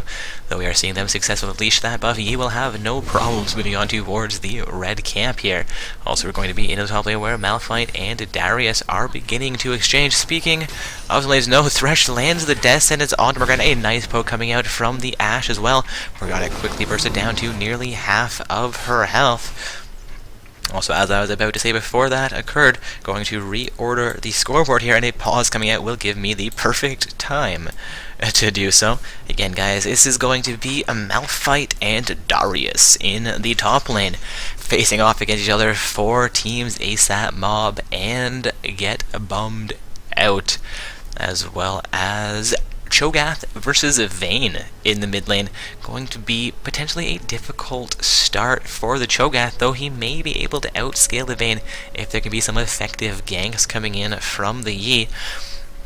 Bottom lane pairs will be Caitlyn and Morgana against the Ashe and Thresh pair. Those junglers will be Yi, as previously mentioned, as well as Rammus, playing for Get Bummed Out.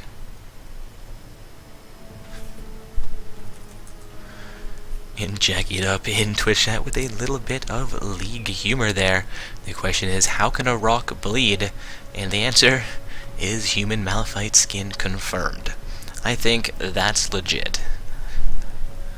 Also, pause timer will continue to tick down here. I missed exactly what the cause was, but it was a blue side pause, if I'm not mistaken. We can scroll up in this Twitch chat, take a look at exactly why we are waiting here. Master G says McDonald's Wi-Fi.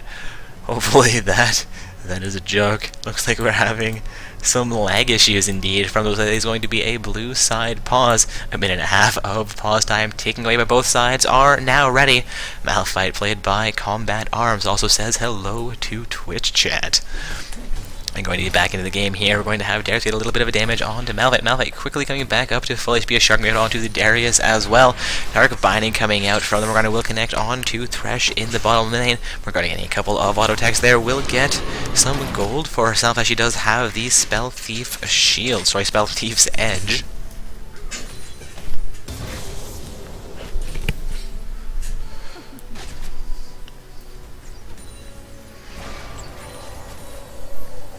Thresh and Caitlyn content to farm in the bottom lane. Morgana and Thresh looking to make a play for their carries, get a little bit of burst onto the opposition there potentially.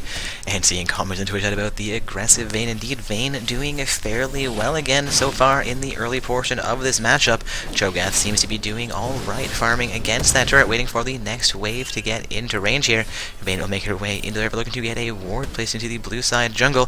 Cho'Gath asking for assistance. They've been looking for a gank to come in from the, but Yi has actually just been forced to use his first recall there, making it onto the top half of the jungle.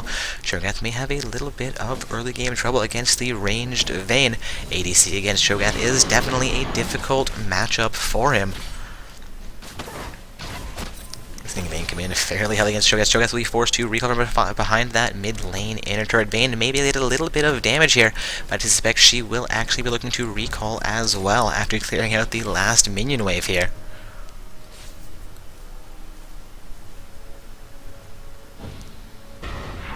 Dark Binding would come out and connect on to the Thresh. Thresh comes in onto the Ashe, though Black Shield comes out onto Caitlyn, keeping Caitlyn safe from additional crowd control momentarily, but Ashe was able to get a fair amount of damage onto Caitlyn despite the Black Shield, as it does not stop AD damage, just the AP ratios from skills.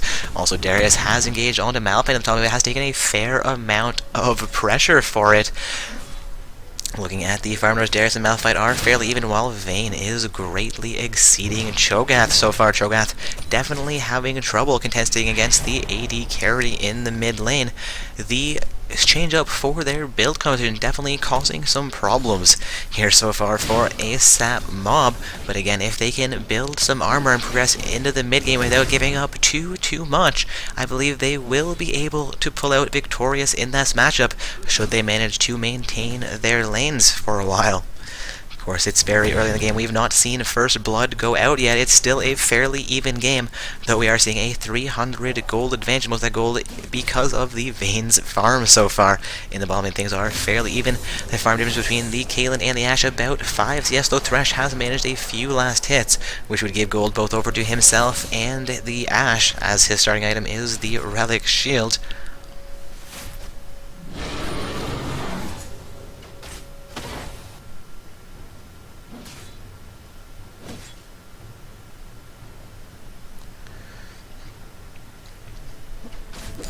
Of a lull in the top lane while Darius continues to farm. They're actually picking up an advantage in the top lane here. Cho'Gath also going to come back in against the Vayne. However, he will run out of mana. Vayne getting 2 more auto attacks there. He's looking to make his way into the mid lane here potentially. And Master Yi says it's the no chill zone signs coming out from the Cho'Gath, but he will get blasted back by the Vayne as well. Vayne looking to continue pressure into this mid lane while Cho'Gath is going to recall for his second time here. Vayne looking like she has not yet returned to base to purchase. The snap trap comes out from Caitlyn, but will not quite connect on to Thresh in the bottom. Thresh and Ashe looking to make a play into the lane here. Morgana's Dark Binding could be coming out momentarily, looking for, it's going to be a Pillar Beam. The cesspool comes out. Dark Binding does not go through, though, looking to hold on to that for a bit of a stronger engage potentially. Also seeing Cho'Gath actually exchange damage back onto Vayne fairly evenly here, despite Vayne being more or less double Cho'Gath's farm so far, and Yi still not responding into the mid lane here, potentially looking to hit level 6 as quickly as possible, become as powerful as his team as he can, leaving the Cho'Gath to fend for himself a little bit longer here, though Vayne is finally going to recall. Cho'Gath may be able to get a little bit of farm here while Vayne is absent from the lane. Also looking like Malphite has been zoned onto his turret in the top lane. Darius setting up 10 farm over Malphite, and Malphite is actually going to recall here. Darius may opt to do the same, though he's sitting at full health and full mana. Has not yet recalled yet.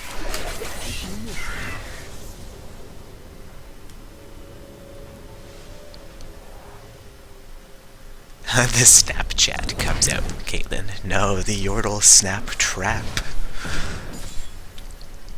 Sorry, I was reading through those Twitch chat comments. I realized anybody watching the YouTube video after would not be able to make sense of that comment. Again, looking at the top lane, Malphite throwing a shard into Darius. They're not able to do nearly as much damage as he's looking to. Will come back in, looking to exchange as much damage as possible onto Darius, though. Darius will turn onto his side of the map, looking to actually recall here, making his first purchase. He just reached the 50 farm mark. He has roughly 1,600 gold to spend here. Going to see Malphite continue to farm out in the top lane to get caught up with Darius. Both of these summoners do have teleport. No, the Malphite does have teleport, but is not currently available. And Darius has opted to start with Ignite, or take Ignite for his summoner spell, I should say. Vayne coming back in against the Cho'Gath. Cho'Gath getting blasted back into the turret there. However, he does pick up a fair amount of farm. Now sitting only down to 25 farm amount. Sorry to the Vayne. He's been down about 25 farm since he was at 25 farm, not allowing Vayne to grow the CS lead, though. Cho'Gath is starting to come into his own in this lane. We'll see exactly how that does progress as we get into the mid and late games, and Cho gets a little bit of health and armor for himself. Going to be action at the bottom. The Death Sentence connects from the Thresh, and that's going to be first blood going over onto Ashe in the bottom lane as Morgana goes down.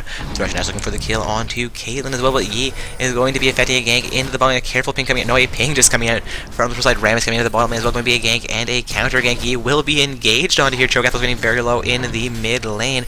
Ram is not coming out onto the Death Sentence coming through from Thresh. The Flay going to come out as well. Ashe not in range here, but Yi could go down. The Alpha Strike will come out. Yi engages onto the Ashe. Ashe goes down to the. It's going to be a great play by ASAP Mob's jungler. However, it does cost him his life, though. Caitlyn not quite able to come back in range here, potentially not having enough mana for the Piltover Peacemaker either. Ram is coming in the ball form, not quite able to connect with Caitlyn as she has flash to safety.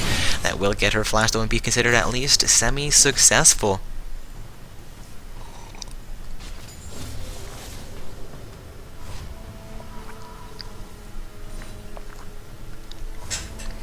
Looking up at the scoreboard here, I'm seeing a 2-4-1 kill score so far in favor of Team Get Bummed Out. They are about 1,300 gold as we have hit the 10-minute mark in this game. Again, guys, this is a semi-finals matchup for Not So Stock Gaming's amateur bracket tournament. We currently have Team ASAP Mob on the blue side with Get Bummed Out on the purple side. And that's going to be an all coming out from both Darius and Malphite. Darius, I believe, will pick up the kill on the Malphite as well. It's going to be an exchange in the top lane, a 3-4-2 kill score here now. He also picking up the second blue buff of the game for himself, opting not to hand that over onto Cho'Gath. Is really leaving Cho'Gath to fend for himself here. Seeing the Cho'Gath behind and having Yi not engage on Vayne, engaging into the bottom lane instead, which did cost him his life. Maybe a bit of a questionable choice. I'm also picking up that second blue buff. Will put Cho'Gath a little bit farther behind. I'm not sure if Vayne got the second one for him. It does not appear that she is blue buff empowered, so I will believe that that went over to Rammus as well. Of course, Rammus is fairly blue dependent. Yi, I suppose, can put the blue buff to decent use as well. Question about how you get in the tournament. I realize I have not posted the bracket into Twitch chat for a little while here. I will pull up that link for you guys. Our schedule is also available from the website that bracket is hosted on. That is our notsostockgaming.ca website. Seeing somebody else managed to post that link in the Twitter, but that is the bracket for tonight that Not So Stock Gaming has posted as well. You can take a look at either of those if you're interested to see who's participating this evening, or if you're just looking to get into future events. The registration is actually on each individual tournament page. And speaking of Not So Stock Gaming, I'm going to take a moment to ask you guys all to hit that follow button. If this is your first time joining us, or for some reason you just haven't done so yet, we would love to have you join us for our future events. Also, an Ashe will come out, connect on to Caitlyn directly under the turret. The Flay comes out from the Thresh. That's going to be a kill secured by Thresh. However, Ashe goes down, and an extra turret coming in on the Thresh. He will go down as well.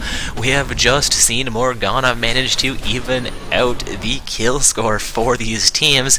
We still, however, have Team Get Bummed Out with roughly a 1,000 gold advantage so far. Looking like Vayne has a 30 farm lead over the Cho'Gath, while Darius has a 30 farm lead over the Malphite as well.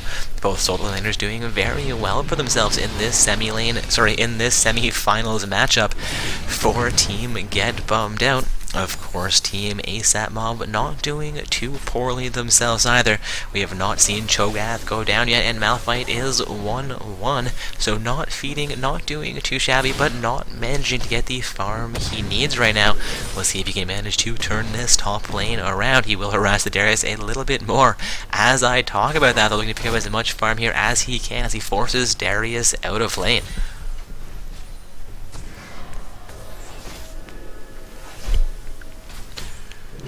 Again, guys, we are in the semi-finals of tonight's Not So Stock Gaming Amateur Bracket Tournament, where summoners must be ranked between Bronze 5 and Gold 1 in the solo queue in order to participate. We are looking currently at Vayne in the mid lane, facing off against Cho'Gath. Cho'Gath looking to defend this mid lane. Outer turret will actually be forced to recall here. May not be able to get back in range to the lane before Vayne can be successful in taking down the first turret, especially with Rammus wrapping into the mid lane. No, Rammus going for some counter jungle here, has cleared out a sight ward placed down by Team ASAP Mob in their own jungle. Rammus now waiting for Yi to come into the jungle, potentially waiting for somebody to walk into the bottom half of the jungle. Will stop waiting though, making his way towards the bottom lane. Will connect onto Morgana down there for the camera, still top lane. Destin's get onto Morgana as well, but the black shield will stop her from bringing crowd control. Stretch will follow that up, gets the fly onto her, and Kaylin takes a huge amount of pressure from the Ashe. Well, Rammus taking pressure from Kaylin, but the ult comes up from the Kaylin. Rammus down to 50 HP there. He comes in and finishes things off against the Rammus. You're now seeing a 5-4 kill score in favor of Team ASAP Mob. Make that 7-4 as both Thresh and Ashe go down as well. Another very strong play in the bottom lane. I criticized Yi's plays into the bottom lane the first time he came down, but seeing him come down a second time and things turn around in that bottom lane, he is actually making the right calls there, leaving Cho'Gath to fend for himself. Cho'Gath is definitely behind, but is not feeding. He's actually sitting 1-0-1 despite being down by 50 farm. He's down about 500 gold. He coming into the bottom lane has handed 3 or 4 kills over onto his team while only costing them 1 death. So that's going to get their goal score actually now into advantage in this game, seeing a 20.3k gold score to 19.7k gold. That score is in favor of Team ASAP Mob. They're up 7 kills to 4, despite their mid and top laners being down by about 30 and 50 farm. I was going to say respectively, but reverse that one.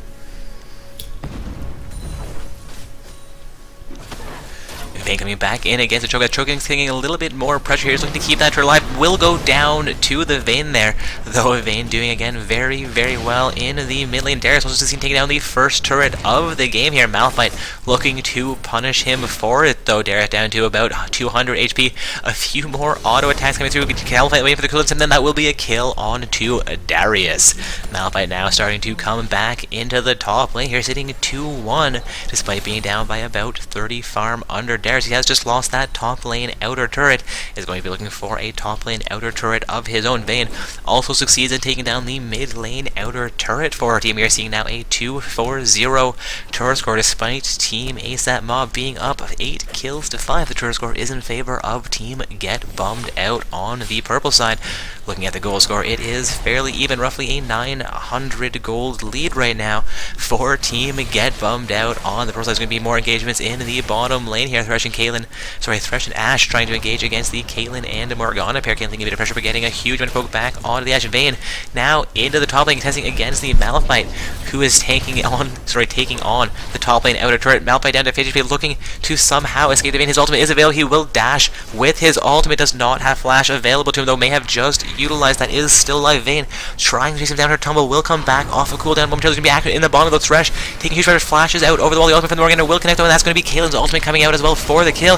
The Ashe ult comes out of the top lane, will connect onto Vayne, but is not quite enough to save Malphite, and Darius coming back on top lane will stop Yi from coming back in for the Vayne. Rammus coming in the top lane. We could see siege onto this top lane inner turret this early. No, we're going to see Vayne backing off that, but Darius and Rammus will continue in the top lane. Rammus looking for some some counter jungle here, engaging onto the blue side Grom camp, while Darius pushes minions directly towards that top lane inner turret. Cho'Gath, however, succeeded taking down the mid lane outer turret here, and Caitlyn and Morgana are getting a fair amount of pressure onto this bottom lane outer turret. Ashe is attempting to defend it, but Caitlyn and Morgana are doing what Caitlyn and Morgana do. Caitlyn may pick up the kill. Sorry, Morgana may go down there, but Cho'Gath comes into the bottom. Ashe may go down, will go down as Cho'Gath feasts on her.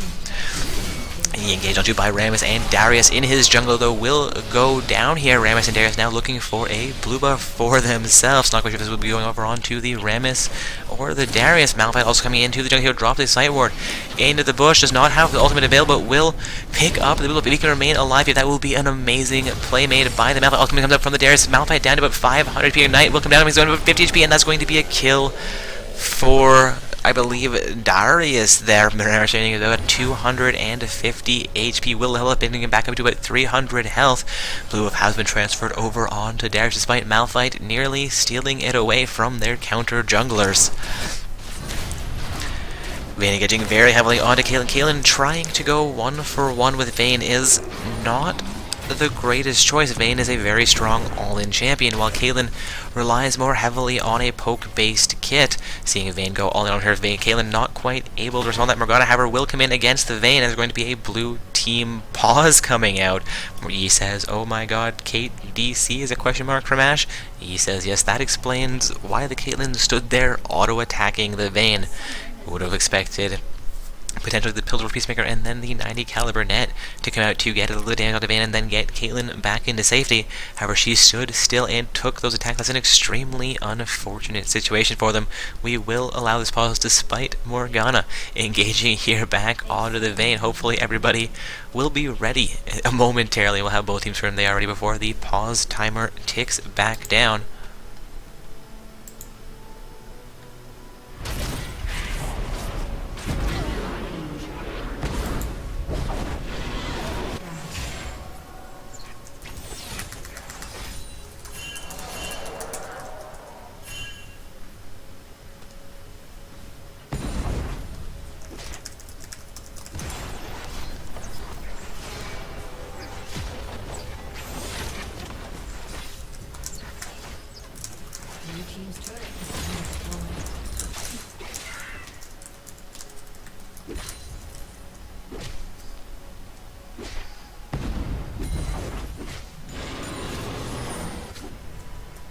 Apologize for my silencer, guys. We've just seen a turret go down there. I believe that was a blue side turret, potentially seeing a 2-4-3 turret score here. Apologies, I believe a purple side. No, yes, it was blue side turret going down. No, I am so confused. Yes, a blue side turret going down. No, I don't know. Purple side has lost 2 of their turrets, while blue team has lost 3. Yes, I believe that was indeed a blue side turret going down, though I could be completely crazy. I was momentarily distracted. Do apologize for that, guys. Seeing now an 11-10 kill score in favor of ASAP Mob, while we are currently 3 turrets to 2 in favor of Get Bummed Out. Baron on the map in roughly 3 more seconds as we are approaching the 20-minute mark. Dragon also respawning in just under a minute here. We have seen only 1 dragon going down. For also Ashe's ult will come through. Not quite able to connect onto Caitlyn there, though. Caitlyn to come back in his lane, get as much farm as she can. She is sitting at about 30 farm over Ashe. Caitlyn doing very, very well for her team so far, sitting at 3-2-5 with Morgana 1-2-6 as well. Is not too shabby. Going to be action into the middle here. Morgana is there to assist. Morgana's ultimate will come out, forcing Rammus to flash away. Malphite coming as well. The Rammus will go down. We have Darius continuing the engagement on to the Cho'Gath looking for the ultimate. The ultimate comes from, the ultimate from Darius will come through, but Caitlyn's ultimate comes through as well, and Darius will get shut down. Going to be a 3-4-1 trade here in favor of ASAP Mob. Thresh now taking a little bit more pressure from the Yi, and Malphite will go down. Here's going to be a 4-4-1 trade, but Vayne is pushing to proxy farm behind that top lane inner turret. We're going to have 3 members of Team ASAP pushing down into the mid. That's going to be an exchange of a top lane inner turret for the mid lane inner turret. turret. Vayne may go for the top lane inhibitor, while we are going to have the blue side fall off of that mid lane turret. Vayne is going to continue pushing onto this inhibitor turret while Cho'Gath is going to respond. Cho'Gath going to try and knock up the Vayne. Vayne looking to hear the silence comes up from the Cho'Gath, will connect onto Vayne despite the crowd control not quite being able to. And Blue team is setting up for their second dragon of the game. Here's going to be the second dragon being set up for and potentially taken uncontested for this one for Team ASAP Mob. Indeed, that is now 2 stacks of the dragon on them. Rammus connecting on to the Morgana, seeing Yi continue to recall. No, will finally cancel the recall. Rammus' ultimate has been activated. The spell coming out from the Morgana, but Ashe coming in range just in time will pick up the kill onto Morgana. Malphite now all by himself against 3 summoners, will flash away from the hook coming in from the Malphite, but the taunt comes in from Rammus and will be a little bit too much for him to handle, though Thresh does secure that kill. We are seeing Kayle and E into the bottom lane, while the Thresh and Ashe are going to get a bit of pressure into the bottom lane, or at least relieve a bit of pressure in the bottom lane. We have Vayne in the top lane, still being tested only by the Cho'Gath, who is not quite on a par with her right now.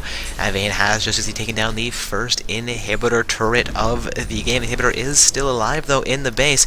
Vayne looking to potentially fall off of the siege, may actually come back in, looking to clear out that minion wave. Ashe and Thresh are in the bottom lane.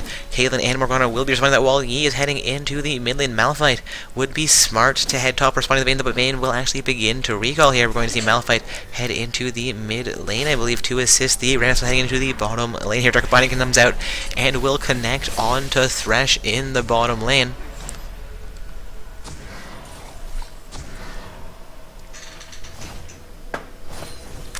Getting some questions in the quiz chat about our tournaments. Looks like Good Hit is handling that. Somebody do us a favor and get the website link posted back into Twitch chat for us. I can actually grab the bracket link. I just apologize, I just broke the camera. Darius being caught here is going to be in a 3 versus 1 situation for at least a moment. Alright, the bracket link is now posted back into Twitch chat. From that link, you can check out the rest of our website as well. Our schedule is posted there. Darius will go down here in the 4 versus 1, but that was an ult coming up for Caitlyn to finish things off there. Careful things coming out from the blue side as Rammus and Thresh look to come in to initiate a fight here. 4 team get bummed out. Again, guys, this is the semi-finals match for the stream this evening. We have Team ASAP Mob on the blue side with Team Get Bummed Out on the purple side.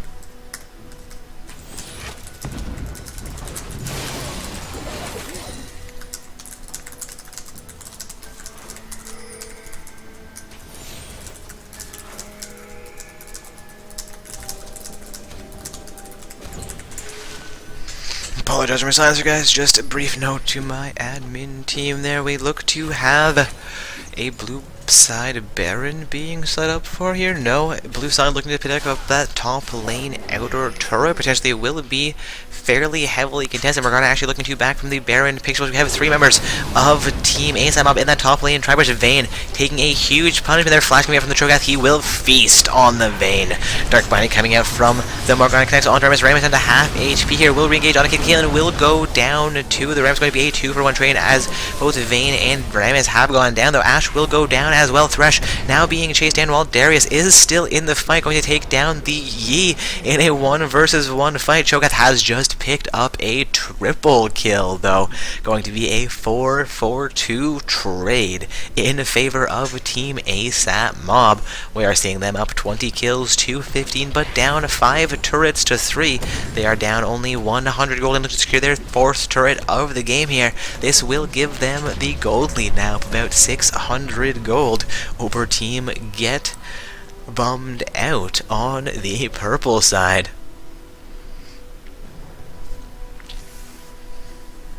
Vayne and Ashe looking to make their way into the top lane here. Ashe thinking potentially better of wasting time on the top lane, as Vayne is already clearing out that minion wave, and Vayne has been doing a very impressive job of farming so far.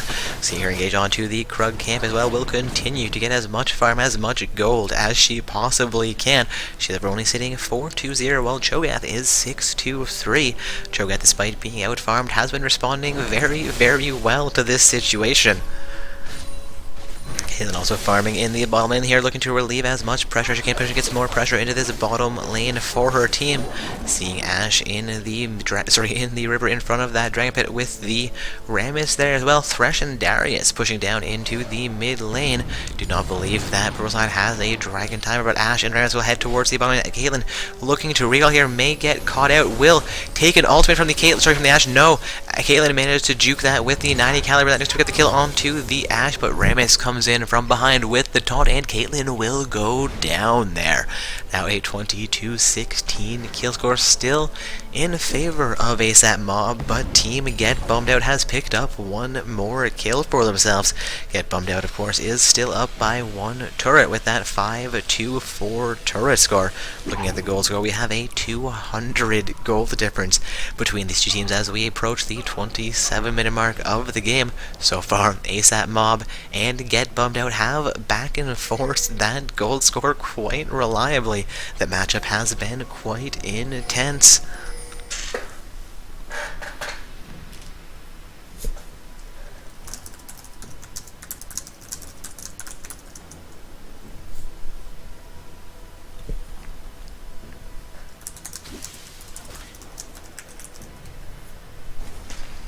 Getting a question into a chat there about the pricing, as Riot does require us to manually verify those and not actually accept names from participants. As much as we would love to allow you to just tell us who played, they also require us to prize out the summoners in the finals matchup. This is the final 5 participating summoners, so we just grab the finals and a bronze match from each event, and those are the guys who get the pricing for the night. Seeing a team fight potentially being engaged here, though. We're seeing Malphite teleport into the river in front of Dragon. Dragon now back on the back. Dark Binding comes out at maximum range, connects onto the Ashe. Malphite ult being wombo comboed into that Ashe, and Thresh have both gone down. Malphite getting kinda low here, but we're seeing Delta Cross on the Rammus, and about 100 feet will flash back onto the blue side of the map. Morgana looking to finish off the Rammus, not letting him recall and become back full health. Darius getting very low. It's going to be a 4-4-2 trade once again here for Team ASAP Mob. They are now looking for their 3rd dragon of the game. They are 24 kills to 18. 2 dragons, I believe, to 0. Make this 3 dragons to 0. They are down 5 turrets to 4. That is a 1 turret disadvantage with a 6 kill advantage. They have roughly a 1,500 gold lead. Again, guys, that is ASAP Mob on the blue side with a 1,500 gold lead, a 6 kill lead, but down by 1 turret to Team Get Bummed Out. Get Bummed Out, again, guys, is playing on the purple side of tonight's matchup.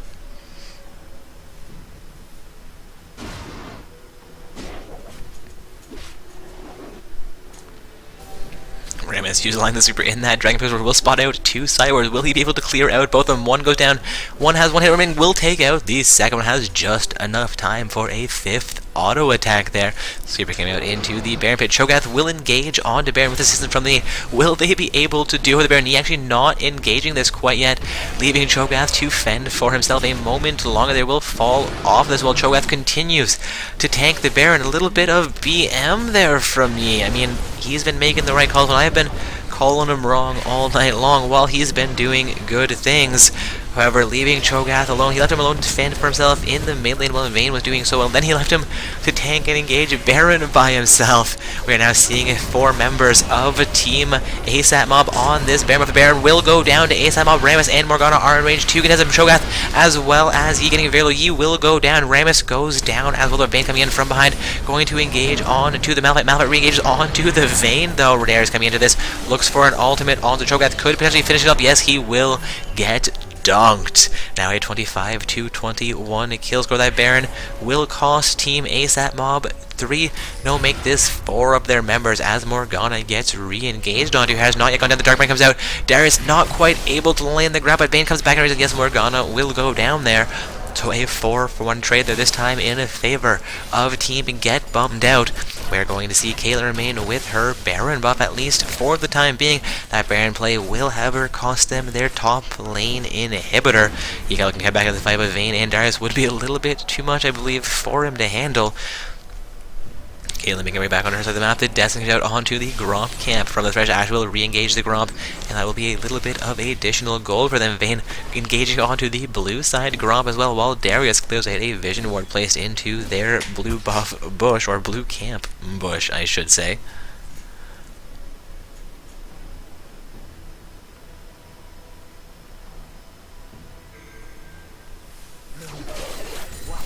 Seeing question mark Vayne mid. Yes, they are playing Vayne mid against Cho'Gath. They played a Lucian mid in the last round. It's been fairly successful. We asked them about their choices there as we were in the pre-game lobby, and allegedly we have the summoner brothers named Sekine Uwari as well as Flatline, both who play mid and ADC, and they couldn't decide what they want to do with the team, so they decided they're going to play a little bit of a mix-up team consisting with two ADCs, one of them playing, even though there's going to be a team fight breaking out here. Morgana will go down here, the kill score nearly being evened out here. Ramis taking a fair minute for the Darius, also getting a very low E, pick up the kill on the Darius. Ramis goes down as well, Thresh down to 50 HP, Pillar being coming out from the kill, not quite able to hit, but Ace in the hole will come through, and that's going to be more than enough to finish off. That's going to be a 3-4-1 exchange this time in favor of Team ASAP Mob. We have both Ashe and Vayne remaining alive, but with Cho'Gath and Malphite alive, they're getting a little bit too tanky for two ADCs alone to be able to handle, I believe, though we could see them do fairly well with the help from that turret. We're going to see four members of Team ASAP Mob engage onto this mid lane inhibitor. The turret will go down looking for their inhibitor as well. Here, Morgana also just respawning onto the map, will head into the bottom of the inhibitor in the mid lane from Team Get Bummed Out has now gone down. We are seeing a 1-4-1 inhibitor score, and the turret score has just been evened out. Ramos looking to engage against the Malphite. Malphite throw the shard back on. Ramos Dark Binding, I believe, comes through. No, not even sure what I saw coming at the Ramus. I'm completely crazy. Alright, we have a 28-23 kill score still in favor of ASAP Mob. Everything else aside from dragons and that Baron has been evened out. We are seeing a 3,000 gold lead for Team ASAP Mob.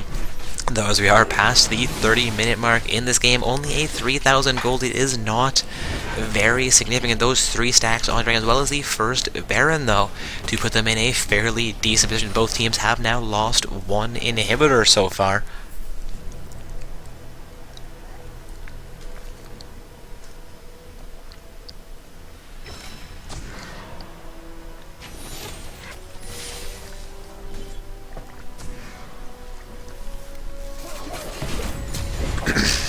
Cho'Gath looking for some catch on the Darius, but Darius will flash himself to safety there.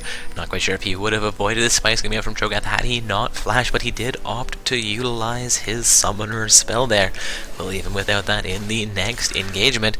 Seeing Thresh coming in back from the bottom lane, heading towards mid, while Vayne heads into the mid lane from the top lane after doing pressure towards that top lane. Of course, they do have super minions spawning into the top lane currently for Team Get Bummed Out.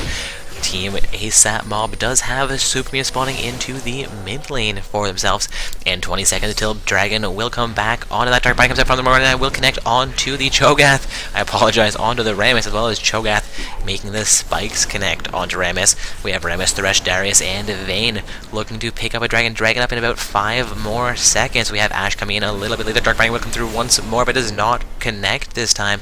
We have all 5 members of both teams hovering around the Dragon. Dragon has been engaged by the purple. They're going to try and pull that out of the pit, looking to pick up the kill as quickly as they can. Dragon will go down to the purple. They're going to be their first Dragon buff of the game. A successful Dragon play, stopping the blue side from picking that up. The team fight will ensue. Yi as well as Darius will go down. Ramus and Thresh getting very, very low. The play will connect as well as the Desmond on the team, but he takes the kill on to Ramus as well as on to the Darius. Caitlyn and Vayne both picking up double kills there. End up being a 3-for-3 exchange. Caitlyn, however, picks up the triple kill as Ashe tries to re-engage against her and Malphite.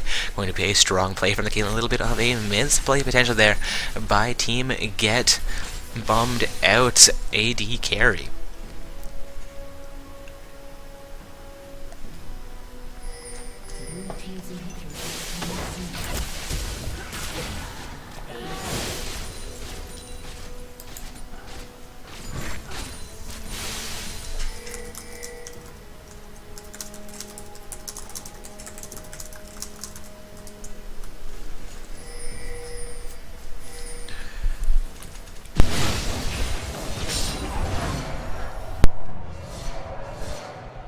Look down this scoreboard, top lane has remained fairly even throughout the entire game. Darius managing roughly a 30 farm lead here over the Malphite. He does have a 2-kill advantage as well, though Malphite has 13 assists to Darius's 3. Junglers, it looks like he has managed to out-farm the Rammus fairly consistently. Rammus sitting at 90 farm, he at 150. He is nearly double the Rammus' farm, also with 6 kills and 11 assists, while Rammus has 3 kills and 13 assists.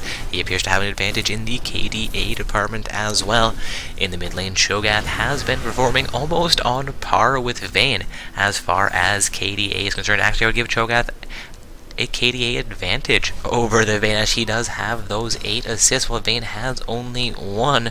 We are seeing Vayne with 120 farm over the Cho'Gath, though. Taking a look at the gold scores here, Vayne will have roughly a 3,000 gold lead there. Also in the bottom lane, Ashe has definitely been underperforming in this matchup, seeing her sitting at 388 with 250 farm compared to the Kaelin, who is sitting at 11-4 with 326 farm. Also, while I was going over that, Vayne managed to come into a 3 versus 1 fight. Will go down in that, allowing Team ASAP Mob to set up for their second Baron here, which will be contested, but Cho'Gath will succeed taking down the Baron. Death comes out from the Thresh, will connect on to Yi, but that's not going to be quite enough for them to engage like they did last time. After the last Baron taken down by ASAP Mob, they lost 4 of their team members. That is going to be a very successful Baron right there for the blue side of this game. They're going to begin to siege down into the top lane here. Thresh getting caught out, will be forced to burn his plastic Dark Binding, not quite able to connect the top lane. Inner turret will go down. Rammus quickly speed balling away from that potential engagement.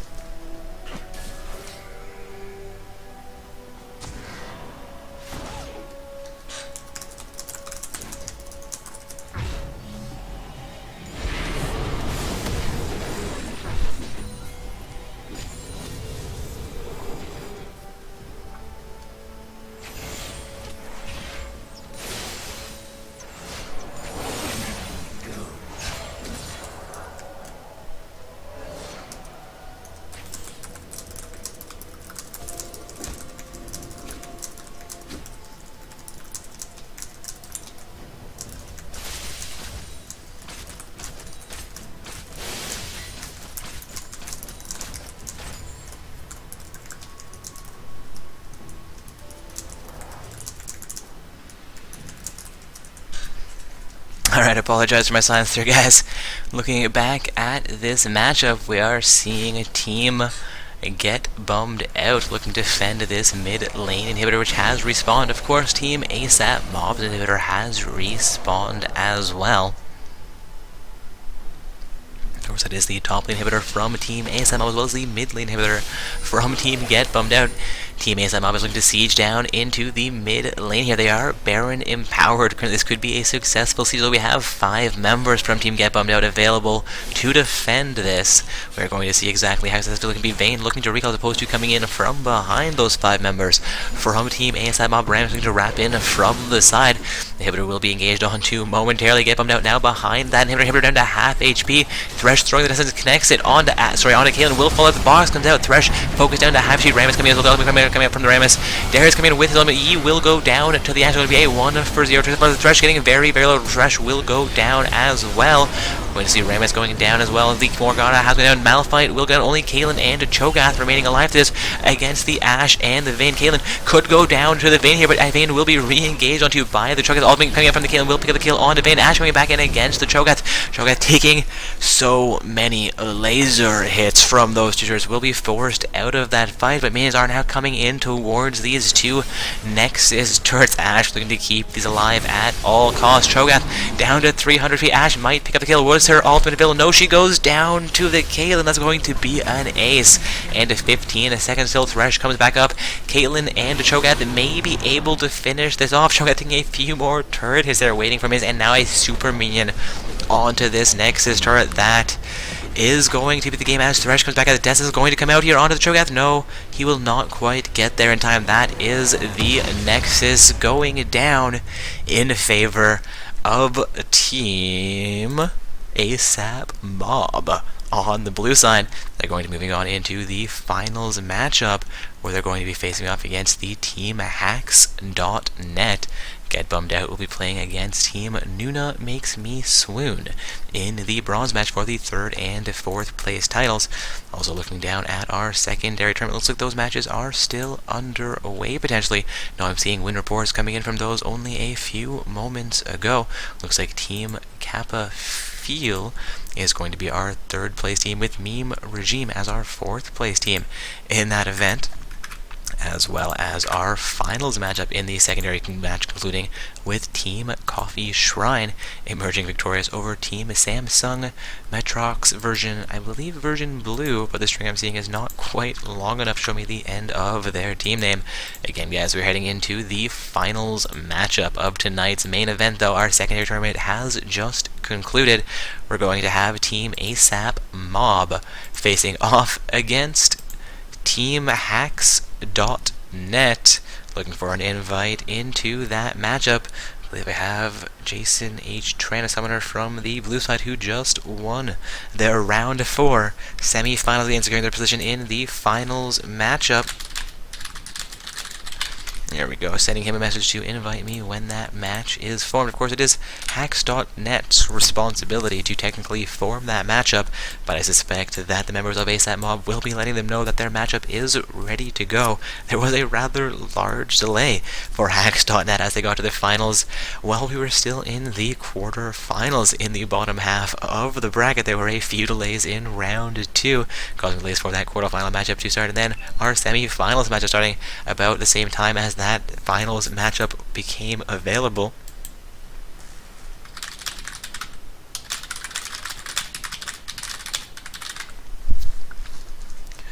Again, guys, we are heading into the finals matchup of tonight's tournament. We are going to be watching Team Hacks.net face off on the blue side with Team ASAP Mob on the purple side. Again, guys, heading into the finals of tonight's tournament. I can get the bracket posted back into Twitch chat for you.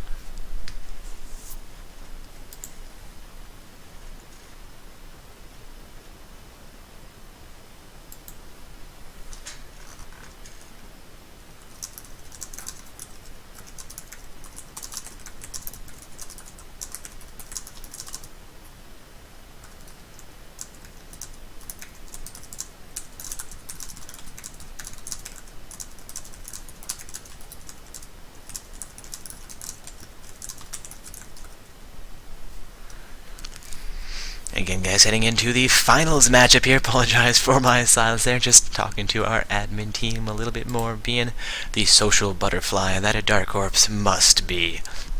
Again, we had Team ASAP Mob emerge victorious in the semifinals match we had on the stream. They played against Team Get Bummed Out. So Get Bummed Out is heading into the bronze matchup, while we had Team Hacks.net win against Team Nuna Makes Me Swoon in their semifinals matchup. I've got an invite from my freaking user. Let's see if that is a member of Hacks.net.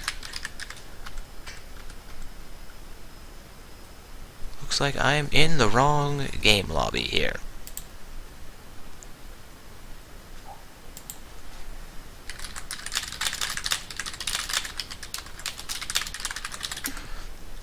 Seeing Jason's trying to come into the lobby as well here, though.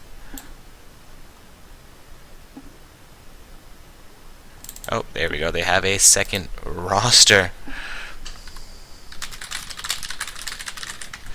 I can remove the wrong roster from the rest. I do apologize that some double entries did manage to persist throughout tonight's event. If that caused any confusion, we do apologize for that. Occasionally teams hit the refresh button after signing up, which causes a double registry for them, or they have some roster changes, and instead of emailing us to update their roster, they'll submit a new one, which of course is perfectly acceptable before the time that the tournament sign up does close.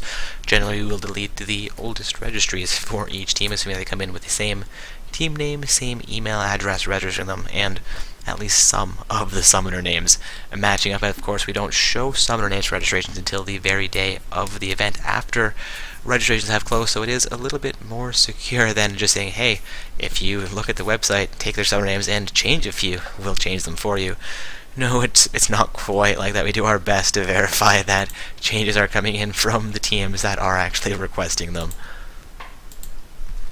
But with my little tangent aside, I am sitting in the lobby for the finals matchup for tonight's not-so-stock gaming amateur bracket tournament. Getting question of, will there be replays? Yes, we upload our videos for most of our events to our YouTube channel. I'll get the channel link posted into Twitch chat for you. Of course, some of them don't make it up either because of server issues causing the stream to be much lower quality than we normally like it to be, or potentially our computers or internet's having mild hiccups and the stream getting rebooted somewhere in the middle, and we don't really have a dedicated video editing team to try and splice those back together and make some sort of cohesive product for a video. So when there are huge interruptions to an event, we won't put the video up. But for tonight's event, things have gone fairly smoothly aside from admin issues, which always abound during the amateur event. It is unfortunately the largest event with the highest potential for people to try and field invalid accounts, much like I'm seeing Destroyer's not showing any kind of rank. Hopefully his profile will show us a rank and a few ranked games played. Alright, I'm seeing Gold 5 with 40 wins. My client is just glitching. We're good to go with these guys. Again, guys, this is the finals matchup, so had they been feeling somebody unranked, I hope it would have been reported before now. Again, I am now seeing the ranks for everybody, though the Destroyer Summoner has left the lobby. I am so very, very confused. Oh, Destroyer is re-logging. We get that 5th Summoner on the team for Team ASAP Mob. Again, ASAP Mob will be playing on the purple side with Team, I forget the name, Hacks.net playing on the blue side.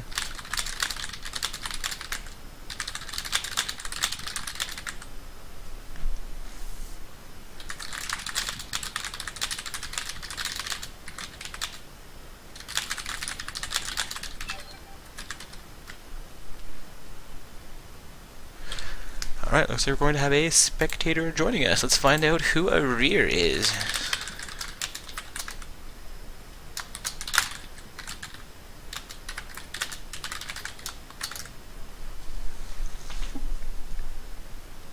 Looks like Arir is the self-proclaimed team leader.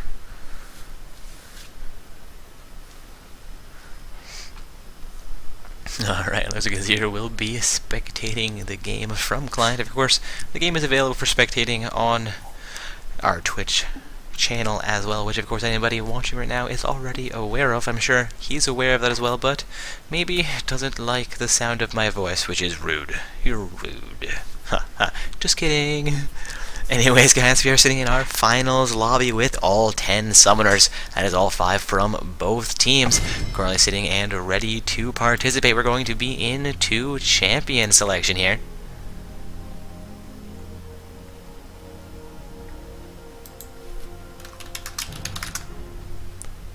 Alright, our first ban is going to be Caitlyn. That Caitlyn ban coming out from Hacks.net. We saw Caitlyn played fairly successfully in the last round by Team ASAP Mob. I believe that is going to be a respect ban.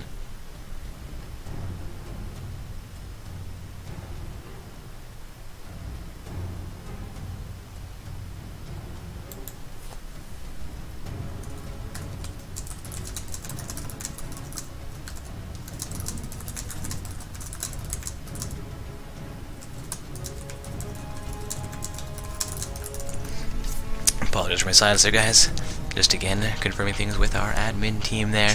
We have Caitlyn as that first ban, which I believe I did already mention, as well as Warwick, now banned out by Team ASAP Mob, followed out by a Yi ban coming in from Team Hacks.net, that will be another respect ban. We saw he played in the last round of play by ASAP Mob. We're going to have Azir now banned out as well here by ASAP Mob, though.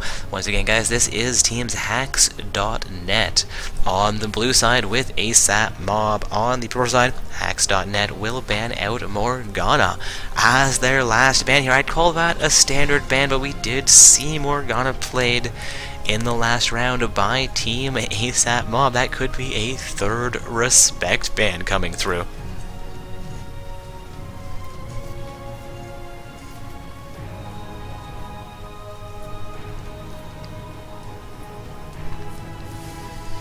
Alright, we're going to see Janna as the first champion logged in here on my freaking user by Team Hacks.net. Also, Jason H. Tran going to hover over a Jace pick for his team here.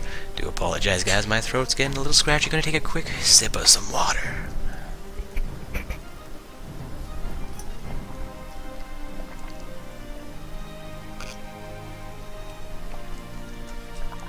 Looking for that Jace either to get swapped out or locked in here. And still waiting on Combat Arms to select a champion. The Jace will be swapped out for an Udyr pick. We saw him play Yi in the last round of play. Seeing him pick up an Udyr instead with Yi banned out is not all that surprising. Udyr does counter G and has a fairly similar jungle style, at least in my general low-level, humble opinion. And Malphite will be locked in by Combat Arms as well. Handing things back over to Hacks.net, where we have Derp Sheriff and Shanae looking to lock in some champions here. Derp Sheriff will hover over a Lucian pick for their team.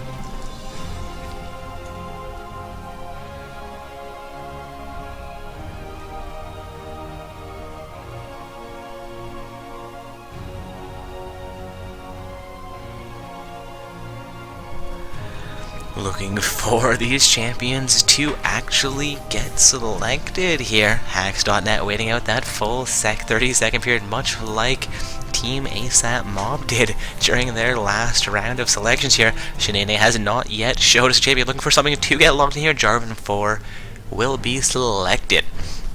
Going to be a Lucian and Janna bottom lane pair for Hacks.net, unless we see Lucian played into the mid lane by a second team tonight, as well as Jarvan 4 in the jungle. Jarvan 4 will be facing off against an Udyr jungle, while the top laner has also been selected for Team ASAP Mob. Going to be a Malphite for their top laner, waiting on Wings 7 and Call Me the Man 14. To lock in some champions here. Looks like Wing 7 will hover over a potential Braum pick here.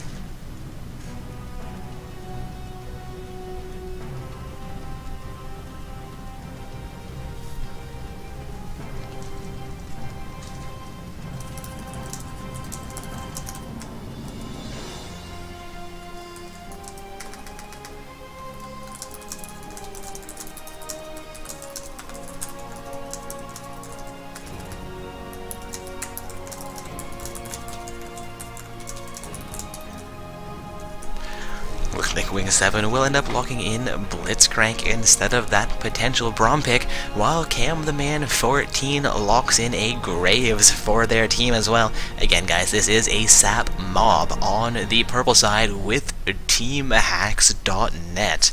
On the blue side, this is the finals matchup for Not So Stock Gaming's amateur bracket. And the winners of this matchup will be going home with a triumphant Rise skin, as well as 3200 RP for each of their final 5 competing summoners here tonight.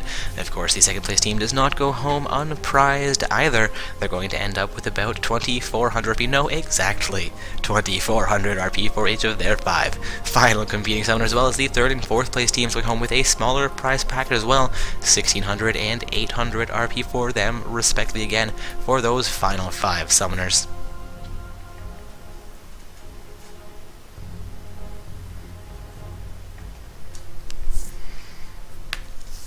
Waiting now on Just Destroyer to lock in a champion, as we have seen not Deftsu and B-Boy Noobs lock in Aurelia. I apologize, There's no Aurelia on the board.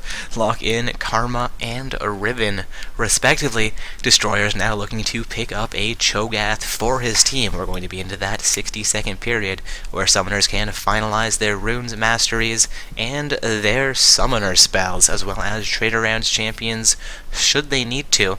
And then once this period does expire, we'll be into that 3-minute spectator delay period, where these guys will actually be loading onto the Rift, but Riot enforces a little bit of a delay to prevent any kind of screen peeking by spectators trying to help out one team or the other. And also, as we get into that spectator period, I will be taking a brief absence so that I can refill my water, potentially run to the washroom as well. I mean, I do drink a pint of water during each match. My bladder is only so very big. Anyways, though, guys, again, this is the finals matchup for Not So Stuck Gaming's amateur bracket tournament, where summoners must be ranked between Bronze 5 and Gold 1 in their solo queue ratings. We're about to hit that spectator delay period, so stay tuned for the match between Team Hacks.net on the blue side and ASAP Mob on the purple side. This will once again be the finals matchup for Not So Stuck Gaming's amateur bracket tournament.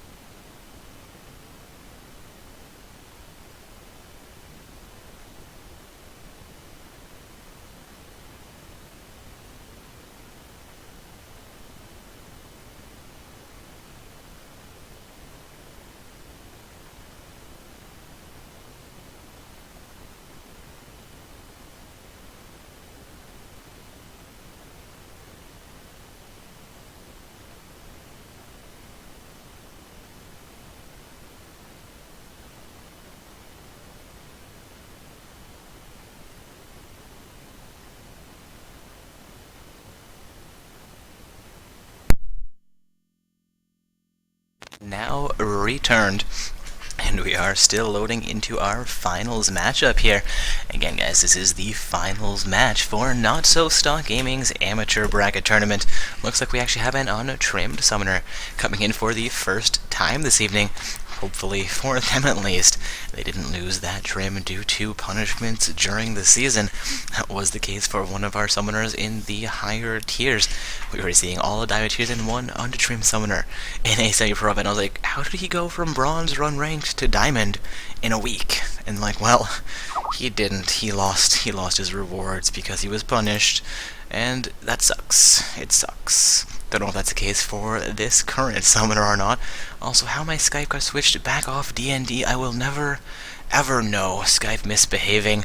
We are finally on to the Rift here, guys, though. Again, this is Team Hacks.net on the blue side with Team ASAP Mob on the purple side. This is the finals matchup for Not So Stock Gaming's amateur bracket tournament, seeing Blitzcrank actually still sitting in his base. This could be an unfortunate situation. No, he has just moved, looking to purchase his items here and make his way onto the map.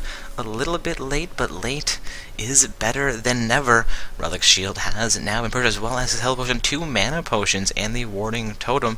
Seeing him start with 2 mana potions. Oh, he has 3 health potions, though. I do believe that is a fairly standard start for support. So he went 1 health and 2 mana points, but I'm just being completely out of my mind. And that is okay as long as I can keep us in this game. Again, guys, this is the finals matchup for Not So Stock Gaming's amateur bracket tournament. We have Hacks.net on the blue side with Team ASAP Mob on the purple side. And they say I have a grim sense of humor. No, really. Looking like we have both teams setting up for a fairly safe start here. Neither side looking for an early invade to come out. Udyr will be starting on his Grump camp, while it appears that Jarvan 4 may actually start on the red buff here as opposed to the Krug camp, where we see most higher level junglers begin. For anybody not aware, if you start on the Gromp or Krug camp, it does allow your jungler to reach level 2, and then they can generally solo the red or blue buff, depending on exactly where they have started.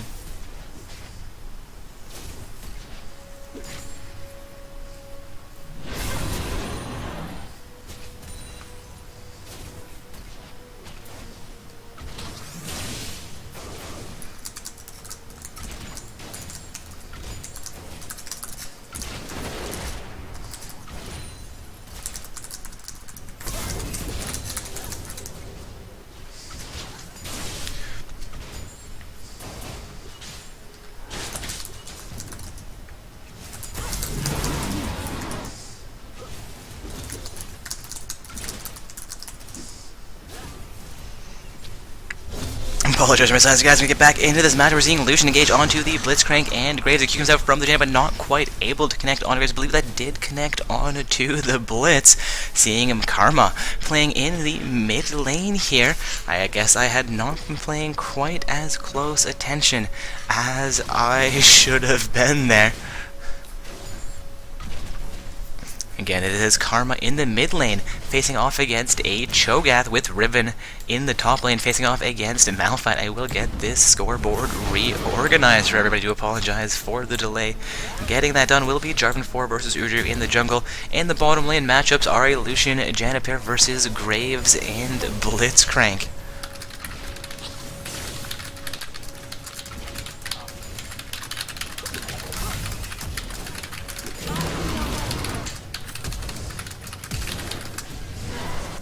And that's going to be First Blood actually coming out in the mid lane while I am mildly distracted. I do apologize for that, guys. That was Cho'Gath going down to the Karma in the mid lane. A fairly strong play there. I believe that was a gank affected by Jarvan 4. No, there's no assist for Jarvan. I am again being crazy here. That was Cho'Gath going down to Karma, potentially in an outplay, a solo play in the mid lane. Jarvan going for some counter, but Udyr is going to come in. Karma going to stop Udyr in that assault there. You're down to about 150 Karma, getting huge amounts of damage there. The whack-a-mole attempt, let's call it, just bushwhacking completely for Karma, nearly paying off there. Cho'Gath also returning into the mid lane. You're going to be a 2 versus 2 fight, and Jarvan 4 is fairly low, but has succeeded, taking away the Raptor camp from Udyr in his second jungle play. There's going to be action into the bottom lane as well, though, as Lucian gets fairly low here against the Blitzcrank Graves combo. Taking a look down this scoreboard, we are seeing Riven do very well at the early point in this match. Mid lane appears to be fairly even, while bottom lane is fairly even as well. Lucian appears to have a 4-farm lead, but Blitzcrank has picked up 3-farm as well, which would hand the gold on to both himself as well as Graves, putting Graves more or less on par with Lucian. Also seeing a Malphite engage onto Riven in the top lane here. Riven counter-engaging back onto the Malphite, though, and Cho'Gath looking at Flash comes out from them, keeping her safe through the spikes coming out of the Cho'Gath, looking to pick up their first kill of the game there, but Riven will remain alive, at least for the time being. Lucian getting huge amount of pressure though in the bottom lane. I believe the heal has just come out. Exhaust comes out on Lucian. Graves dashing back into range while Janna tries to finish things off there. Blitzcrank looking to secure the kill as well, but Graves will succeed in taking down Lucian. Now Janna versus 2. Blitzcrank looking to lock down the Janna, and Graves just looking to exit that fight with his life. Jarvan forming his way onto the bottom half of the map, looking to effect a gank into that bottom lane as well. If Graves comes back out, Graves and Blitzcrank not all healthy. No, Blitzcrank nearly full health here, though Graves is down to about 300 health and is out of mana. Jarvan 4 chooses not to go in there, was not spotted out by a ward, though would have potentially picked up the kill with assistance from the Janna. Now we shall never know. We are seeing now a 1-for-1 kill score though, and Karma goes back in for another outplay attempt onto the Cho'Gath. Gets a huge amount of burst on the Cho'Gath, but he will survive that fight with life to come back into the lane here, though he has about 500 health remaining, and Karma managed to take down more than that in her last burst. Is looking to reach level 6 as well. Of course, both of these summoners are looking to reach level 6 as quickly as they can. I'm not overly familiar with Karma's ultimate, though Cho'Gath I know gives him the feasibility. Karma has just reached level 6 and is going to re-engage onto Cho'Gath. At least has connected. The stun will come out. Poke comes through from the Karma. That's not quite enough to finish things off. Karma 4 is going to come in for a gank in the mid lane. Udyr coming in for a counter gank. Udyr is fairly low. The Karma 4 going to like the EQ combo onto Udyr. Udyr down to 150p. Karma going to turret dive here. Takes 2 turret hits. Udyr somehow still alive. Poke comes out from the Karma, and Udyr will go down there, while Cho'Gath looks to make his way back behind this inner turret. EQ comes out from the driver, a little bit of poke landing onto the trope, but the connection from the EQ combo does not happen, and Cho'Gath will maintain his life there. We are going to see a 2-for-1 kill score now in favor of Team Hacks.net. Malphite being collapsed onto here by the Jarvan 4, and Karma may be in trouble. Riven also making her way down from the top lane. Malphite has been stunned, getting a second stun coming in. A little bit of a wombo combo there. Malphite down to 125 HP. Riven trying to get a range for the assist, but Karma will finish things off. They're now a 3-for-1 kill score for Hacks.net. A little bit of a misplay there potentially by Malphite. Not quite sure what he was doing on the purple side. No, purple side is his side of the map. Blue side playing that one fairly aggressively. Did take down the Udyr in the purple side jungle. Again, still not quite sure what the Malphite was doing, where he was. We're going to have action in the mid lane. Cho'Gath actually potentially outplaying the Karma here. Karma down to 250. A health potion has been activated. We're seeing Udyr come in to assist the Cho'Gath. The spikes will connect. Ignite comes out onto the Karma. Cho'Gath down to have a smite coming out onto Karma. Ignite will be enough to finish off Karma. That's a shutdown for the Cho'Gath. Cho'Gath looking to hold his own in this mid lane. Udyr says no assist.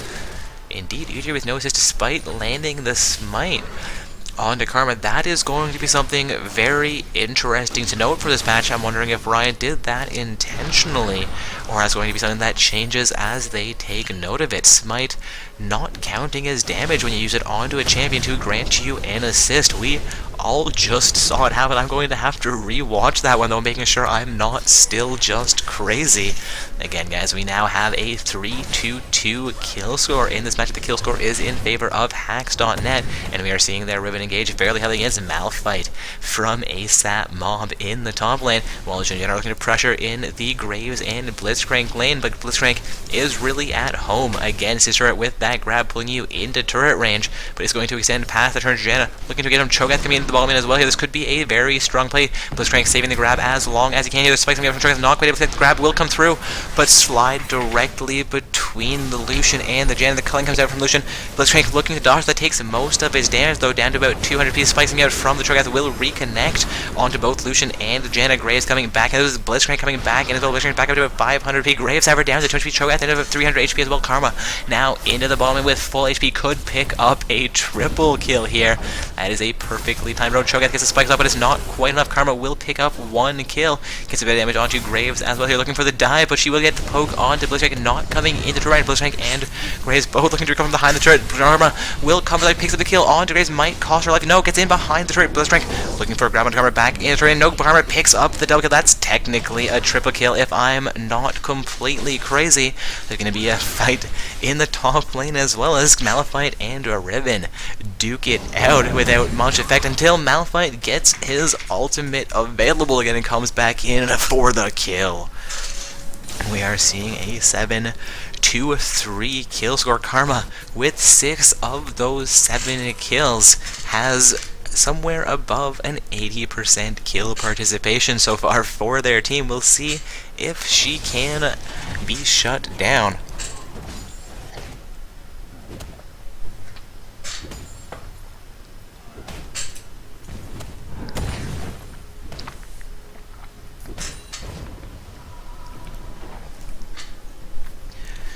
Jarvan 4 looking to recall from his side of the jungle here, while Malphite will look to recall from the top lane after clearing out that top lane minion away, being a little bit harsh against the top lane outer turret for the Karma. I apologize, Karma actually rotating into the top lane here, while Riven has switched into the mid lane. We are seeing a lane swap be executed by TeamHacks.net. Again, guys, this is the finals matchup for Not So Stock Gaming's amateur bracket tournament. We are currently watching Hacks.net play from the blue side. I believe they've emerged victorious through 4 rounds of play, and they are facing off against Team ASAP Mob, who should be in the same situation. I'll get the bracket posted back into Twitch chat so you guys can take a look for yourself should you wish to. Of course, the future events are also listed from that website. It should be looking to participate in future events as well. Gonna be some action in the mid lane while I'm distracted there. Ribbon and Cho'Gath duking it out. Indeed, Hacks.net did start in round 1 of play, looking like Team ASAP Mob, however, had a round 1 bye, so are coming off of only a 3-game win streak into this finals matchup. Karma engaging against Malphite in the top lane is going to get a little bit more damage there. Lucian looking for poke onto the Graves and Blitzcrank as well, being fairly successful here so far. Seeing Lucian set up with roughly a 30 farm lead. The mid lane is fairly even. Top lane looks like Riven has about a 30 farm lead over Malphite as well, while the junglers are fairly even. Udyr has a slight farm to spend as well as 2 deaths, while Jarvan 4 has not lost his life and is sitting 1-0-2. Jarvan 4 now in the bottom lane behind this. Edward will utilize ultimate, take the kill onto Graves. Blitzcrank gets the knock-up on Jarvan 4. Jarvan 4 down to about 400 feet. Blitzcrank coming back into this fight as he is under his turret. We'll get one more knock-up onto the Jarvan 4, potentially no. Blitzcrank will go down, but Cho'Gath as well as Udyr will come in this fight. Cho'Gath will pick up the kill on to the Janna. Not quite able to connect the spikes onto Lucian, but Udyr should be able to have the flash comes out from Lucian and the culling as well. Udyr now down to 50 health. Jarvan 4, however, is getting filled though. We're going to have Malphite, but not quite in time to save the Udyr. I believe Lucian will go down here, but Malphite may have burned all that he has, looking for one more shard to come through. No, going to utilize, I believe that was his W coming out, and Lucian, yes, will go down. Jarvan 4 being chased down by the Cho'Gath here. Riven, however, is going to come in to attempt to save Cho'Gath's life. Graves is entering this fight as well, as it's going to be the first turret of the game going down though, as Karma is left completely alone in the top lane. Taking a look down this scoreboard again, guys, we are 13.5 minutes in. We are 11 kills to 6. It's been a very active game so far. We have just seen the first turret go down in the top lane due to Karma getting a fairly fed in the mid and some roams to the bottom lane, and then swapping herself in the top lane, allowing Ribbon to hold the mid lane against the Cho'Gath, while Malphite went into the bottom lane, I believe, for a play against the Lucian and Janna, allowing Karma to split by herself against that top lane turret. She is also able to take down the Udyr in a 1 versus 1 fight. Cho'Gath and Malphite not feeling confident to come in against the already fed Karma. Karma sitting now 7-1, still with the very most team kills in the game, sitting with 5 more kills than any of her other teammates right now.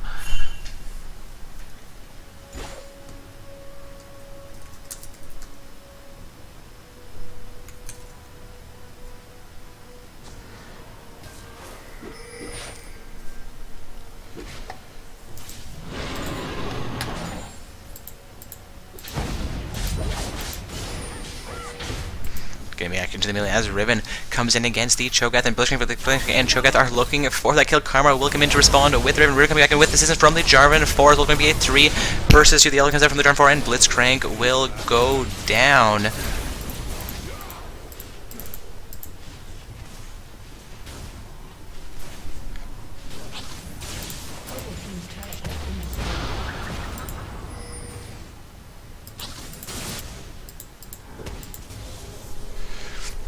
That's going to be the second turret of the game, going down as well again to the blue side here. This is Hackstone taking down their second turret and the first dragon of the game. We are seeing them now with a 14-2-6 kill score, a 2-2-0 turret score. They have roughly a 7,000 gold advantage at the 15.5-minute mark in this matchup. Cho'Gath will have her pick up a kill on to Karma here, setting Karma down to 7-2-1. If she can be shut down a few more times, that could potentially get the purple side back into this matchup. That did get Cho'Gath, I believe, 5, if not 600 gold. I believe gold was slightly reworked coming into the preseason for Season 5. And we're still technically post-Season 4 with patch 4.20 as opposed to 5.0 will be the first patch, I suppose. Seeing Lucian and Riven push into the mid lane here, while Malphite and Cho'Gath are looking to defend that. We have Jarvan 4 clearing out a purple side ward. Blitzcrank potentially looks to engage. That chooses better of the situation, though, with Jarvan 4 sitting at 3-0-5 so far.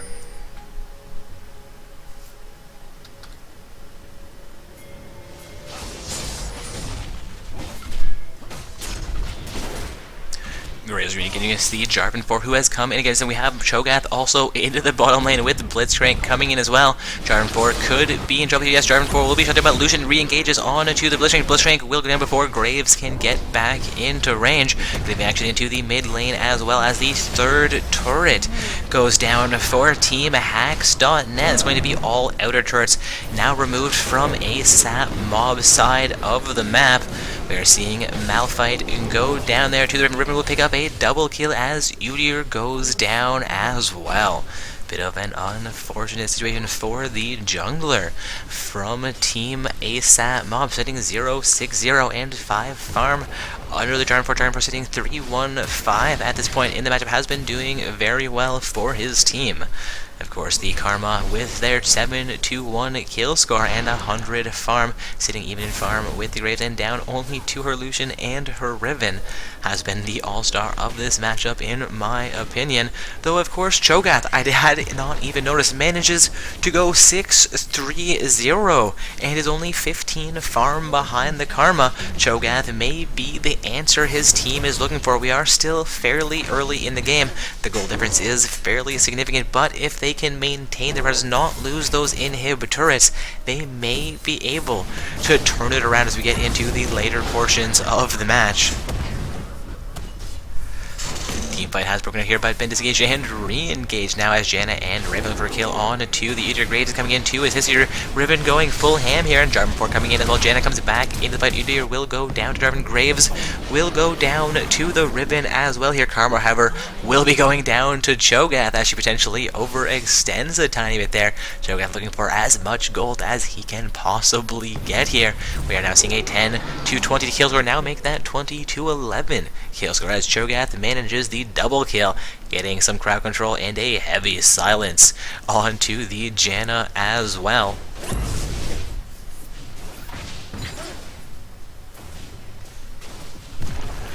Blitzcrank will be contesting against Lucian as Lucian pushes into this bottom lane inner turret. Cho'Gath also contesting against Jarvan 4 in the mid lane. Jarvan 4 will Q combo away while Riven roams down the river here, looking to enter into the mid lane. Cho'Gath looking to make his way into the bottom lane here. Eventually Dragons up the map in roughly 1 more minute. Lucian is extended fairly heavily into the bottom lane. Lucian going to be Udyr looking to engage on. Lucian will think better of it, I suppose, and engage on to the Gromp camp. MA pings coming out from the blue side in the middle, as well as Danger pings coming out down to the top of the ribbon. Jarvan has engaged on to his red buff. Lucian may, however, pick that one up. Indeed, Lucian will come in and finish off the red buff for his team, while Turn 4 engages on to the Crump camp here. I apologize, the Krug camp. Mixing up the Gromp and Krug camp, just making them all one giant conglomerate. Karma laying a little bit of poke on to Cho'Gath in the mid lane here, while Lucian and Janna look to clear out that minion wave. We're going to have a 4-man defense here from Team ASAP Mob in the middle, looking to keep this mid lane inner turret alive. But Lucian and Janna are going to potentially roam back into the bottom lane, where Graves has just gone pressure against that bottom lane outer turret for his team. Looks like Graves will successfully recall, while Lucian should be able to clear out that minion wave before the turret will go down.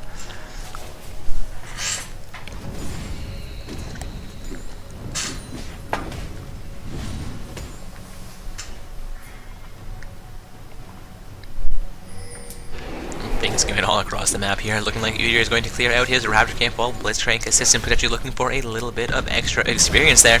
Karma and Cho'Gath have engaged against each other. Graves coming in from the side, as well as Lucian going to make it a 2 versus 2 fight. Cho'Gath poked down to just below, or just above half HP, I should say. He comes out from there, no look on Cho'Gath. Cho'Gath actually goes down here as Ribbon comes in, as well as going to be a 5 versus 3 fight. Is going to be 3 members of Team ASAP Mob going down. The Graves now being re-engaged onto by the Karma will be sundown and will go down as Jarvan 4 comes in as well. Udyr brings his way back in the mid lane, looking to contest against Ribbon as she comes towards that mid lane inner turret.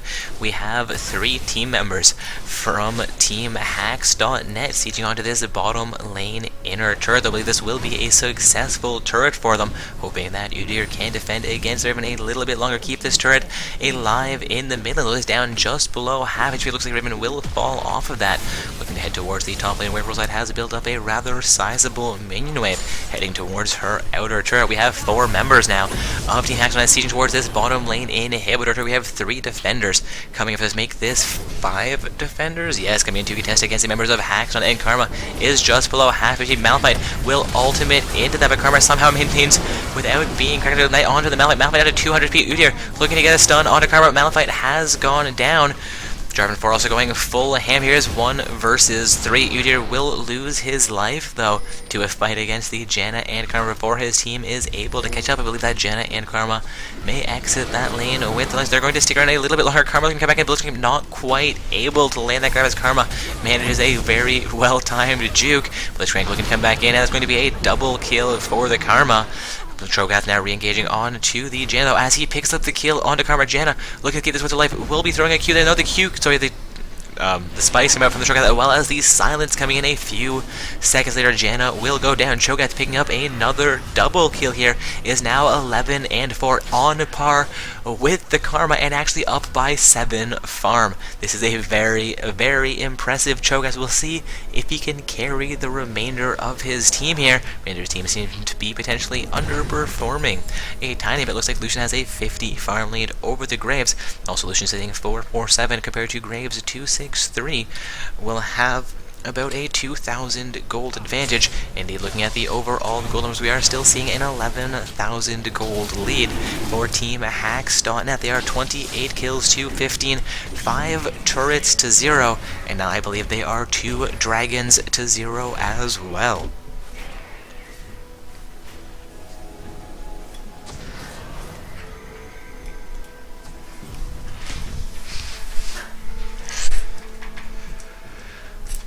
A little bit of a lull in the action here. Not quite sure when the dragon comes back up. No, the dragon comes back up. I guess it's a 3-minute timer and was just taken down by the blue side, so in roughly 2.5 more minutes, we're going to see purple side looking to defend their side of the map here, looking to get a little bit of vision control in their jungle, looking to catch out that Lucian as well as whoever is beside him. We're going to have Malphite recalling from their side of the map here, while Blitzcrank and Udyr wait in that bush, potentially taking down the blue buff through the Udyr. Yes, Udyr will gain a blue buff. No, not gain a blue buff. They will take down the Grom Came though, while Cho'Gath looks to engage on to Riven. In the top lane, Malphite coming in, two is in the spikes will not connect from Cho'Gath, and Riven will broken wings to safety. Getting a question in Twitch chat, is this the finals? Indeed, we are in the finals matchup of tonight's tournament. Currently watching Team Hacks.net on the blue side with Team ASAP Mob on the pro side. Lucian coming in a little bit too ham there, takes a little bit too much laser from the turret, will go down. Jenna goes down as well as Cho'Gath comes back into the fight. Going to be a 2-4-0 exchange there in favor of Team ASAP Mob. ASAP Mob going to need pressure from their mid lane as well. Again, if they can keep these inhibitor turrets alive, they can look to mount some soul defenses, look to pick up a few kills from overextensions from Team Hacks, so that they could potentially come back in the game. 10 kills is not that much, but those 6 turrets at this point in the game is very, very significant, and blue side is going to ping out a potential Baron play here. Again, I say those turrets are significant, but again, the longer purple team can delay a defeat, the longer they can keep those inhibitors up, the more likely they are to be able to pick up some picks, pick up an ace, and start pushing down some map objectives for themselves. While Abaddon Karma has gotten a huge advantage onto Udyr, and Udyr will go down in a 2 versus 1. Cho'Gath not going to be able to get the damage onto Karma that he normally would be able to dish out. Karma, however, is going to go down here, and Cho'Gath will remain alive. No, will go down to the Karma post-mortem. 4 members of Team Hacks, however, set up for Baron and successfully taken it while we were distracted in the bottom lane there.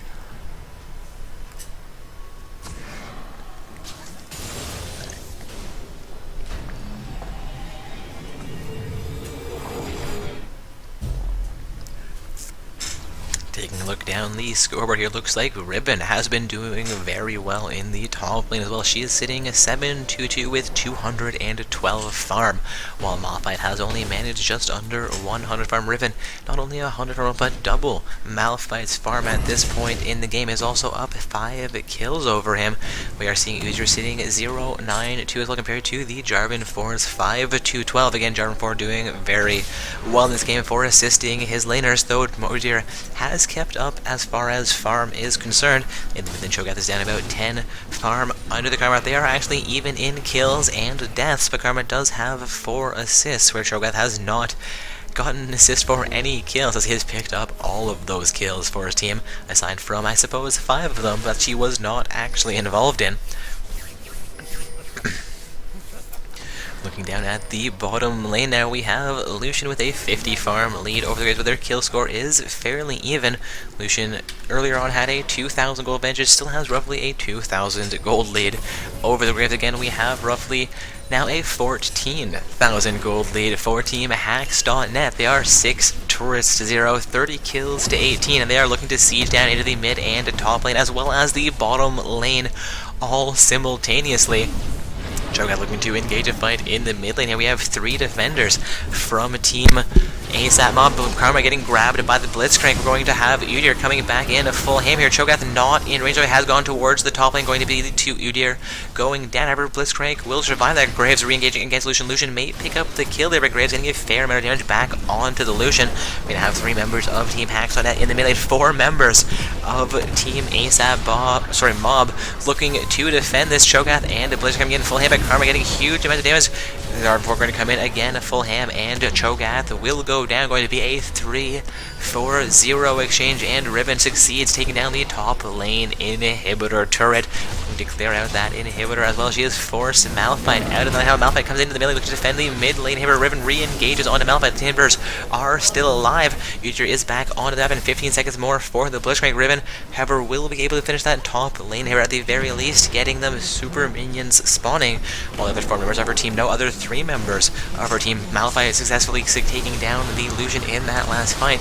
Take down the mid lane inhibitor, will engage onto the Nexus turret. So we're having Udyr look to contest. Blitzcrank coming back up, looking to contest as well. The first Nexus turret will go down. The second Nexus turret will go down. This could be the game in favor of Hacks.net. Looking for this Nexus, looking for a comeback. I believe that is going to be Jarvan 4 finishing off the Nexus here.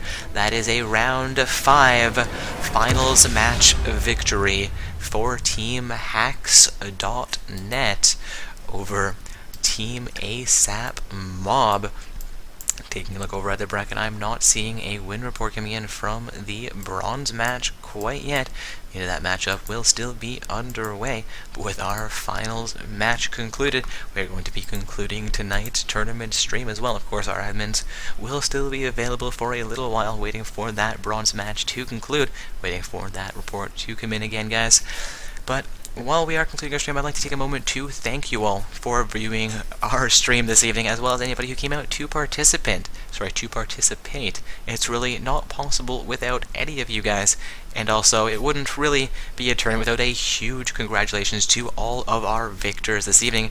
Our first place team being Hacked, and our second place team being ASAP X Mob, and our third and fourth place teams will either be Nuna Makes Me Swoon and Get Bumped Out, or the other way around, depending on exactly who emerges victorious in that bronze match this evening. Our secondary tournament winners were teams Copy Shrine with Samsung, Metropics emerging as the second place team with Kappa Feel in third, and Meme Regime, the fourth place team. Going to take a quick look up at the bracket on the stream here. Indeed, guys, we do have that last bronze match still underway this evening. Our finals match has just concluded, and the secondary tournament has concluded as well. Again, a thank you and a congratulations to our participants this evening. This is Dark Corpse signing off for tonight.